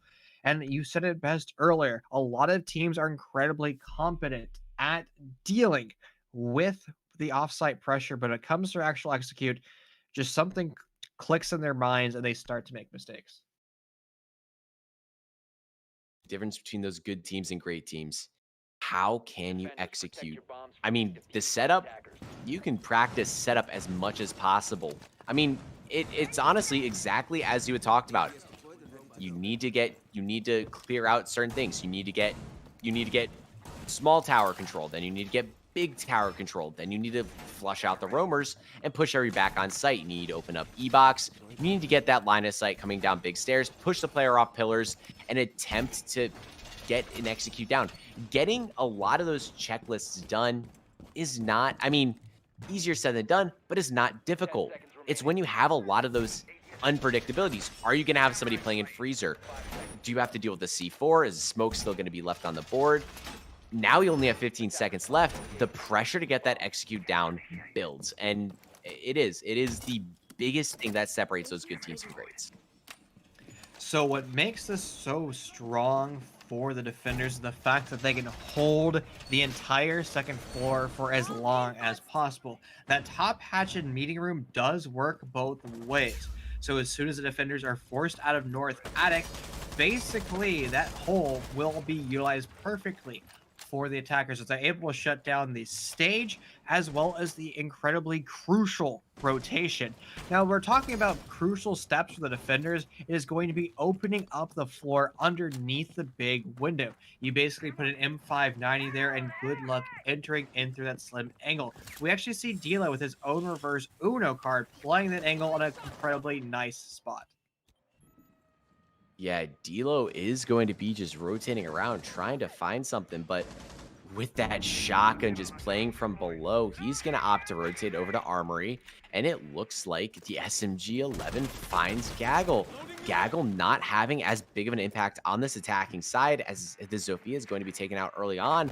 That's going to be a lot of projectiles lost here for the attack, as now they're starting to blundle, or they're starting to fumble with this simple execute. Trying to clear out that attic is the make or break for teams. If you don't know how to accurately push that attic, it is going to be a challenge and a half.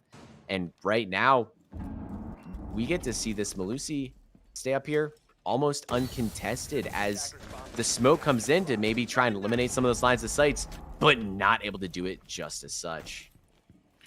Now the casualties are going to start to mount. The utility's going to have to come through for YOSHIMOTO to remove the pressure upstairs. Firebolts going down range, but there's nobody even home. The firebolts were wasted utility. You should be setting them in rotates and actively forcing defense away, not just haphazardly setting them down range. That's going to be incredibly costly. And another way those firebolts could have been utilized is to deny the retake of a bomb site or trying to defuse the bomb after the attackers have placed it down on the deck. Before we can even talk about the scenario, it's going to be on YOSHIMOTO to actually go for their on-site execute, and with the mounting turmoil in this lobby and SMG-11s finding headshots, it's not looking good whatsoever. And with 30 seconds left and Dino's headshot, again, casualties are not looking strong. No, as we do get to see D'Lo place down that smoke, but opting not to play off of it as he is going to be taken out. But Rokhan attempting to make something happen, not able to do so as Juicy cleans that up along with Sajian, and that is going to be, it is going to be moving on to match point. Knights digging themselves out of a hole. This has been an incredible showing. YOSHIMOTO has been set in so many positions to win, but have not been able to properly put down their execute. Here we go. Round number 12. It is going to be do or die for YOSHIMOTO. They have to win this round to keep themselves in this tournament. They can't yet guarantee anything as of yet, because once they win this round, it's going to be on into overtime, where we'll have a guaranteed 3 rounds. But just looking how map 3 has gone, defense is the advantageous position to be in, because, well, both teams look like they're going to be going at least a 4-2 split on defense, but it's actually might be Pittsburgh Knights going at a 5-1 split on defense. Defenders, protect your bombs from Yeah, and honestly, the Pittsburgh Knights have made the adjustments they need. They got the gut check from that laundry rush, and those adjustments have been crucial. They looked a little bit waverier on defense. They looked like YOSHIMOTO was just as confident as they were on attack, but they made adjustments they need to. They've played a lot more dynamic. They've set themselves up in a lot more successful positions. And even though, yes, YOSHIMOTO has been winning a lot of those early and mid rounds, they haven't been winning the late round. The smart play coming in from the Knights, especially after 2 long maps, being set with the pressure of it's do or die at this point. If you win, you move forward. If you lose, you go home. They've played under that pressure. They've played incredibly well. And if it goes on to the other side, I think that they've made the adjustments they need, and they are set in a very good position. The attackers might be relinquished from their spawns for the very last time of round of 8. This is crucial. You have to move on to another bracket. It's all going to be stemming from this. But Knights are going to be bringing out a different strategy. They're going to be playing to absolutely win. They're going to have this offsite pressure. It's going to be Joss on the Vigil, roaming, being an absolute nuisance, a thorn in the side of the attackers. But he is making a lot of noise, and his ping, his white static, will be enough to alert that the teammates of YOSHIMOTO that something might be up, and they're going to have to deal with that offsite pressure quickly. Yeah, as D'Lo is trying to figure out a way to deal with this player over an armory, and they still are. They're getting contested very early on. Knights are getting very aggressive in the early game as Rokhan potentially alert of a player lurking down below. It could be that Vigil. Who knows? As he is being overly cautious as Dino finds the first kill onto Gaggle. Dead first yet again. Not able to make any impact on this round going even, but Dino being an absolute menace. They have not been able to clear him out of this armory position, and these are just soft roaming positions from the bomb site, and they've been delaying the attack as much as they have. We haven't seen a push into master bedroom. We're just now seeing this push into attic, but it's just Rokhan over here as he is going to be joining it out. But with that deployable shield, you have a minute 15 to get that down. We get to see this frag grenade come out, but Juicy Knights cleaning up, just absolutely cleaning up that Twitch and coming into the late round. Knights are looking good. Josh getting a little bit too aggressive, overstaying his welcome, and his unbridled aggression is actually going to cost him his life. Almost able to bring Ace down, but a quick flick and a few missed bullets aren't going to be good enough. And the Knights still have their man advantage. It used to be a +2, but now down to a +1. They needed to have as many tools in their toolbox to be successful, and man advantage is a great asset to be had, given the fact that YOSHIMOTO does have a 360-degree crossfire. It is going to be the boa constrictor strategy as they try to pinch the defenders on down, put them into a kill box, and start to crunch them, put them in very awkward positions, and force them to get aggressive. But the 360 crossfire just isn't good enough. It isn't applying enough pressure, as it's now just down to a 1v3. It's all on the Knights to lose this round, and they're not going to throw it. They're able to save it. It is going to be Dino getting credited with the last kill, as it's going to be the Pittsburgh Knights moving on to the semifinals. Moving on in spectacular fashion, the 1v3, and the Knights made the adjustments they needed to, played their man advantage, played absolutely dynamic off that site, and honestly, what a series. What looked like a little bit of a detrimental match for them as they were down 2-4 in the half. They brought it back to a 7-5 win, only forfeiting one of those rounds, and I gotta say, what a series. Absolutely brilliant. But ladies and gentlemen, that's going to wrap it up for the round of 8. Don't go anywhere though. We will have another series of semifinals as soon as a bracket has been confirmed.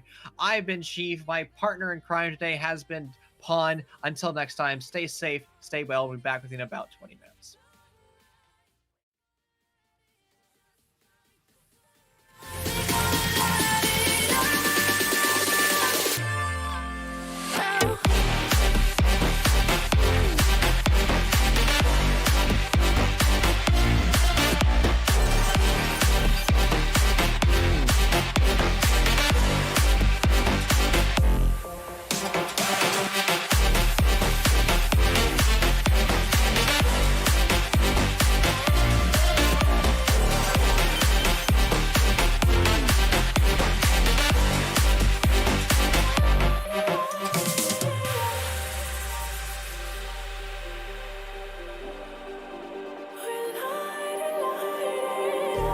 Just like a spark that's breaking out. Can't make a stop, can't turn back now. We know that there's no room for doubt. No, we can't turn back now. I see danger in your eyes. They know we'll burn down the night. Coming just like the sunrise. You know that we gonna light it up tonight. We gonna light it up, baby. Tonight we gonna light it up just like the sunrise. We gonna light it up.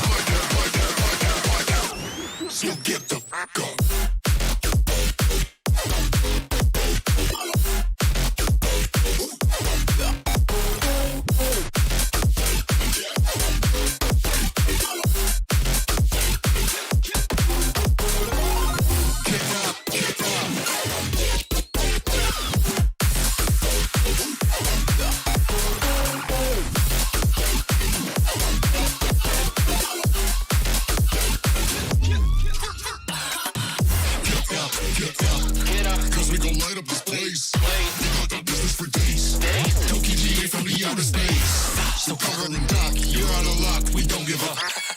Yeah, we're going up. Next floor is us. You're riding with us.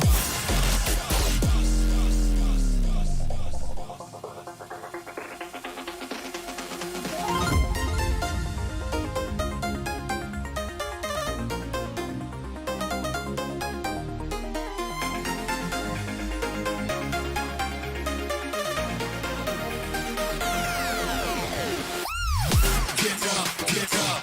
We want you to get on your feet. Stand up, stand up. Come on, get loose with the heat. Right now.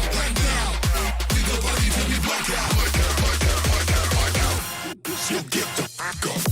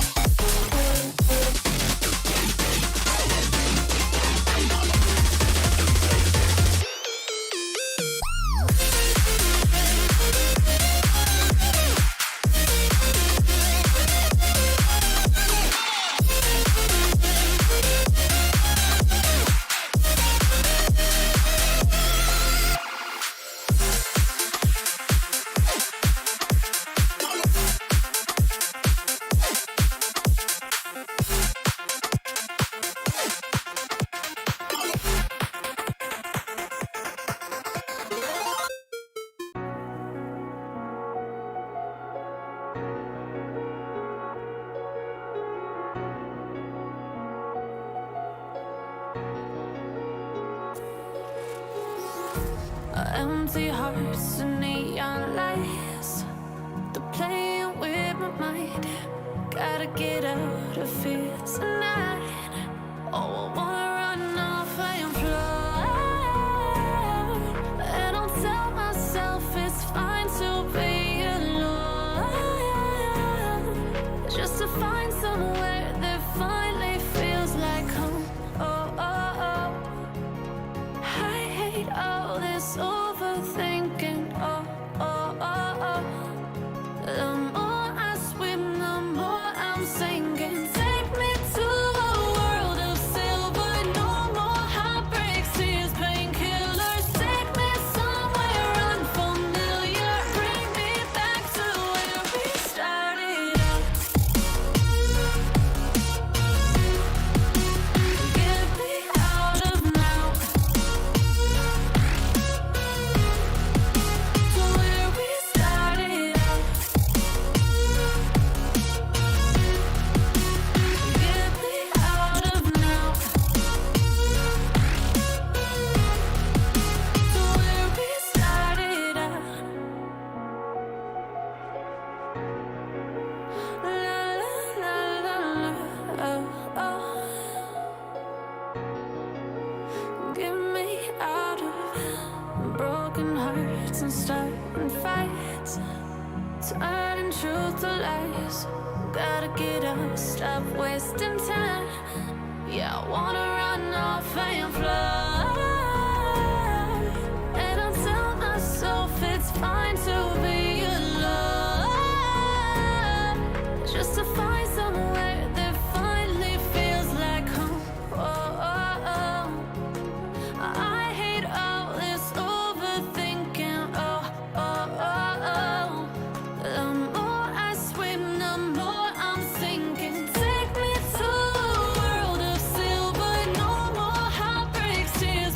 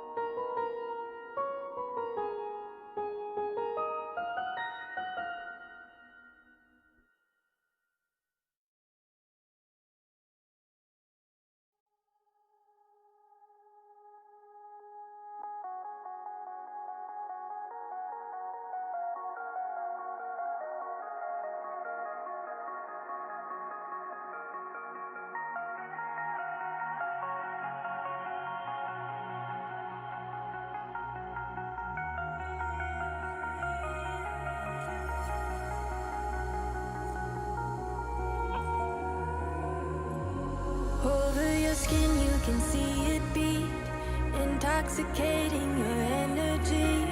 First time in so long you felt the heat, evaporating your bindings. Move like the sunlight, darkness can't hold you here. Bold and bright, push through the atmosphere.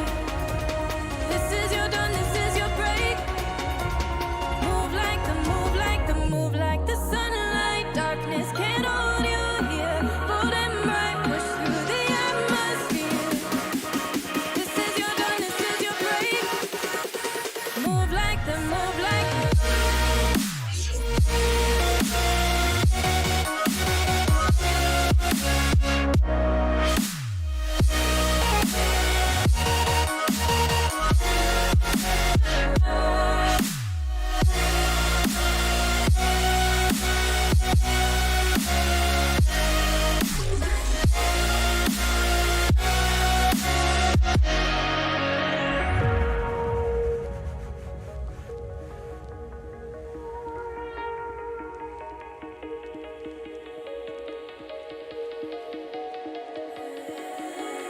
I know the sadness that cripples you. It comes in waves and out of the blue. But there are days you feel freedom too. Bask in the glorious lightning. Move like the sunlight, darkness can't hold you here. Bold and bright, push through the atmosphere. This is your dawn, this is your break. Move like the, move like the, move like the sunlight, darkness can't hold you here. Bold and bright, push through the atmosphere. This is your dawn, this is your break. Move like the, move like the, move like the, move like the, move like the, move like the. Radiate, radiate, radiate. Gravitate, gravitate, gravitate. Innovate, innovate, innovate. Move like the sunlight.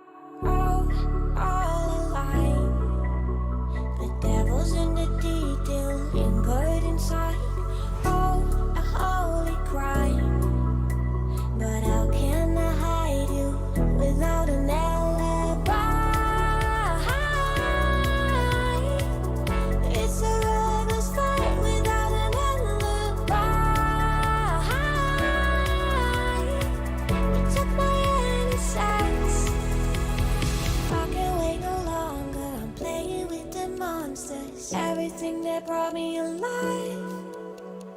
Though we're all like monsters, playing with the monsters.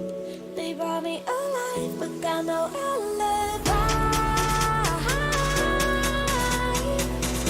It's a lover's fight without an alibi. You took my innocence without an alibi.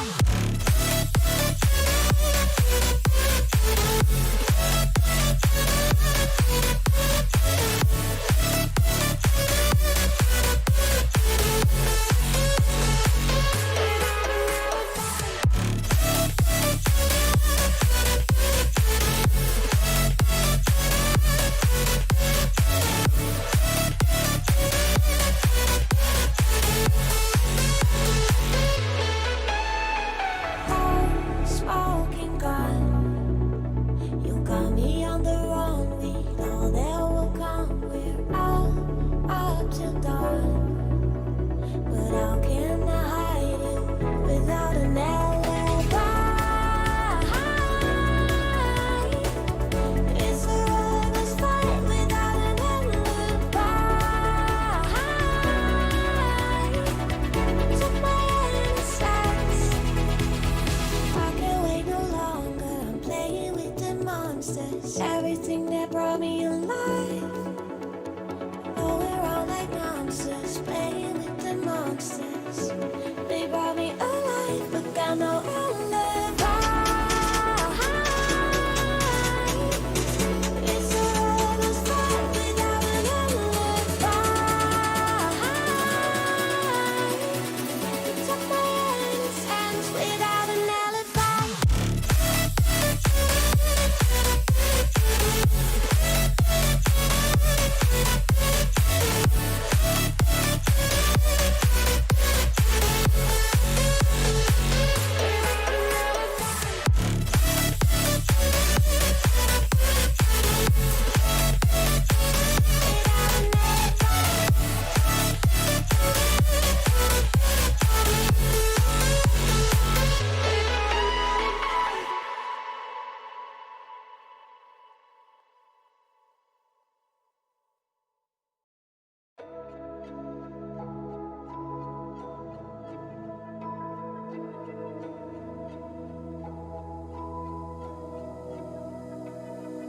So why is it so hard to let you go?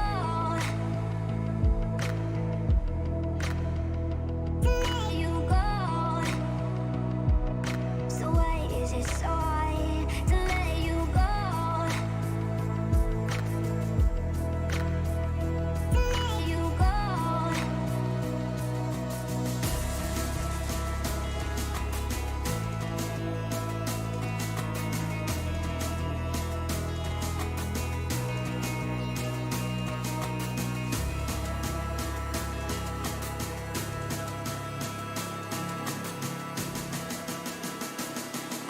So why is it so hard to let you go?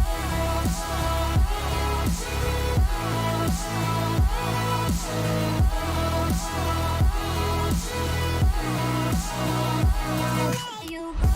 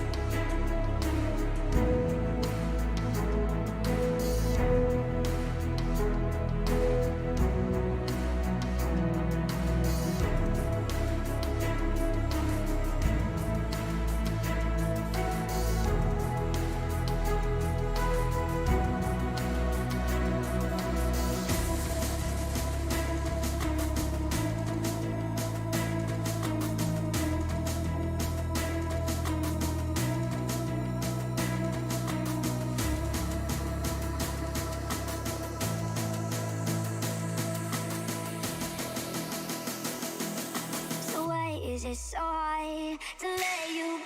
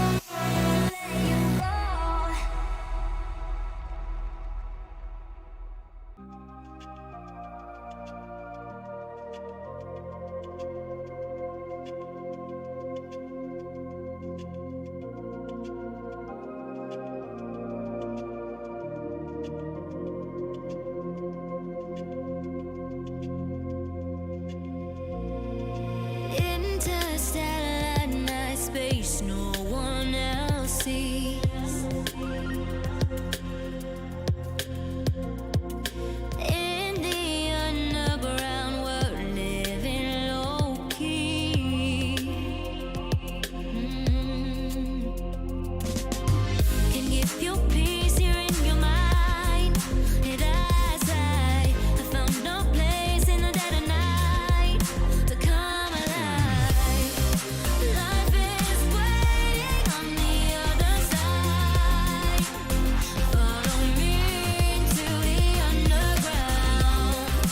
Watch the world changing as the sun goes down. Follow me into the underground. Follow me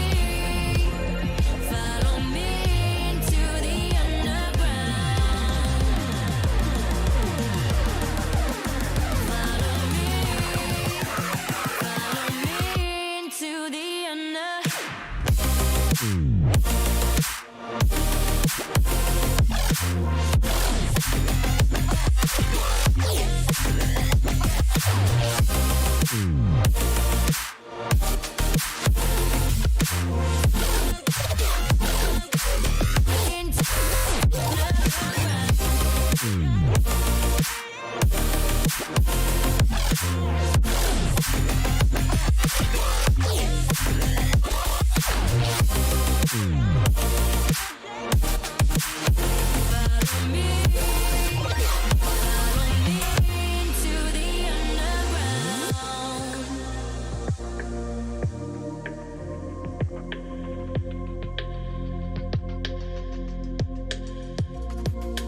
diamonds in the sky, shades of pearl and green.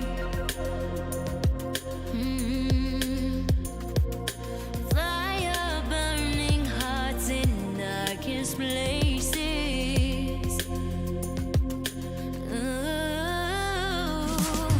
There's never been a better time to feel alive. I found a way, we're past the lines where truth won't lie. Life is waiting on the other side. Follow me into the underground. Watch the world changing as the sun goes down. Follow me into the underground. Whoa, follow me into the underground.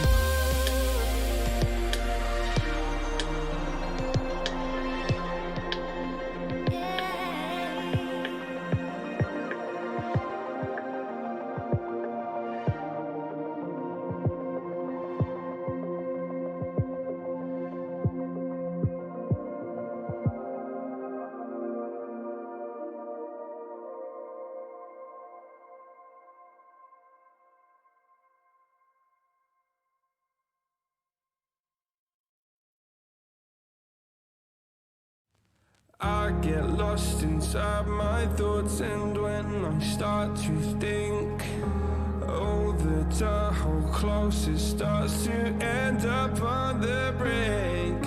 I tried so hard, but all these scars, they cut so deep I bleed. I fell so fast from heaven, it's like someone clipped my wings. Now I'm falling, and I can't see the ground. Can we stop this gravity? It keeps bringing me down. I can't breathe, and I don't wanna die. Can we stop this gravity? 'Cause I don't wanna say goodbye.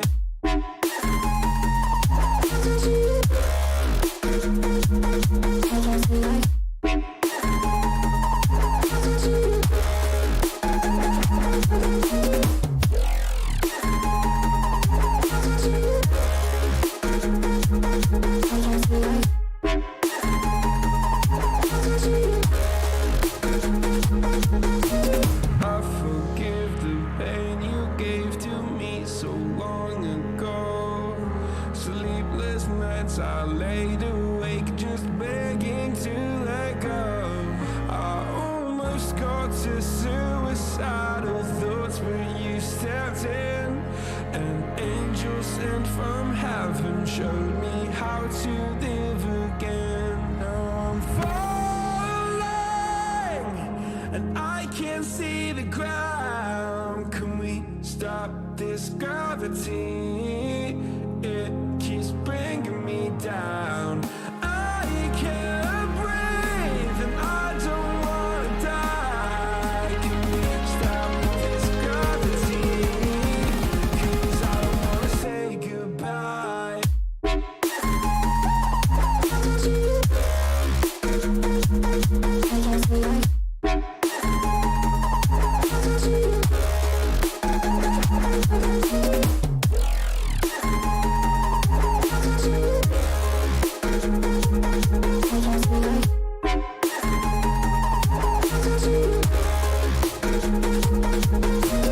My love, I'm gone. I need to be strong. The darkness had tried to swallow me. Some days I fall, but I hear your call. I pray I don't hit the ground. Gravity.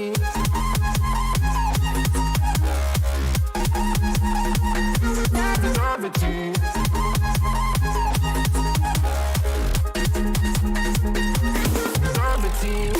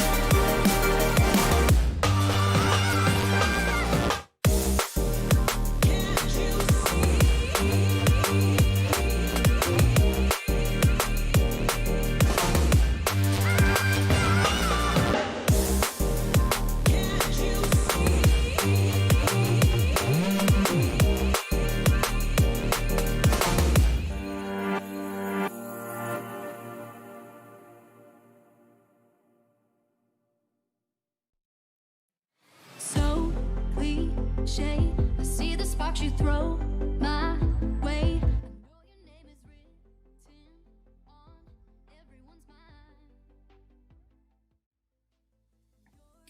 All right. So, welcome back, everyone, for more action at the Open Qualifiers for the 6 Invitationals. I'll be your caster for this match, and I am Flank, and we are already at the semifinals.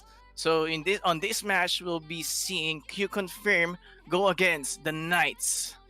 So apparently, on the last match of the Knights and against Yoshimoto, they went against on 2-1.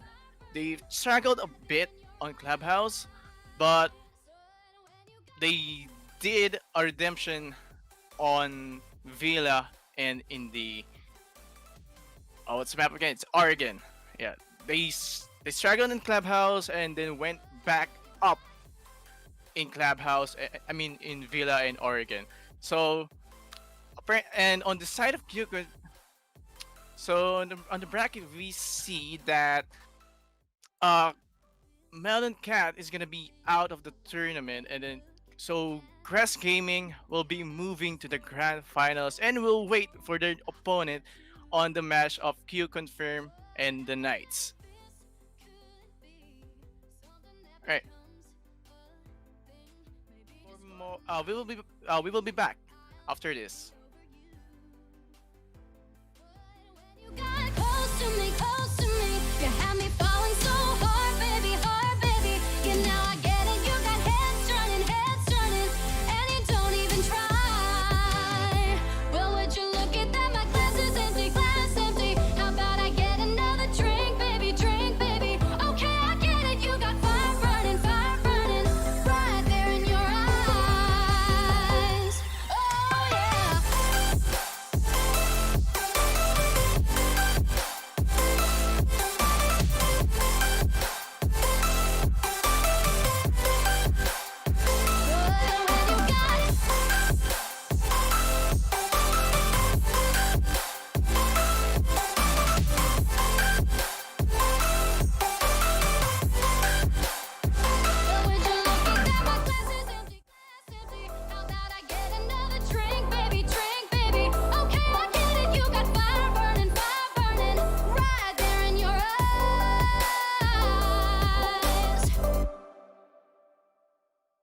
Yeah, yeah, yeah. Yeah.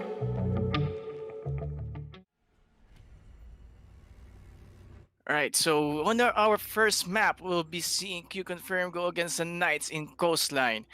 Okay, so this map is more on, as I can see that this map is more of a attacker sided, especially on the second floor on the hookah and billiard sites, because there's a lot of openings that we can see, especially from the courtyard roof that is really open, and we'll see a Lion ban here because Lion has been I've been seeing a lot of Lion plays here, and he's been really effective, especially on let's say what do you call this, delaying the roamers from rotating around the map, because this is actually let's say actually a roamer friendly map, because it's really quite big and they can rotate. There are two stairs from the cool vibe stairs and on the white stairs from the main lobby or reception. And we see here at Jackal, we know that Jackal has been really a pain for us, for the roamers, but apparently Jackal is not that troublesome for some, because if you know how to counter or play against a Jackal, you'll be good. But apparently, if you're going to play in a higher skill level of play, where the communication is really good, Jackal's really going to be effective. And Melusi and Mira on the bans from here, probably a comfort ban, especially when defending a kitchen. Mira and Melusi, a combo that we don't want to see in the kitchen or the security area. So first map will be on hookah and on billiards. So we'll see how the attackers or Q confirm will approach this side. Well, apparently we had a lot of changes in this meta, and having that the Jaeger has been, let's say, not actually nerfed but reworked, because he's still viable as an operator. They just decrease her I mean his effectiveness. Attackers need to locate and defuse bombs. So that's why using Wamai as well will be a great combo. It's like the Mozzie and Mute combo before, and right now on this kind of meta, it's hard. Runouts are possibly not gonna be that more effective, because destroying barricades or when you melee some. Oh yeah, when you melee, there's a recovery or a cooldown between another melee, and then the AD. If you melee and go ADS, it's a bit much slower. Then we will be seeing the Wamai here trying to go for a run out. And Attackers have in the planted band, defuse actually, bombs. most of the knights are actually will try to pick one early on. Will he be able to see this? He challenged it, but no, he gets down, taken down by the rook. But the refrag, no refrag, I guess, sorry. So producer boom, the ace gets down, and this is pretty bad for the attackers, which you confirm, because no, they will not have any control on the pink bar without the ace, because they need to destroy those walls. So if they are going to plant inside the inside aqua, or I mean on billiards, but the Ash here, she's trying to cut off the rotation for the for possible roamers here, but will he see it? And he gets it. The Ash gets the Mozzie, and apparently that's one Nitro Cell down, A bomb has and been still located. winnable when it comes, because the Wamai still on low health. Probably one more hit and he's dead. Attackers have recovered their diffuser. And the bandit knows that someone's in Sunrise, so he's waiting for the Ash to push, and the Ash will be checking down. Yeah, apparently based from what the Ash is doing, they are going for a billiard push or aqua push, and then the Jaeger is going to rotate and wait on. He might go to luggage, wait for luggage, and because thinking that the rook or his teammates told him that the attackers might go for an aqua, a billiard push and plant, but we see now an engagement with the Ash and the bandit here, trying to cut off the rotation inside hookah.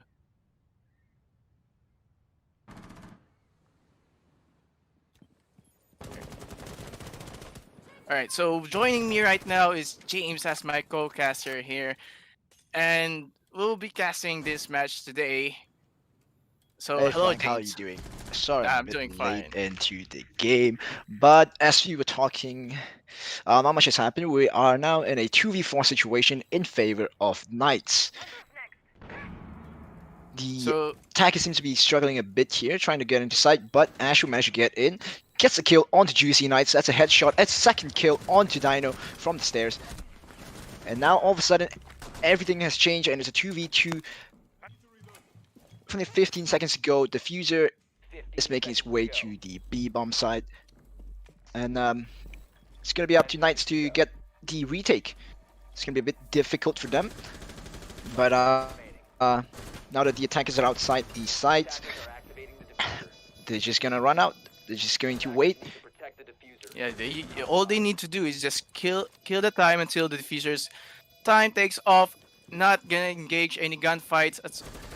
For now, they should try, but the defenders should be more aggressive and be more careful when defending this. But apparently, the Ash Ooh, will good use of the be Zofia chat.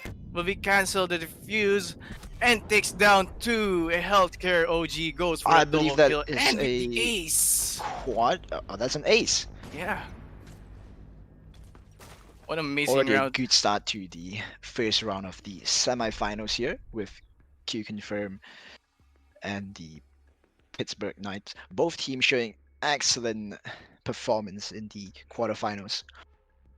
Yeah, despite starting bad, because two of the attackers or members of Confirm already got shot down, especially the KB and the Ace, especially the Ace actually, for them to Mhm. take control on the pink bar. But apparently the three remaining members of the Confirm, uh they stand strong and went over the side and then won the round. Yeah, and it was also really important for healthcare playing the Ash there, finding that opening. Two quick kills right outside Hooker. That really shifted the defender's attention. All of a sudden, from a 2v4, it was down to a 2v2.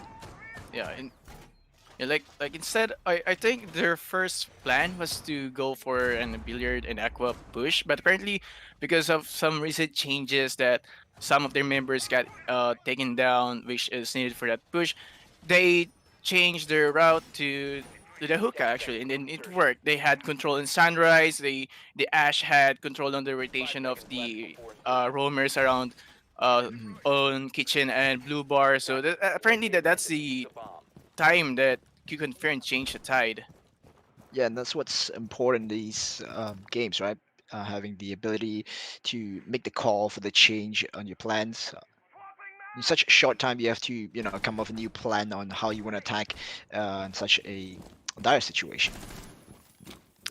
Yeah, so right now we can see that the Knights are taking it slowly instead of being aggressive, just like the first round. Bomb located by attackers. We'll see how they will defend this kitchen side. I mean, hookah didn't work, so probably they thinking that kick and fair might be not that strong on kitchen push. So right now we can see that Juicy is defending Sunrise, which is one of the side or rooms that we need to take control, because if they were able to cut control in Sunrise, kitchen and the rotation will be able to uh get controlled by the attackers.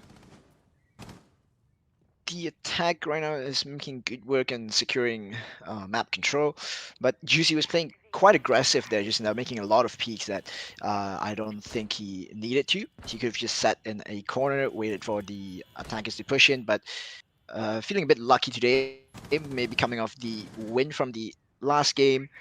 He wants to go for more gunfights, having the confidence in winning those gunfights. We see that oh, there are three defenders up on the second floor, and the attackers are slowly starting to put pressure there to clear them out. yeah, I mean, if you're gonna be attacking on kitchen and on kitchen, you need to have control also on the BIP area in penthouse, because you need to do those verticals to pressure all the defenders inside and push them outside. But Nicholas gets the kill from the Jaeger from BIP. He got that. I don't know how he saw that, but that was a beautiful Yeah, shot from the Nicholas. I didn't expect that that shot from him. I mean, so I think the attackers are now pushing, but the Goya is waiting here. But he missed the Ash from pushing, and Maestro get taken down. And Dino, he needs to retake the side. Well, the plant goes down, but he gets taken down by Producer Boom, gets the double kill, and takes the triple, and the attackers win and secures their second round. Just really well played by Q Confirm. I was starting to get a bit worried as we approached the 1 minute mark, because we saw that the attacks were mostly they had the Ash and the I believe it was Sunfire, and then they had the Zofia repelled outside the second floor. But by 1 minute, you should have forced the defenders back to the sites. Yeah. So I started to get a bit worried there, but then they just started rushing in, and they managed to win all the gunfights, got the kills, and Producer Boom coming in really clutch there. I think, yeah, with a double kill at the end. Yeah, and then I think the style of attack or the strat of you confirm on this map is to cage down all the defenders instead of pushing on one area or two area. They're all going on all direction, caging all defenders. Especially, I think we didn't saw any, or yeah, we didn't saw any verticals around BIP on penthouse. They rather focus on the first floor instead of on the second floor. Also took a while for the defense to make it back from second floor down to the bomb site. And as they were Yeah. doing that, they were getting caught out by producer boom there. Yeah, when we saw the producer boom was waiting on the white stairs window, and then he went, instead of going inside on the second floor. I think they realized like, oh wait, there are a lot of defenders upstairs, so we should focus down and wait for them on the first floor and take them down there. So right now we'll be seeing the Knights defending on blue bar and Sunrise, because apparently inside the hookah and kitchen defense didn't work well, and they will be extending on defending on kitchen, and we'll be seeing the Valkyrie on this defense, because apparently Valkyrie has been more effective on coastline. She's been has been a lot more useful on this, because the map is really wide and big, and her information gathering is really important.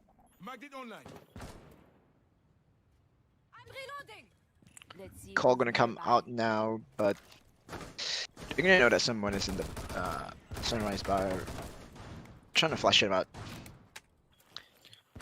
Yeah, But not really much going on. and the cave is being more aggressive to pressure people inside the Sunrise bar, and That's gonna be a kill from Healthcare. I believe he's on the stairs. And Yeah. you know, there being no roamers, he just has like free reign over the entire area. Nicholas at the He's just gonna go KB. down here in a minute. Producer boom with another kill along with Healthcare. That's gonna put it in a 5v1 situation for Knights. Valkyrie trying to get back inside, but I think it's gonna be a very hard task, especially with the attackers, just every corner. And it would be Dokkaebi to finish off the last kill, and that would be the third consecutive round to its Q confirm. Yeah, I mean, I've seen Q Confirm play in Coastline before, when they were way back in 2018. They were in Savior Esports. They play really strong on Coastline actually, and we can actually see it. And what's wrong actually on the defense on the Blue and Sunrise bar was that there was no control of the defenders above the Blue bar and Sunrise, because Healthcare was already upstairs in hookah and had control on Cold Vibe stairs, and he controlled the rotation of the roamers from kitchen or the main lobby hallway. But so I guess when it comes to controlling rooms or sites is what the Knights needs to improve on defending. And I think Knights really need to put more emphasis on their ability to roam around the map, as the first 2 rounds, I believe they did a really good job at trying to roam and keep the attackers from just rushing in, and it was great. But last round, you could felt there was almost no roam presence, where Ash was just sitting on blue stairs. Managed to get a kill onto the mute, which is really unfortunate, because Yeah, then you have a really big trouble in trying to rotate between sites and out of sight. Attackers are moving to defuse a bomb. Well, yeah. I mean, Knights always starts pretty good, but apparently they can't hold on too tight on that momentum that they get on the start of the round. And I guess that's what the Knights needs to do, like keep that momentum going, because they actually have the capability. But Hayward takes down producer boom. It's Yeah, that's a a great pick opening onto kill. the ace. That's going to be one of your that's gonna be your only hard breacher gone. Yeah, because you need If you try and to. open as Valkyrie was trying to set up and he just got picked off, just bad timing there. Another kill from a Valkyrie onto the Dokkaebi. That's gonna be diffuser drop. He's gonna try and run out. Not gonna find anything right now. But things are looking really good for Knights. But a kill coming in will shut down Valkyrie as the Nomad will get killed, bringing things to a slow. Yeah, that was actually an aggressive thing to do for the Valkyrie because the devs already fix or rework the run out time because you're gonna be 1 second. You'll be detected already, and we see that the defenders and the Sophia she might find the Jaeger, but the Jaeger already went back on site, and Cool Vibes will probably defend the Cool Vibes stairs from anyone from pushing. And another frag from the attackers here, rather on the defenders. Healthcare is doing a really good job at this gunfights, winning every one of them. Yeah, I mean, at least right now, members from Knights are now defending. Oh, but the Sophias get taken down by the Womai from the rotation of Hookah, and the healthcare is now. Healthcare is going 9-1-0. That just goes to show, how many of these match gunfights that he's winning. Right? He's the person to run in. He's the entry frag to go in, head to head in this fight, and he's getting the shots. He's getting the headshots. Yeah, and He's gonna see the Valcam. Gonna take it out. Trying to open up the, I believe that was the hatch from below. As there's only 20 seconds left. Smoke canister is gonna go out to try and delay as much as they can. But look at that! As I was saying, Healthcare always winning these gunfights. He's gonna get a kill. Will be traded out. But Knights manages to win their first defense round. Yeah. Comes right as I believe that was Healthcare's first death. Yeah, actually, the difference between what the defenders or Knights did right now, they have control in Sunrise, where healthcare just walked in. Right now, we saw how the Jaeger delayed the push from for the control of Sunrise, and it was effective. I mean, the time for him to go back on site and before the Sophia gets him, I gotta, I mean, especially the double kill that the Valkyrie got from the office, taking down the KB and the Ace, which is producer Boom, which is a good defense from the Knights, and they're still not down, and will fight back. Defenders, protect your I bombs think from being defused by taking out the Ace there was really crucial for Knights, as then there was no hard breacher for them to open up any angles, and that forced Q Confirm into a situation where they have to, go in through all these openings where the defense are expecting them. Yeah, But I mean, it was really close as well for them, because we could see how Healthcare is just winning all these gunfights every time he's being put to the test. I mean, yeah, because they need to have control on pink bar, because that's the first thing they need to do. But apparently, this just like on the first round where Ace or producer Boom got taken down early on, they were forced to do the openings. We're going to be seeing the Blackbeard being brought here.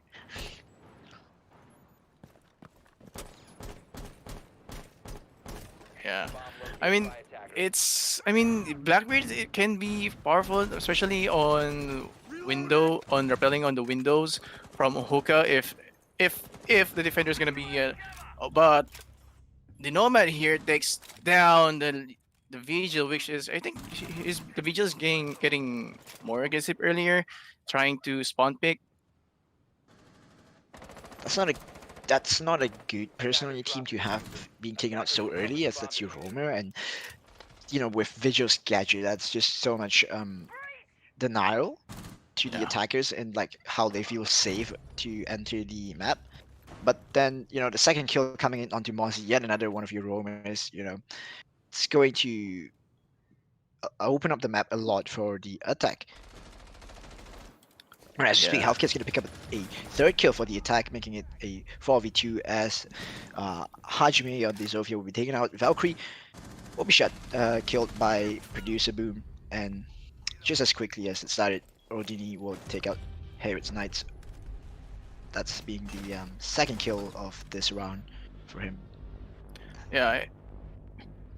Yeah, it's like not gonna say it's like a T-hum, but really, I think Q con- I mean Q confirm is doing good in the on attacking.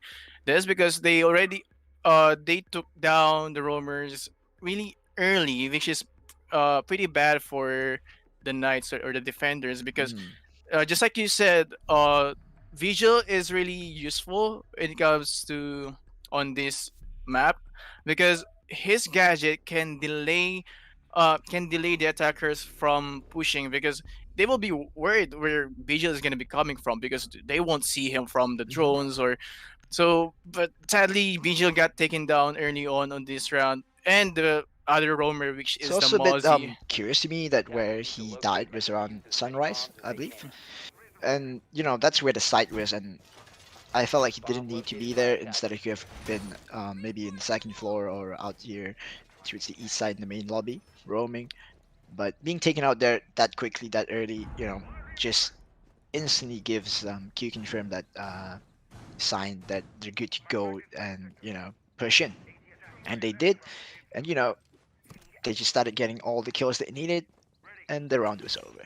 Yeah, I mean the Vigils could have I mean the roamers could have been a bit let's say passive because they will be the last push or blast for the defenders because for the flanks and for the rotates if the final push of Q confirm has been made, they will be there to take down the push or slow down or destroy the momentum of the attackers. Exactly. But Right. Being a roamer is not about just trying to get all the kills, right? It's about being in the minds of the attackers, being that annoying operator around the map that yeah. the attackers have to always look out for as they try to set up the final push into the sites. Getting a pick is a +1 in all most cases, but if you're gonna have to trade your life, and not get anything in return, that's really bad. Even if you get a one-on-one trade as a roamer, it's not like the best case scenario. Yeah, I But if mean, you're able to sit around, not die, and waste like a minute and 30 for the attack, that's gonna make their last push into the site a lot more hard, right? yeah, I mean they banned Jackal to have a free, I mean to roam freely, but Mhm. apparently you as a roamer you don't need to engage all the time. You either kill the attackers or you slow them down or waste or delay them instead of being aggressive all the time. And you also have the Lion, right? Lion who is banned Yeah. as well. Just everything is in favor of the roamers, but you know, for the past 5 rounds, we've seen time and time again that the roamers are just being taken out way too early in the game. But this time around, things are going a bit more slow. Minute 15 in left. No one has been killed yet, but just as I say that Zofia is going to kill onto Jaeger, but will be refragged by who But oh is it? my, By the Wamai. yeah. I got confused by the gun as I was looking at the gun. I thought that was the IQ for a Yeah, moment. I think the push from the attackers right now from Confirm are getting a bit slower right now because they are trying to have control on the second floor as we can see some of their members. And the Nomad here is trying to go to make an entry and the Zero is already inside, but he takes down the mute there. And then the Valkyrie, she knows that someone's on site, but can he cancel deny the plant? But the Zero takes her down and the plant goes down. Dino, he needs for a retake. Can he go for a 3v1 situation here? It's going to be a very hard task for him. There's defenders and two defenders inside, one on top as well. And he's going to be taking fire from every angle. And, more angles being opened up from the second floor. He will get the trade onto Nomad, but that will be the end of it. Yeah, I You think can see that this there's is- Claymore there as well, right where Zero is. Yeah, Trying to run out to kill the Zero is just going to be, instant death for him, as Healthcare was just up there, and Healthcare has not been missing any of his shots. He's just going strong right now. yeah, he's been popping up on this match actually, and we can see that let's say Q Confirm had a slow attack on this, but later on the last seconds, they had an aggressive push, and they got the defenders off guard because we have the Nomad on the kitchen entrance, while the Zeros on the kitchen Yeah, window you to can see this. how Yeah, Valkyrie was a bit trying to get her footing down, right? Trying to find where the attackers were spinning left and right, but getting picked out by Zero at the end. yeah, I like how they did that. The Nomad's gonna be the distraction or the diversion, while the Zero's going to pick. Everyone was gonna pick the Nomad. So now moving into the split, Q Confirm now on defense and Knights on attack. We're gonna see Healthcare go on that more aggressive operator as the Jaeger, and as he should. Being able to win all these gunfights really crucial for the team. Yeah, I think I mean on the Jaeger nerf or rework, let's say let's just call it rework. Ying can be more effective against Jaeger if the defenders doesn't have any Wamai, because they're just gonna waste one Candela and then go for the two and then rush on site. I mean that's probably going to be a meta around if Ying is gonna be used around because of the rework of Jaeger. It'll be interesting to see if Ying gets more played. Because that will also start to bring Warden into the scene.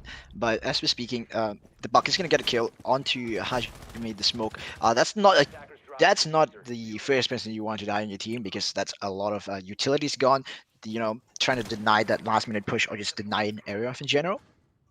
Yeah. But Healthcare, on the roam, he's gonna get the kill onto Zofia because Healthcare is just gonna get all this win all these gunfights, as Glass will pick a kill back onto Barisa Boom. Lycolis on the dock here, making a very, very dangerous peek here, but will get the kill and will not be punished for it. Just wide peeking there.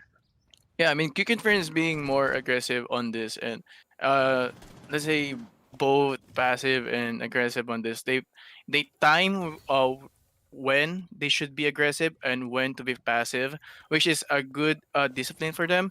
And right now, the Glass is trying to challenge someone inside the reception, but the dog take damage from gunfight from above because the the attackers, the Knights have control on BIP and on the penthouse to have vertical plays.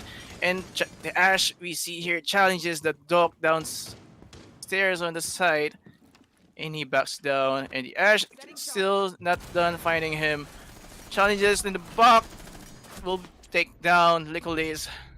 And two defenders are now remaining. A 2v3 situation. Two attackers above, and Healthcare gets taken down by the Glass. Smoke gonna go down from Glass in a 3v1 situation, but Glass is just one tap away from being killed. The fuse is gonna go down.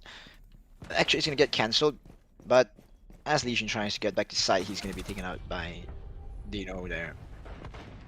Yeah, it's actually the time that the Smoke got taken down. It's a bad news for the defenders, which is Q confirmed, because Smoke. We all know that Smoke is the operator you need to slow down the final push of the attackers. But apparently, when he got taken down, the Knights the push from Knights have become faster, because they know that there will be no one to stop them for their final push, especially for the Glass. Actually, it's a good news for the Glass because he can throw off his gas canisters or gas grenades on site in security, and then just wait for them and then cover the fellow attacker to plant. we're going to be seeing a rather similar lineup on the attack. Bit of change from defense, switching out the Doc for the Valkyrie this time. No smoke. We'll be bringing the Pulse as well to try and play more to its verticality. Yeah, so the Knights needs to take down the Pulse early on because if they're gonna keep him alive for too long, it's gonna be a problem for them because I mean, the Nitro Cells, the Pulse is really powerful on this map because a lot of soft floor are on coastline, so he's gonna be more effective. And we have here Valkyrie to keep the information going, which is a good lineup for the defenders. Oh, getting caught out there by the glass. He's gonna get a second kill. I don't think he meant to kill the second, but a very lucky shot. Two players. But apparently Valkyrie will manage to get a kill onto Twitch, but that's 2 early kills. That's your Legion and Pulse gun, as you mentioned it. You know, you want to take out the Pulse early. I think that's, you know, very early. You have the Pulse gun. That's your C4 gun. That's a lot of utilities and intel from the Legion gun as well. Because his goo mines take a while to, you know, come up. He gets stronger over time. But now that he's gone, you know, it's going to be a very free game for Knights on the attack. Yeah, I've been seeing a lot of players using Kali on this map, especially on this side on hookah and billiards. But apparently, as I can see, Glass is more effective than using Kali because he can go for a rapid fire instead of. You should not be taking those kind of peeks Oh. against a Glass. I mean, I know Kick Confirm is on 5-2, but apparently they shouldn't be aggressive on this. They need to secure the first map, but Hellcare gets a kill on GSH, and he gets taken down by the Buck. That'll be the Ash who finish off the last kill. And Yeah. that will be the third round, I believe. I don't know why the Valkyrie would pick that. I mean, I know you are a good player, but on this kind of level of play, you shouldn't be challenging Exactly. those kind of gunfights, especially if it's a Glass or a Kali. I think on the topic of Kali, for Glass, it's being having the ability to quickly fix a mistake. Let's say you're missing a shot, as compared to Kali, where every shot matters. Yeah, actually, I would Whereas also. Glass, you're able to, you know, you're able to quickly move your cursor back onto the target if you do miss your first shot, and you have more bullets to work with. Yeah, I gotta commend what happened on those kills from the Glass. Like the lucky. I think the first one wasn't lucky, but the second was. I guess it's lucky on the Pulse because he shot. I don't think he was Pulse through the intending wall. to shoot Pulse. He's just Yeah. trying to open up. I think he managed to catch someone doing the rotate by the pool table. And you see, they're gonna bring the castle to just block off that. Yeah, to cancel down the gunfight from with Glass. Alright, so they're also bringing down the Warden and Clash. I think Clash is gonna be used on Aqua for the Aqua push or on the Cool Vibes, on the Cool Vibes stairs, because they need to delay those push, and they don't need to challenge the gunfights with Glass. Just like what You're gonna see happened. Ash use the charge to open up that window. You know, they're gonna let Glass have full control over the area. Yeah, apparently they have two attackers that have breaching charges, especially Ash and Zofia, and the Glass is back on the menu.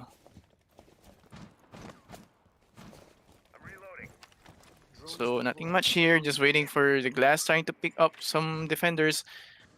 And right now, the attackers are a bit slower, taking their time, but Zofia is probably, I think she's already in security and being, and the Glass is droning for her. Yeah, I think they're going for. Wait, the Ash is already in luggage though. Well, the defense is playing quite passive. Most of them are around, including healthcare as well, who's just playing by the blue stairs. It's not a lot of roam, so once the attack manages to read that out from their droning, they'll be able to get lots of map control over time and set up their site to be pushed. Especially with this glass here, just having so much control over who gets to rotate, and you know, anyone who tries to rotate between the two sides is just instantly going to be taken out.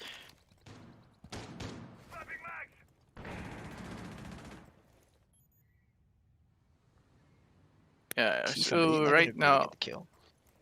yeah, actually right now, Billiards is actually a free real estate right now. Is Billiards free real estate, and I think that the attacker is going for the plant and the Ash for the cover. But the Legions might push, but the glass is watching. But the Ash, Dino takes 2, and the plant goes down. The Ash gets Things are taken not down, but looking good at the all. glass is watching from afar. You know, we'll be down, but nothing more, nothing to follow up. But we'll be killed by the by the caster. Sorry. Castle will try to go So- for the defuse there in 2 seconds, and the clash blocking it, but will be killed off by Buck, and the final kill would go on to Glass. That- I feel like Yeah, that was I- a very desperate attempt from the defense. Yeah, I like the coordination of the Knights there, because they had control on the first floor on office and blue bar to have the post to control the post lane situation, and the Ash getting 2 kills on the Legion, but you confirmed poorly defended the Billiard site, because all of them are inside the hookah and cool vibe stairs, and no one is guarding inside Aqua and Billiard. So it was a free real estate for the attackers, and the glass is watching from afar, which is kind of a good strategy for them. Going to be seeing the Kavira brought out and then Attackers need to 6 pick locate and onto defuse as the many bombs warden, as they can. possibly trying to, you know, bait out a 6 pick from the attack, but then in this level of play, Kavira is not really that much of a threat with good team coordination, so you won't be seeing anything being baited out. Yeah, and Q confirm is actually being more careful right now, because the Knights is like on 4 right now. They're they call this they're getting Bomb on, located by attackers. like 10 seconds to insertion. they're catching on Q confirm. So Q confirm left before insertion. needs to be more passive Attackers are and moving to defuse win the their bomb. gunfights, because as I can see right now, Q confirm, some of the members of Q confirm are losing some of their gunfights on defense, and the Ash going for an aggressive I think push on the kitchen window. But apparently the ADS takes down the first breaching charge of the Ash, and Warden will be guarding on the kitchen window and try to slow the attackers off for a possible rush on the window. But the Ash, which Dino, might rotate to the blue bar. And actually, Sophia's already in office and may have control on blue bar and office, and then catch down the Legion guarding inside the sunrise. I think this is like the first time that we've seen Zero being played out a lot. But Yeah, it's we haven't really seen his level of impact yet on this map. yeah, that's actually the first time we will be seeing Zero on this, especially on competitive play, because he's no longer banned, and Aruni is the operator is going to be banned for the competitive play. Yeah, we'll see how effective Zero can be on this, because let's say in rank, Legion not in a great spot there, being caught out by 2 different attackers from his front and back. Will be taken out rather quickly. right, so Hajime waiting for possible for someone to push in on security, but the Ash Dino sees him. But can he win this gunfight? He's waiting, but nope. He's trying to back out or slow down the push from the Ash, but he gets slowed down. Yeah, They're being combo. stop the push, possibly allow the defender Bomb to located by rotate attackers. back to side. But healthcare will be taken out by the Buck. That's one of your main frag is gone. It's going to be rather difficult for Q confirm here. They will ping out the defender still playing inside security. Both sides not wanting to make any kind of plays right now, as they don't have to. But as I say that, he will run out, get taken out with a headshot. Will get killed. Producer takes out Josh, but with the last kill on the producer boom. Yeah, I mean, Will be another attack run. they don't. You confirm doesn't have any control. They're doing what the Knights lacking on their defense, which is having control on vital rooms, especially on office in Blue Bar. They only have deletion in Sunrise, so the Sophia had to corner the Zero, and Sophia had to corner the deletion inside Sunrise. So that was I think the mistake that was made by Q Confirm, and I don't think having the smoke roam around inside security is what they should be doing. I mean, smoke is supposed to be on site instead of roaming in security, because they could have placed mute on security Attackers need instead to of the locate smoke. and defuse bombs.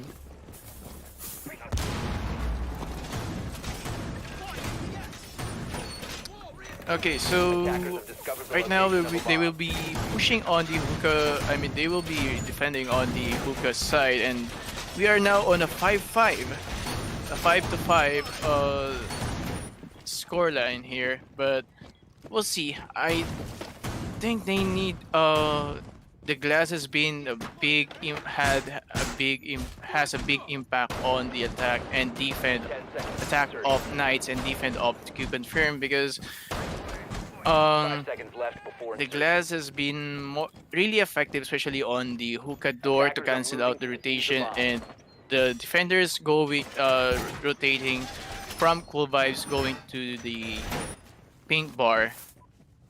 So they need to do something against that glass, or take down all attackers that's going on inside the building or inside the map. Then leave the glass alone, and they might win though. Attack making quick work, getting into the Bomb located by building, attackers. to the area. Already have control over VIP. So you can see the echo being played this time around by Hajime. Yeah, I think it's for them to have a safe retake on the billiard. Assuming they bring the glass out and they try to go for that plant again, the echo will be able to deny the plant and give time to the defender to get back to site. But smoke there with just 1 HP. Not sure what happened there. And Possibly a gunfight with the Buck. yeah, and based from what we see right now, the attackers are probably planning to plan on inside hookah, and the attackers already have control in Aqua, but Hajime takes down Dino from I think that was from BIP, but the smoke gets taken down by the Buck, who is already on site. Okay, swimming Second kill healthcare. for the Buck. As healthcare gets another kill. And now it's a 2v4 situation in favor of Q Confirm. Another kill from Healthcare onto the Zofia, and a third kill from Healthcare onto the glass. And they will find their, I believe it's the first defensive win by Q Confirm. That's their first win on the defense, on their defense. But Moving into that's the last actually round and a match point. yeah. I guess that's why, because they they were expecting that the attackers are going to push inside hookah, and apparently the attackers that didn't have that much of fragging power on when attacking on hookah. I mean, they weren't that effective inside on pushing hookah. And then Bach, who is just he walked inside the side of billiards, but apparently the diffuser's on the other side of the map, which is kind of bad because they have already control on the other side, which they could have planned, or the one holding the Attackers diffuser need could to have locate and rotated. defuse as many bombs as they But can. you know, he confirmed did a really good job on defending hookah. Yeah, and I also think it's that how Q Confirm has been on the billets and hookah side for that was their third time there. Twice they've lost to the glass, right? Yeah. The second time they brought in the castle, which was quickly shown to be ineffective as the Ash just breached it from far. But I like how Q Confirm were able to make that adjustment. Third time around they brought the Warden, who was able to look through the smokes. Obviously he doesn't have to, but the ability to look through the smokes while Glass is trying to deny off the area, and also the echo that they brought in to try and stop any kind of sneaky plays that Knights has shown us during the second time in Billets, right? Yeah, they're being It's more that ability for careful. Q Confirm to adjust and adapt, knowing how Knights has been bringing the same lineup 2 times in a row, reading between that and bringing the right operators to counter. Yeah, and I think Confirm learned from their mistakes and then being really careful in this. But the Ash sees the hole from If the hole he here might be able to get a might- kill if Legion walks a bit too far back. I mean, if you're gonna make that, you should have Oh! someone downstairs. But Very unfortunate. yeah, very unfortunate. I mean, they should have someone downstairs. But apparently, all members of Q Confirm are all upstairs. That was just setting yourself up for Attackers have located fall like down.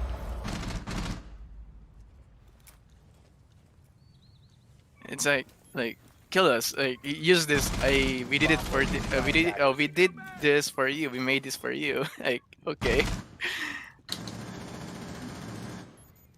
Yeah, Christmas comes early. But producer Boom takes down Juicy the Zero and the verticals from the Ash pressuring the Valkyrie inside penthouse. But Attackers have Seijun the recovered their Bop diffuser. takes down Hajime. Oh, 2 members already from Q Confirm are already taken down, but the Valkyrie here just waiting for someone to push back, to go back, and I think the Zero doesn't. I mean, the Buck doesn't know that someone's in there. But producer Boom takes down Zofia, and the Buck knows he's in there, but he doesn't see her inside the bathroom.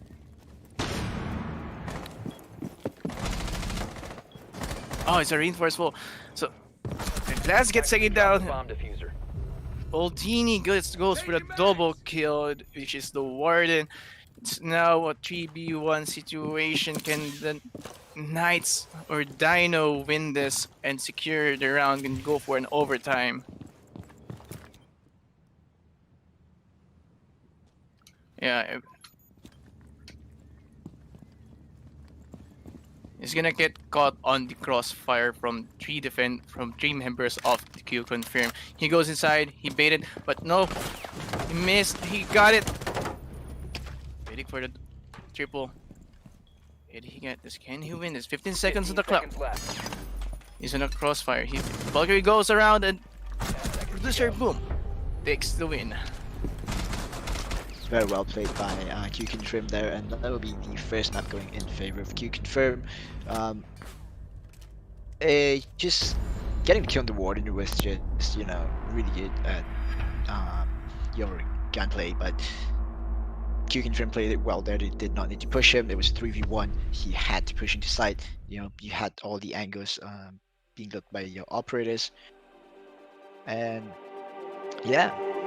Great first map. Like the street lights lit this town, like a fire And in a we'll blaze be moving on to the second map down. shortly. We should Can't be afraid to live this out.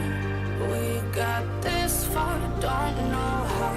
I see danger. Second map will be Clubhouse, where Knights will be on defense and keeping them attack. Alright, so okay, so now we're finished on the first map. We will be back for more after a few minutes.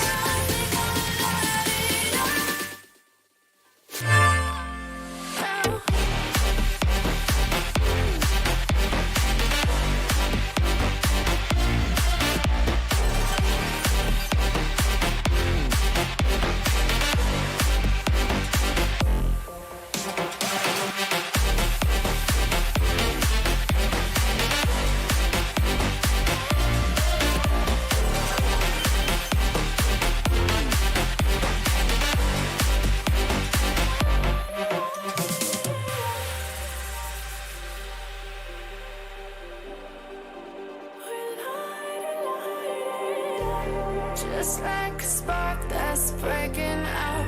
Can't make a stop, can't turn back now. We know that there's no room for doubt. No, we can't turn back now. I see danger in your eyes. They know we'll burn down the night. Coming just like the sunrise. You know that we gonna light it up tonight. We gonna light it up, baby. Tonight we gonna light it up just like the sunrise. We gonna light it up.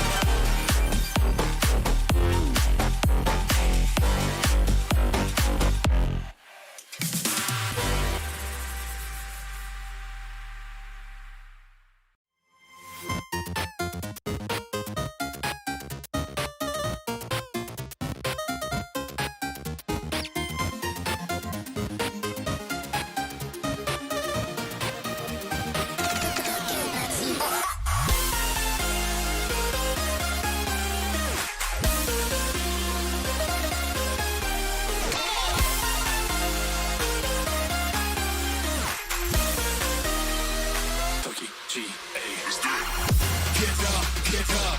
We want you to get on your feet. Stand up, stand up. Come on, get loose with the heat. Right now, right now. Pick your body till you black out. So get the fuck up.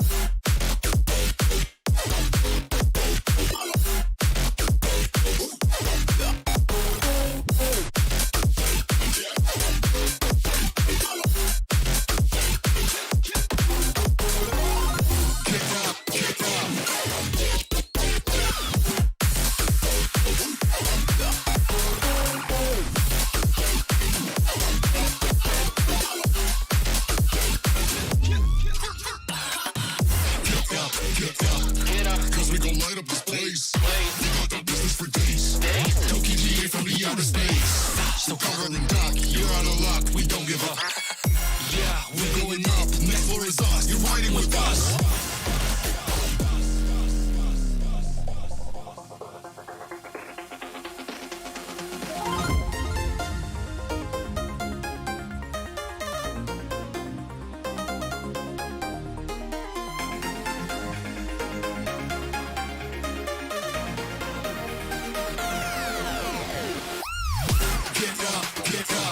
We want you to get on your feet. Stand up, stand up. Come on, get loose with the heat. Right now, right now. Pick your body till you black out.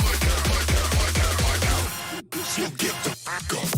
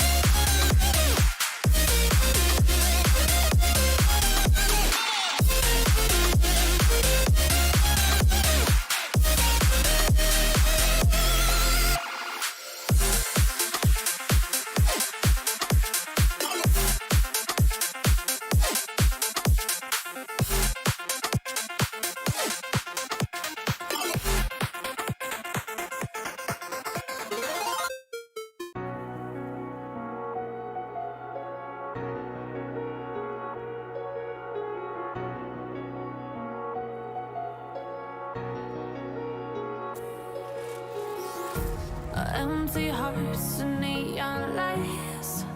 They're playing with my mind. Gotta get out of here tonight. Oh, I wanna run off and fly. And I'll tell myself it's fine to be alone. Just to find somewhere that finally feels like home. Oh, oh, oh. I hate all this overthinking. Oh, oh, oh, oh. The more I swim, the more I'm sinking. Take me to a world of silver. No more heartbreaks, tears, painkillers. Take me somewhere unfamiliar. Bring me back to where we started out. Get me out of now. To where we started out. Get me out of now. To where we started out. La la la la la. Oh, oh. Get me out of broken hearts and starting fights. Turning truth to lies. Gotta get up, stop wasting time. Yeah, I wanna run off and fly. And I'll tell myself it's fine to be alone. Just to find somewhere that finally feels like home. Oh, oh, oh. I hate all this overthinking. Oh, oh, oh, oh. The more I swim, the more I'm sinking. Take me to a world of silver. No more heartbreaks, tears, painkillers. Take me somewhere unfamiliar. Bring me back to where we started out.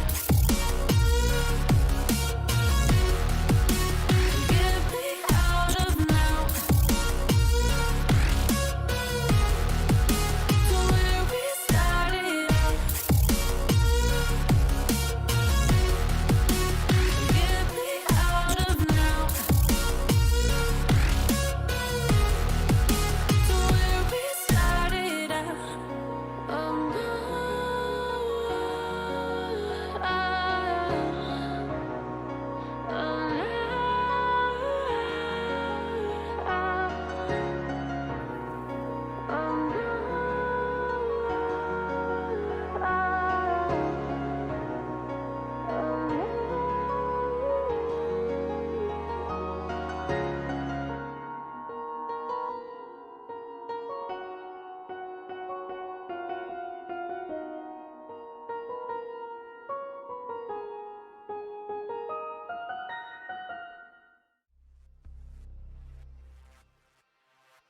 All right, so welcome back, everyone. We are still at the semi-finals for the Open qualifiers of the 6 Invitationals, and we are between Q Confirm and Pittsburgh Knights. And Q Confirm started really strong, securing their first map on Coastline. So this is, are they gonna secure their spot on the grand finals if they if or after they win this map on Clubhouse? They need to, so the Knights need to push on the third map, but apparently on their match again Yoshimoto on the last bracket, they kind of struggled going or playing inside Clubhouse. But right now, as we see that Detacher and Glass are being banned, because on the Glass ban, I think that was because on the coast, what happened on Coastline, because Glass has been really effective on the Pittsburgh Knights push or attack on the hookah and billiard push, and the Milusi gets, banned because her gadget has been really effective, especially on the last push or the initial push of the attackers, and the Mira gets banned again. Actually, same same bans are different on the attacker side because the Thatcher and the Glass has been banned. Thatcher, I think the ban is for the it is for the it is yeah it's for the Thatcher ban is for the comfort, I think comfort ban, just to delay the push or the push from the attackers.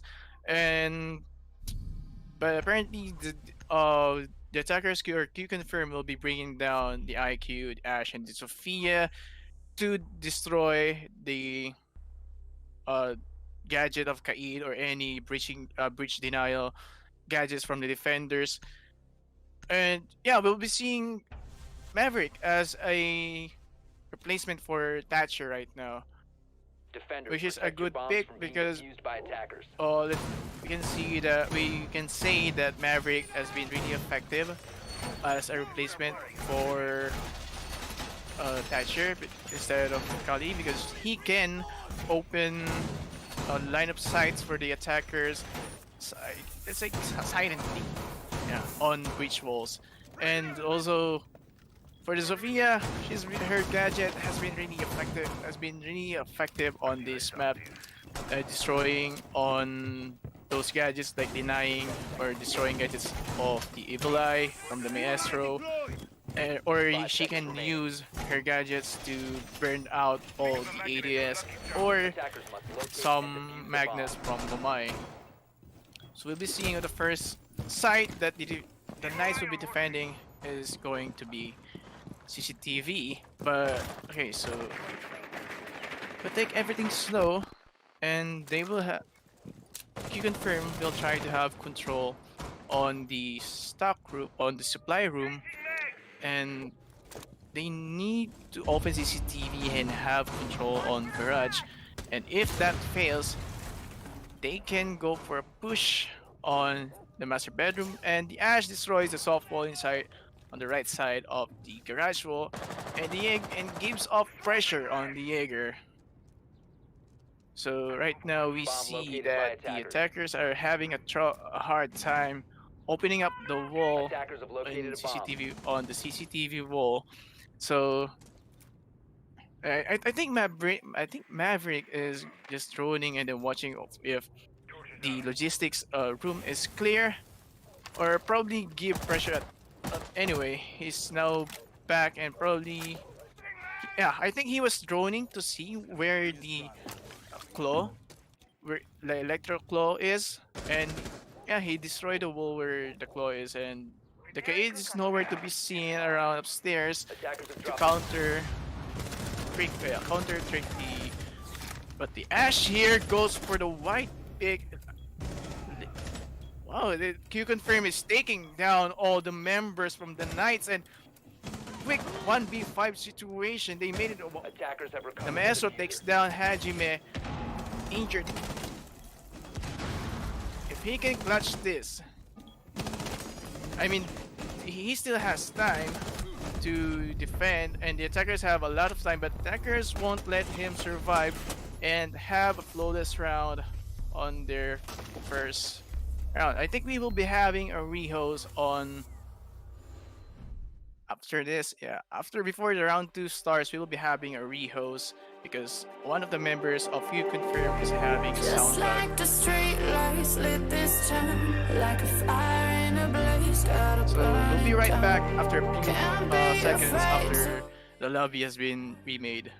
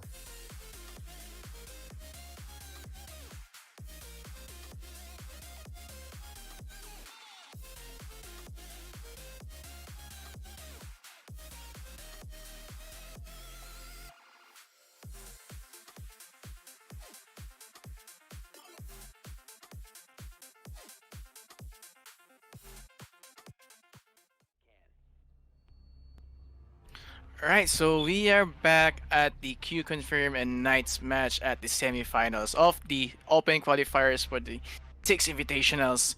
So we saw last round that the Q Confirm made a quick push and destroyed the Knights on the first round on their defense at the CCTV side.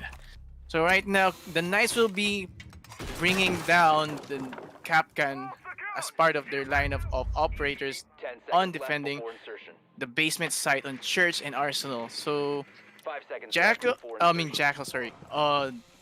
Capcan and Lishin combo is gonna be really effective, especially on how aggressive Quick Confirm attacks or pushes, because it will, you know, they as early on without engaging the attackers on gunfights, they will be giving damage on the attackers, and on deletion probably more effective on the last seconds of the match, because why would you like give the defenders or your enemies information at some crucial time?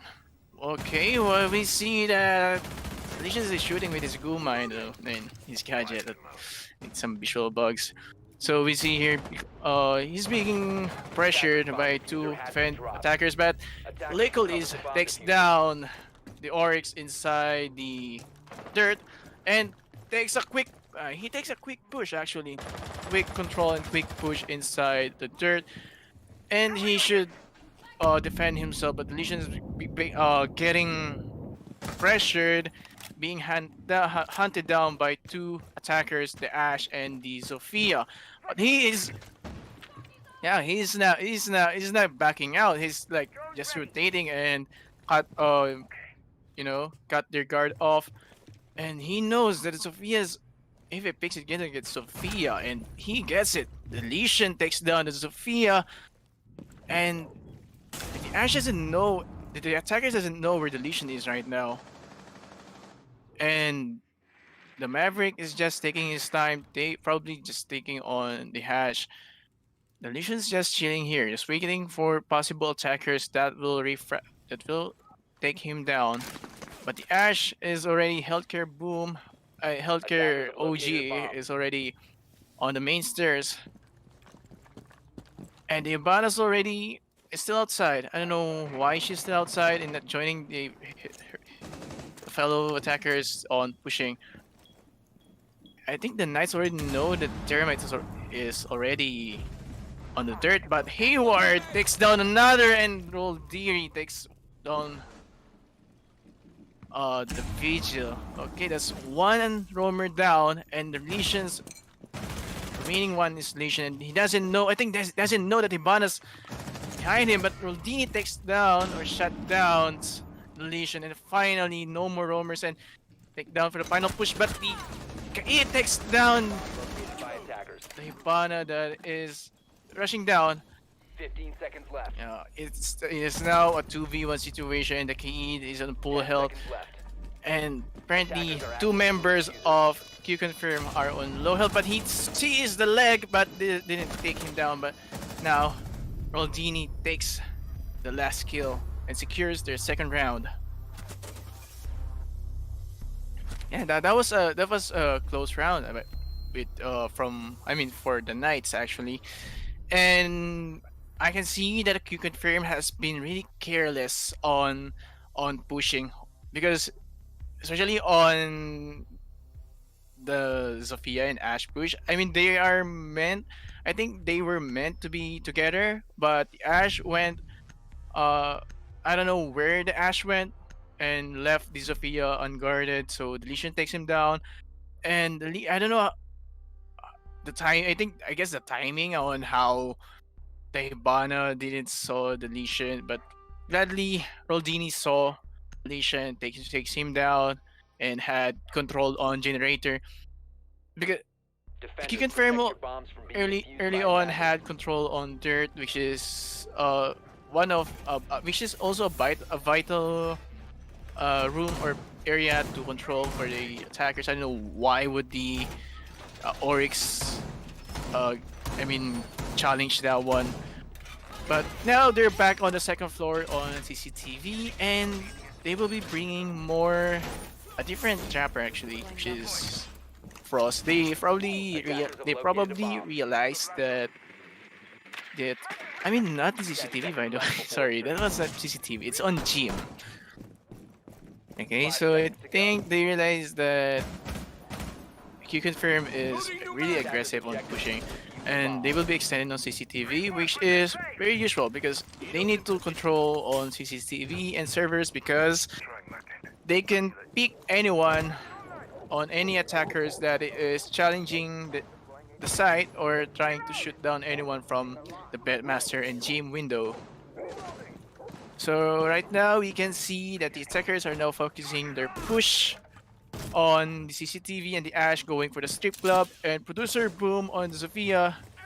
If he shoots, oh that was close. If the Sophia tried to shoot, randomly shot the barricade door or window, he might get the Frost taking down his gadget. Right, the timing, you know, that happens there. I mean, the Jaeger gets taken down by Legolas by Termite. I don't know where from, but Healthcare is now popping off some defenders right here. Actually, some members of the Q Confirm are still busy on taking control on the servers, but Legolas being aggressive on shot and takes down JSH, and Juicy waiting for someone going down logistics, but Hajime takes down Dino, and that is a 1v5 situation. If this is gonna be a second flawless round for the attackers, and gets taken down by the Ash. I mean, sorry, that's actually the Maverick, not the Ash. All right. Wow, I mean, yeah, Q Confirm is now giving the Knights a chance to win this, and I think the Knights is not ready for Clubhouse because as I said earlier, the Knights played really bad at Clubhouse against YOSHIMOTO.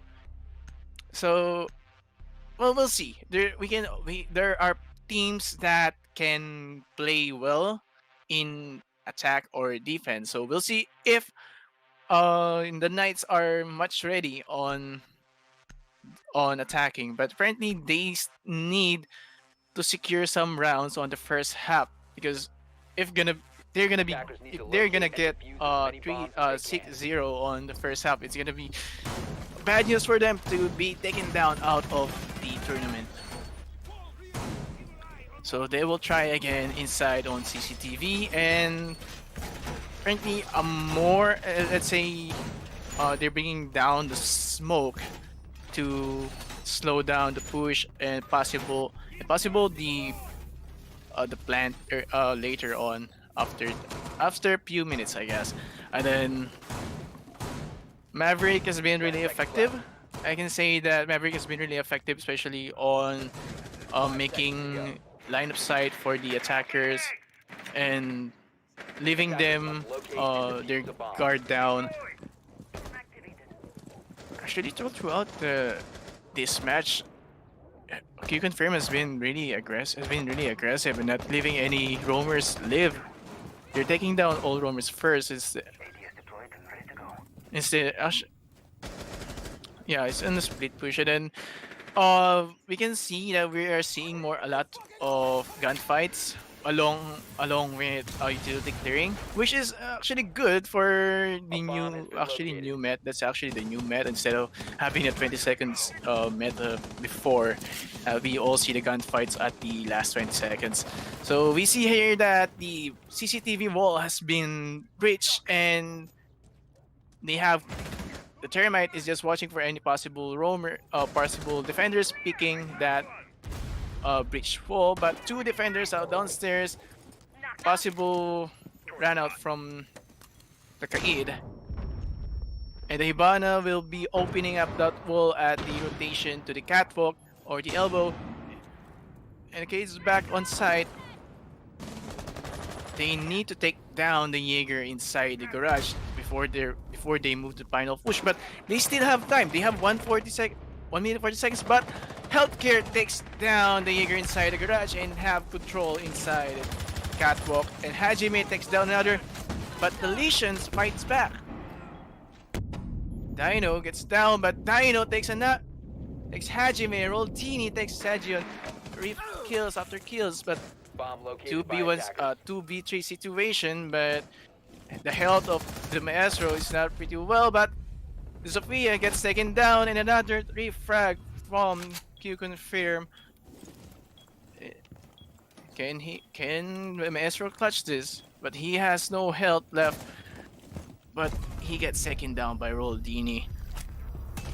What a close round for the Knights, and actually they could have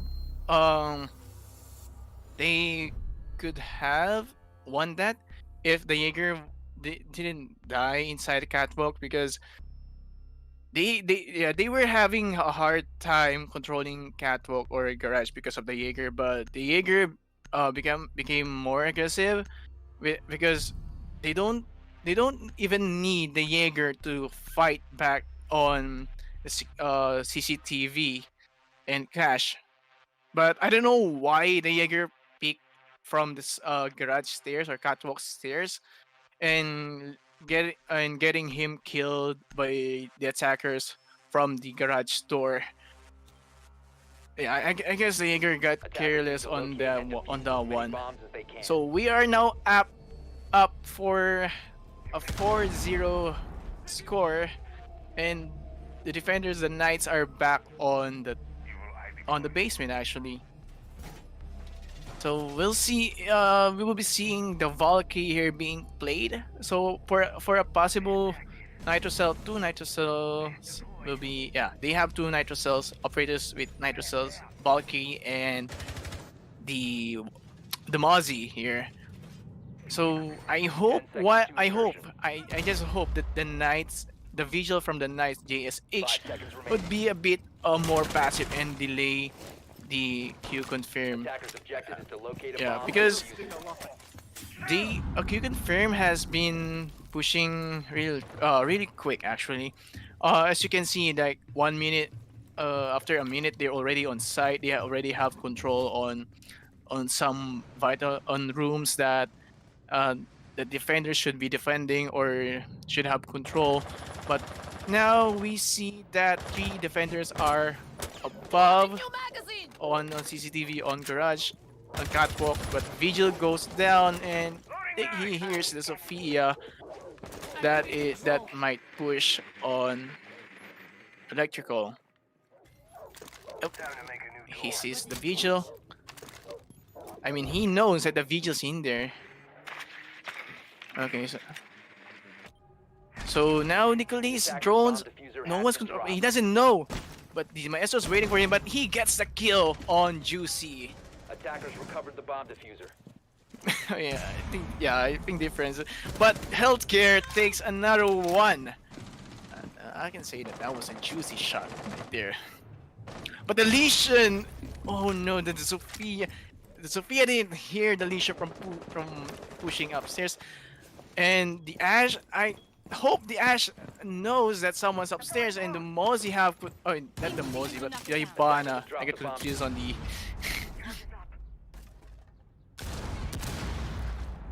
I think all the roamers are already out. The Vigil, I think the Mozzie already went back. Yeah, the Mozzie already went back on site. And the Lesion has control on generator and electrical stairs. I think, okay, so the Ibana's already on site, on the main stairs. Valkyrie just waiting for any possible push, delaying, but he picks and takes down Hajime. PV3 situation, but a vertical from Healthcare takes on the Valkyrie. Alright, so 2v2 situation. Dino's waiting. Attackers recovered the diffuser. 40 seconds on the clock. They still have time. They have time to drone where their main defenders are. But Dino might takes one down. But no, he left at the wrong time. Ash goes down and I think he's going for the plant. Yeah, she's going for the plant. And Dino throws the Nitro Cell and takes down Healthcare and turns the tide. 10 seconds to go. Holding with the clutch. Wow. That wall, but I don't know what happened, but they shouldn't be like, they could have waited for the time to, to be, to get the attackers to have out of time, because it's been like 10 seconds left on the clock, but both of the defenders pick the IQ. I mean not IQ, but Roldini. They pick Roldini, the Maverick. I don't know. Mistakes were made, and they're now locked in a 5-0 score. I don't know what happened on that one. On my mind, I was already saying that, Attackers need to locate and Knights defuse finally bombs. won a round, but they messed up big time on that one. Imagine messing up a 2v1 situation right there.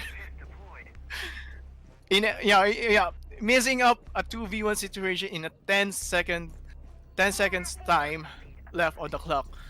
Like, okay. Yeah, you gotta win those. I mean, yeah, it's the semifinals. If you go down, if you lose this one, 10 you're seconds not. left. You're done. Your journey is done. 5 seconds left before insertion. Yeah, good. I mean, like, better luck next time, you Attackers know. must locate and defuse a bomb. Yeah, actually.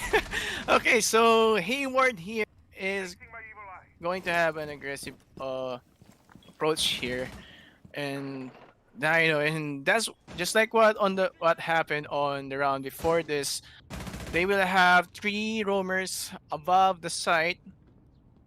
I don't know why Dino didn't back up the Vigil or the Legion upstairs. They just all left like their own solo.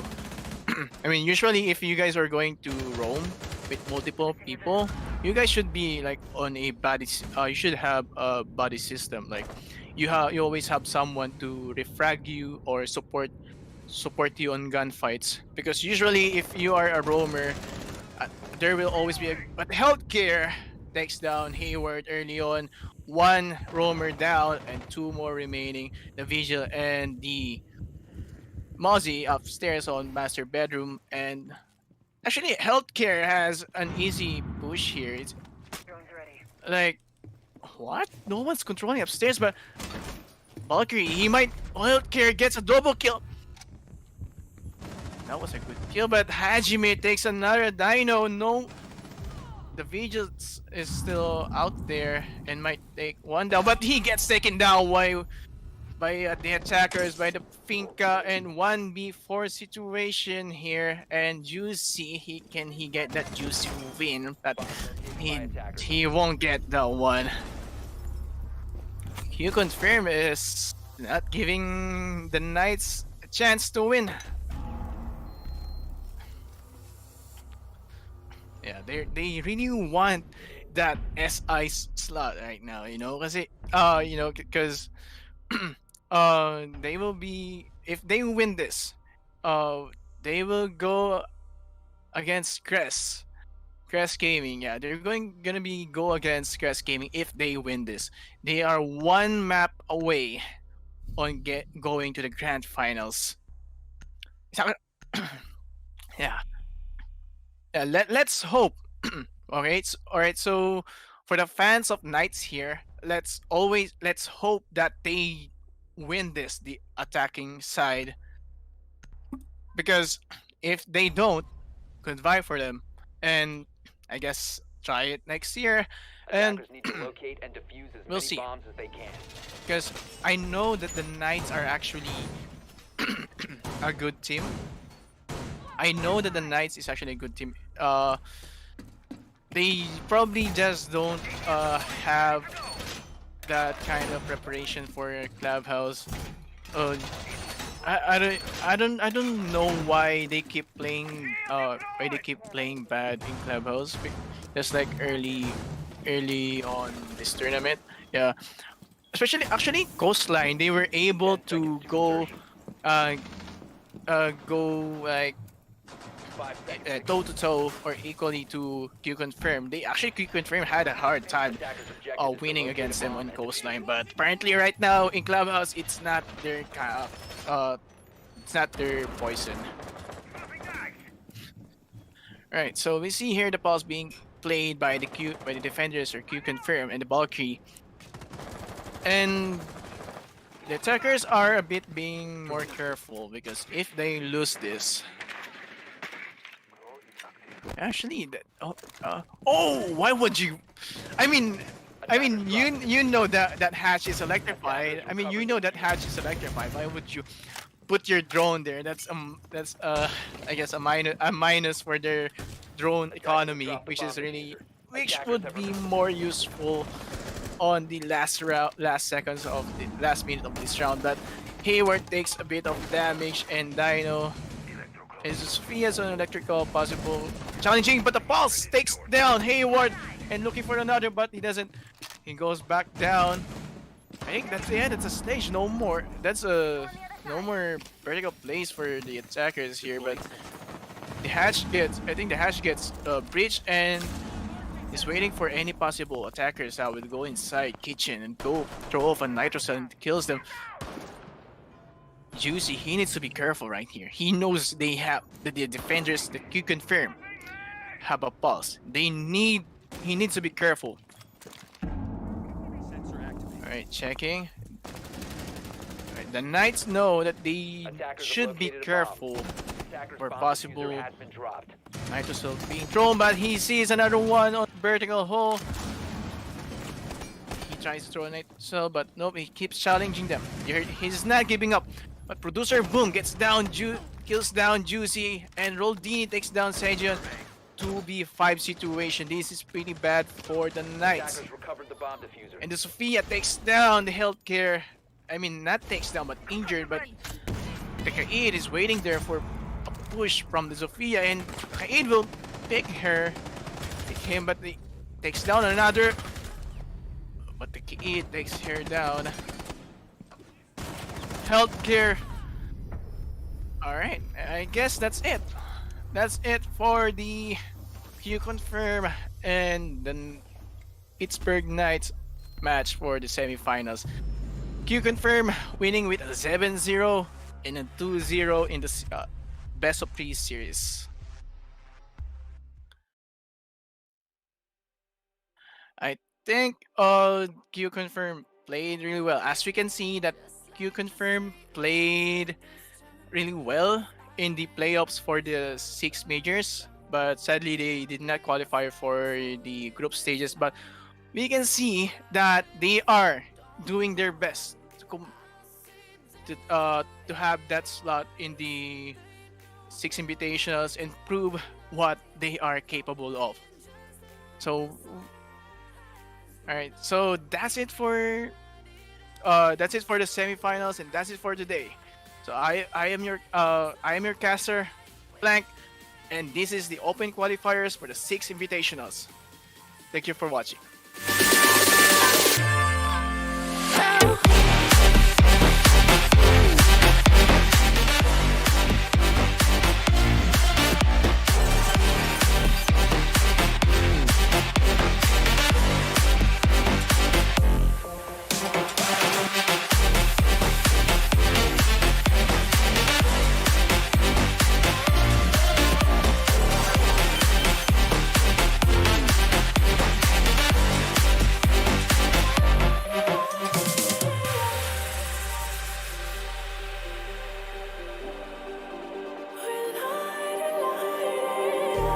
Just like a spark that's breaking out. Can't make a stop, can't turn back now. We know that there's no room for doubt. No, we can't turn back now. I see danger in your eyes. They know we'll burn down the night. Coming just like the sun.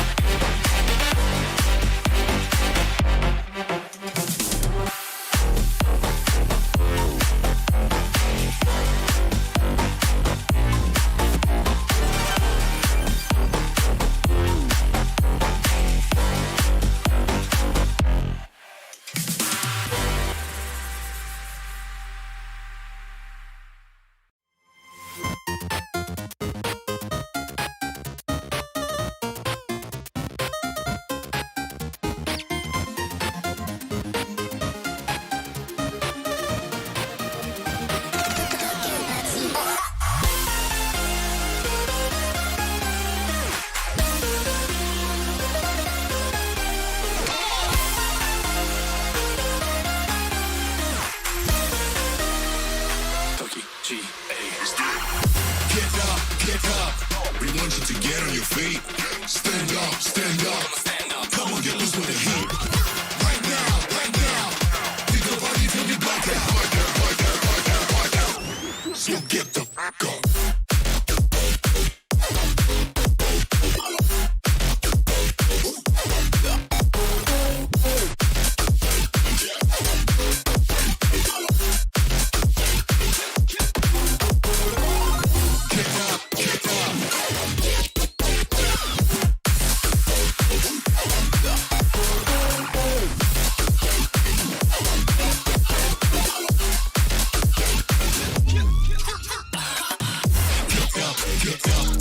Cause we gon' light up this place. We got the business for days. Tokyo GA from the outer space. So cargo and dock, you're out of luck. We don't give up. Yeah, we're going up. Next floor is us. You're riding with us.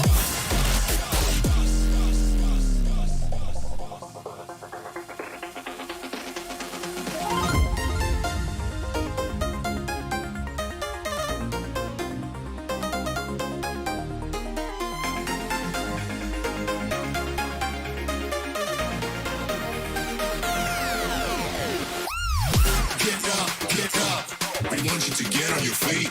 Stand up, stand up. Come on, get loose with the heat. Right now, right now. Pick your body till we black out. So get the fuck up.